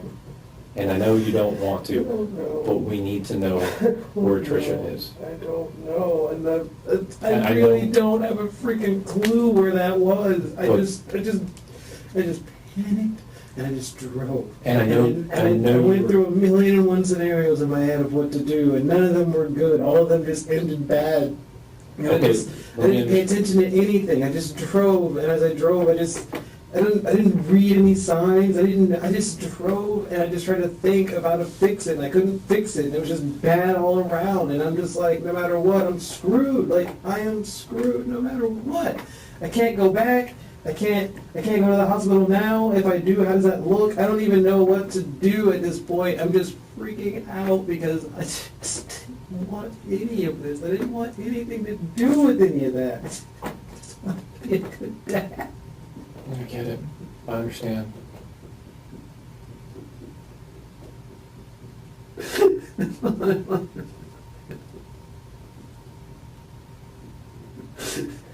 Realizing this was the first time the suspect had admitted to a direct confrontation with Trisha on the night she disappeared, detectives quickly shifted their strategy.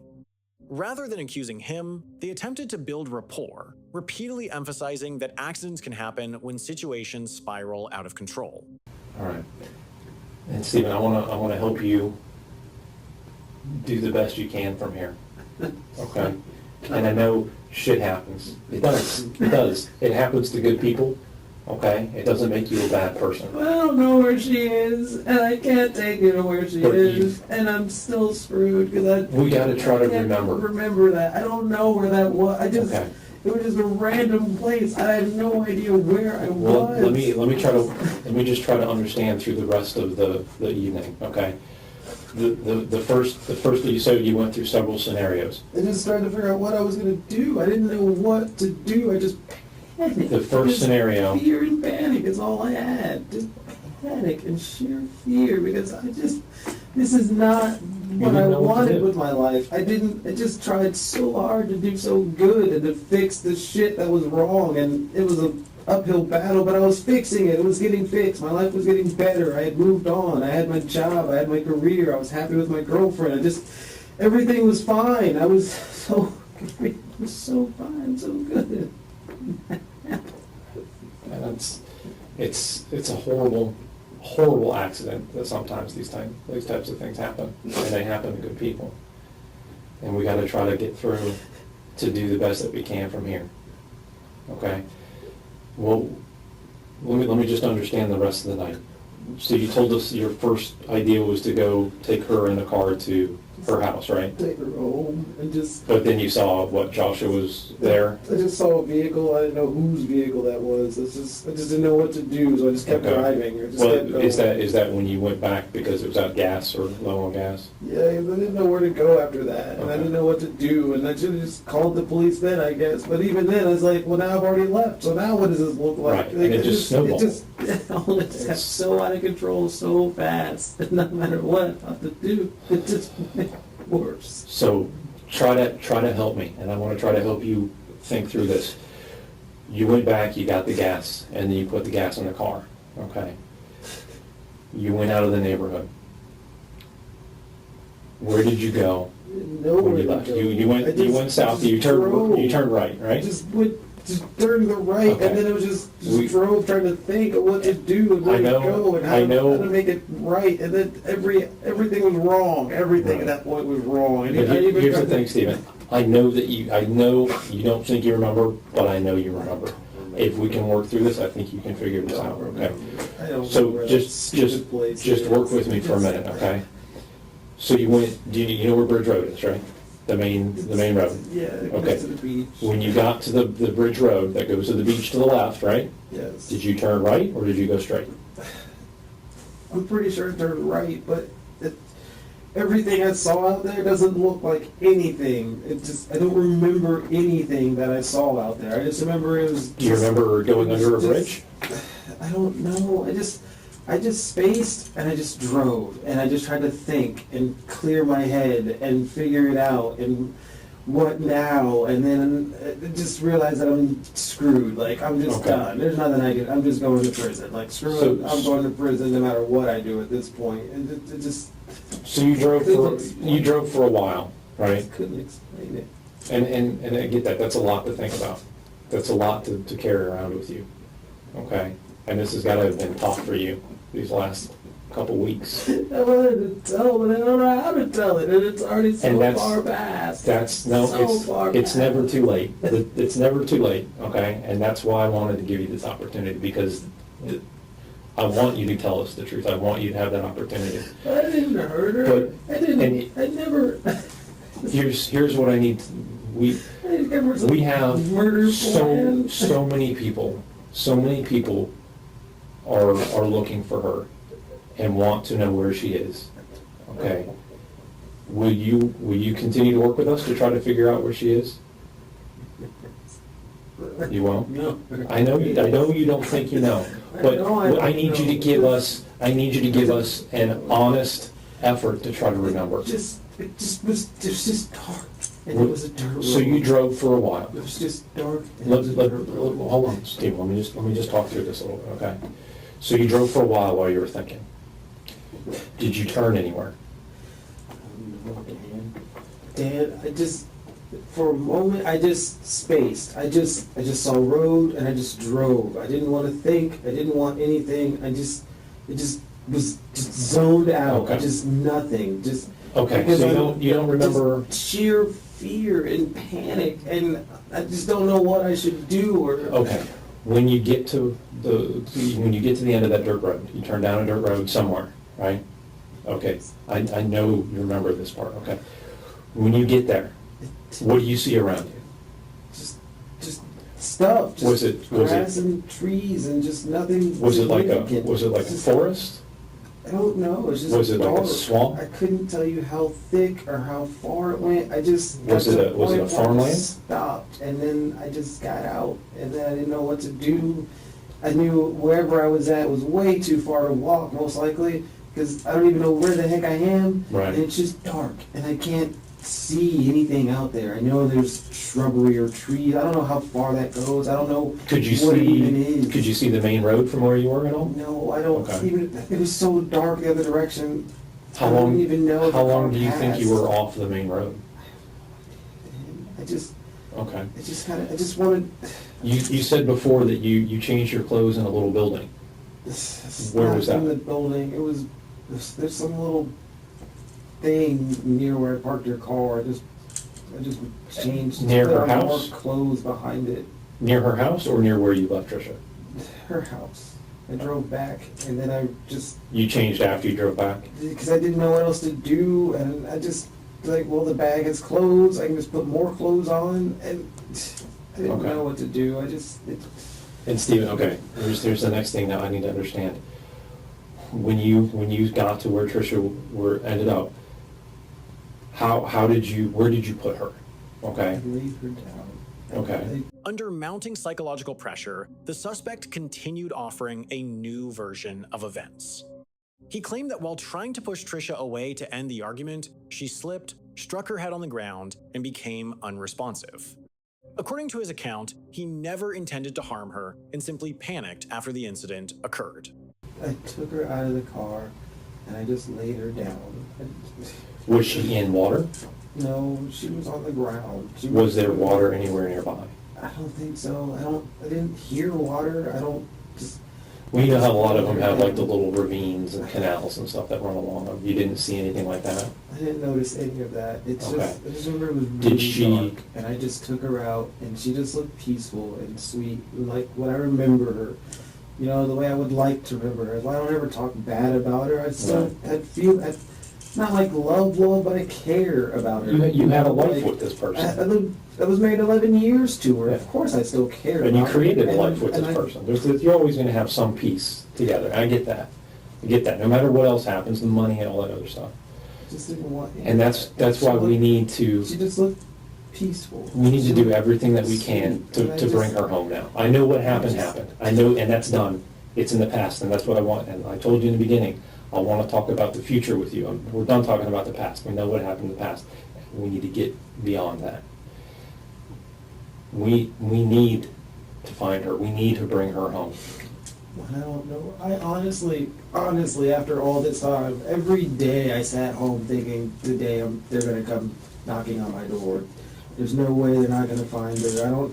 I don't even know where I left her. Did you- I didn't even try to cover her up. I just laid her down. So because she I was wasn't- hoping beyond belief that she would be okay. I just Well, didn't. you knew she was peaceful. You knew she was at peace at that time. I mean, I know you were hoping. I know you were hoping, but you knew that was not the case. And it's horrible and it's unfortunate, but like you said, and that's just what happened. And bad things happen. But so you're telling me you did not cover her up at all? I didn't even. Did you? I didn't even know what to. I didn't know what to do with her. Okay. It's everything. I thought like, okay, if I bring her back, but then it's like, why did you go anywhere in the first place? And then it's like, if I go to the hospital, and I don't know how to explain to them that I didn't do this to her, and it just sounded so bad. I just wanted it all to end. I just wanted the whole thing to just stop and just go back. Okay, and I know this is tough, and this is something that you don't want to go back to, but I need you to try to think really hard about what it was like there, okay? Because we've got to do this, we've got to bring her home. And I need you to help us do that. If I could take you, I would take you. I know. So I could show you. I know, and that's what I'm trying to do. I'm trying to get you to help me. I'm trying to help you to remember what you can. How long did you sit in the car once you got there? Yes, I just Was that stopped for- and I thought, and then it just. Was that for a long time that you thought? No idea. I just, once I got down this third road, I kind of realized, like, I don't even know where the hell I am. I don't even know where this road is going. I just kind of stopped after a bit, and I just stopped. And that's why I said it was dusty, because when I stopped, the dust caught up or whatever. And then I just didn't know what to do. I wanted in the back of the car, in the back seat. Okay. Try to think. I know you don't want to put yourself there, but put yourself there for a minute and think. Try to look around and tell me you've got to try to remember what it looked like there. Anything. I know it's dark. It's just a narrow. It's black, but you could tell. area. Could you see the stars? It was kind of a full moon, mostly full moon that night. Did you see the moon? I don't remember looking for the moon. I never thought to look at it. I just, So that's going to give you a little bit of light at that time. Did you see farmland? Did you see animals? couldn't see anything. I just there was shrubbery. There was, there was foliage around, but I don't know what kind of foliage. I don't know how thick the foliage was. But it wasn't real tall. It wasn't like trees, real tall trees. There were some. It wasn't like, what are they, pine trees? It wasn't like that, but it wasn't like, they weren't like bushes. I don't even know what kind of trees there were. I just know it wasn't a forest. It was just, I don't know. I don't even know how to describe it. It just, Was the road straight, or did it curve at all? it was straight. I'm pretty sure it was straight. It was just like a straight shot? It might have had a slight curve, or, I don't know, just a slight, you know what I mean? Like, it's not, I don't know, not like a razor straight. It just, Do you remember passing any buildings? No. I couldn't see anything out there, and that's why eventually it just kind of stopped, because I can't see anything. Like, the headlights are on, I can't see anything. I don't know, there's just nothing out here. I Okay. don't know where I'm going. There's just nothing. It's So now you need, after you take her out of the car, you need to get back to her place. Okay. it's- As the suspect began describing how he drove Trisha away from the scene and left her in a remote location, investigators immediately focused on every detail. They repeatedly asked him to recall the route he took, the turns he made, the surrounding terrain, and any landmarks that might help identify where Trisha had been left. I needed to get back. I didn't even really know where I was going to go at that point. I just So didn't try know to- where the heck I was. And I just went back to the road. I just turned around and I went back the direction I came. Okay. And then after Now I think about that. came Was to the that, road, so you just drove down that one dusty I road, just drove back. and then you hit the main road? And then I hit the main road and I figured I Was that turning Bridge, that left. was probably Bridge Road again? I just figured I would turn left because left made sense. Mm-hmm. And so I just drove, and even then, I don't know where, none of that stuff out there made sense. I didn't see anything, it was just road. Just road, hard road. And then eventually, I knew where I was at because I was back at the main intersection, and like, this makes sense, I know where I am. Because I've seen that main intersection. So from where she was, you turned left and went straight and eventually came back to the Bridge Road Hard and road, so Federal I just Highway. turned left, because if it's a hard road, I figured maybe this is back the way I came. Left made sense, I just turned left and I drove. And none of it looked familiar, I didn't see any signs even, I just drove left, because I don't know, I figured left would be back. How long do you think you drove? I know you don't know exactly the time, but was it, you can remember It's minutes, just a while. 10 minutes, 15 minutes, half an hour, an hour? You didn't have that much gas, so I don't think you drove an hour each way, did you? I don't think so. I don't know how long it was. But it was a while. I just remember going left and I'm on a hard road, so I'll just follow it to see where it goes. When you came- I realize where I am, and I did. And so I was like, well, I'm back in town, and then I didn't know what to do, so I just took it back to her house. Do you remember going over the highway?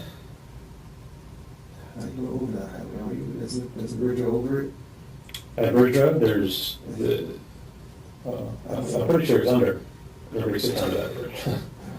But yeah, there's, do you remember? I thought it was over. But that's 95. Do you remember passing 95? I remember I went over a bridge. I don't remember under a bridge.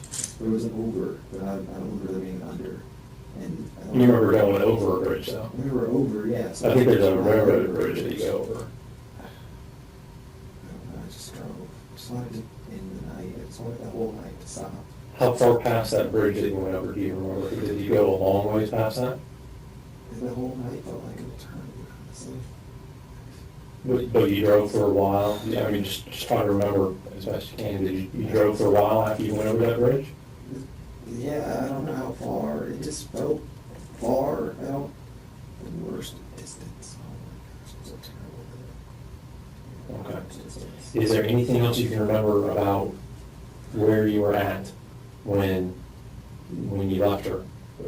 Anything else around? anything that you can remember to try to help us find her. I didn't see anything. I just turned around and yeah, the road wasn't super wide, so it, you know, the 3-point turn or whatever. But I didn't pay attention to anything when I was there. I just wanted to get back, wherever back was. I just wanted to get back, and I wanted the night to just be over. I just wanted everything to just be done. I don't know. Okay. I'm gonna do my best, okay? But you know there's a lot of people that love Trisha too, okay? And I know That's why I would never come down. I know and you do some didn't. craziness like that. And I know you didn't want to.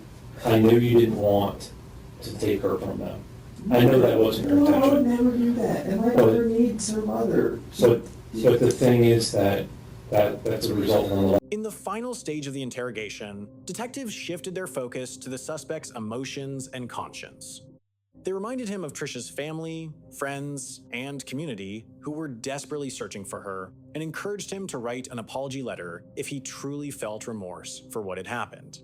It was a calculated strategy. Once a suspect begins expressing sorrow out loud, it often reinforces the reality of what occurred and can lead to further cooperation. Stephen initially resisted, but eventually admitted, "Of course, I'm incredibly sorry." family, all her friends at church. There's a whole community, okay?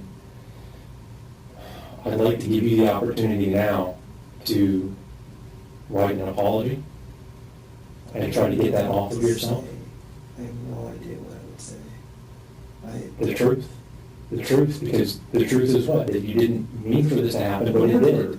And that are you sorry that it happened? Of course I am. Of course you are. Holy crap, I wish I could have found another way to de-escalate it, but she just wouldn't let it go. She just kept pushing that, just pushing the issue about money, and And I know I don't have any money anyway, like, just wait till the first, I'll fix it, you know, just, I don't know why it's such a big deal with you. I know. It didn't even make sense. And this is going to be a lot of weight, and this has been a lot of weight. I mean, you carried a lot of this for so long now, for weeks, and that's more than anybody can really take. And I can tell you that getting this off your chest and writing an apology to these people saying you're sorry that it happened this way, you did not mean for it to happen this way, and although it did happen, that you're truly sorry, I think that's going to help lift a lot of weight. Is that something that you'd like to do?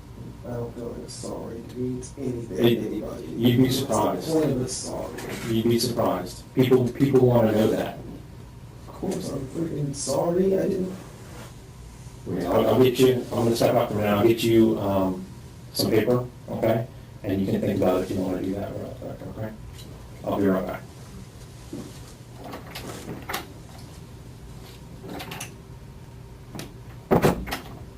Although he had now admitted to a version of events completely different from his earlier statements, the suspect continued to insist that Trisha's death was nothing more than a tragic accident.